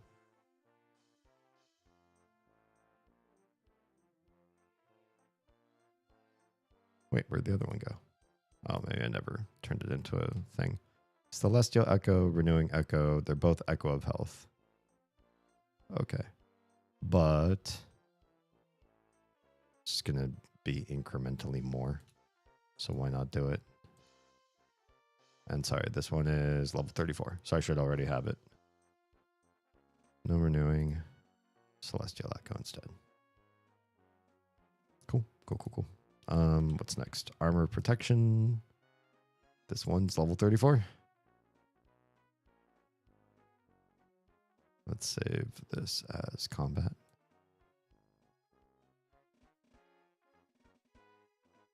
Oh, wait. Before we switch off combat, let's talk about combat before we talk about buffs again. We're not switching back and forth and back and forth. Force, I think, is supposed to replace Holy Might. These are both awestruck. Yeah. It's just more damage, and it works on higher level creatures. So there's no excuse to not have force. And then Expel Undead. I don't know, man. I don't really have a whole lot of room. I guess Wrath can go away. Although Wrath works for everything. Expel Undead really only works on undead targets. But maybe I really don't need to be casting Wrath on other things. Could just be fighting. We'll leave it here for the time being and see how it goes, especially if I'm going back to lower Guk. It might make sense. Save spell set. I don't necessarily want to get rid of force and instill, even though I don't use it as much as I could. I think it's good to have just in case. All right, let's go back to buffs. This Disney music. It's a glorious thing. Okay. Armor protection. This is... What line is this? Wait, permanent? What do you mean permanent? It's just permanent? Do we want this on then? At like all times? Would we pick this in... Is this in replacement of Yelp, or do we get to have both? Because Yelp is permanent. But it says that's part of a spell line, and armor protection says no spell line. So why wouldn't I be able to just have both? Armor protection. It's just there. Just on me permanently. But it says it also says it can wear off. Which is weird. Duration permanent, but it can wear off. Actually, Yelp also says it. I guess if you dismiss the buff. Well, that's weird. So you have just a whole classification of buffs that you set once. And then they're there until you die, I guess. Yeah, I want to save over buffs. Cool. Guess don't really need to do a whole heck of a lot of else with this. All right, we'll call it there. It's getting to be nearly the end of my stream time anyway. And I remembered for once that Oz asked me to do something after stream. So I'm going to go take care of the cat dish, which is riddled with ants, unfortunately. Poor kitty. At least she has other food that Oz hooked her up with. All right. Tomorrow, we're coming back to the World of North for some more. So, yeah. Feel free to swing in, hang, chat, whole shebang. If you've been watching on any other platform besides Twitch, your night's coming to an end right now. Your stream is coming to an end right now. If you are safe, fed, and loved, please make sure someone out there is too. Someone else out there is. I only say this twice a week for the last 6 years. I don't know what I'm saying. Jam, thanks for being here. I am going to put more salve on my stings. I'm going to take more painkillers because it's about time that I can do that. And I'm going to hope that I sleep better tonight than I did last night, even though the pain is supposed to continue to ramp up through tomorrow.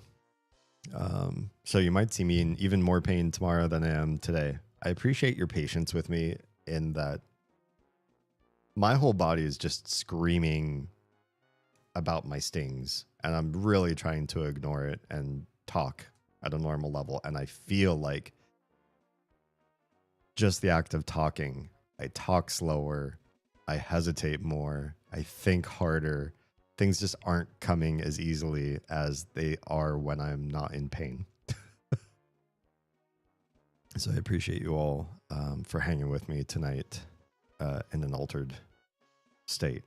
And not a fun altered state. I wouldn't recommend. Yeah, go out and shake up a yellow jacket hive and see how you feel. All right, Twitch folk, hang out for just a sec. We'll find somebody else to raid out to while we say goodnight to everyone here. And good night, everybody else. Bye.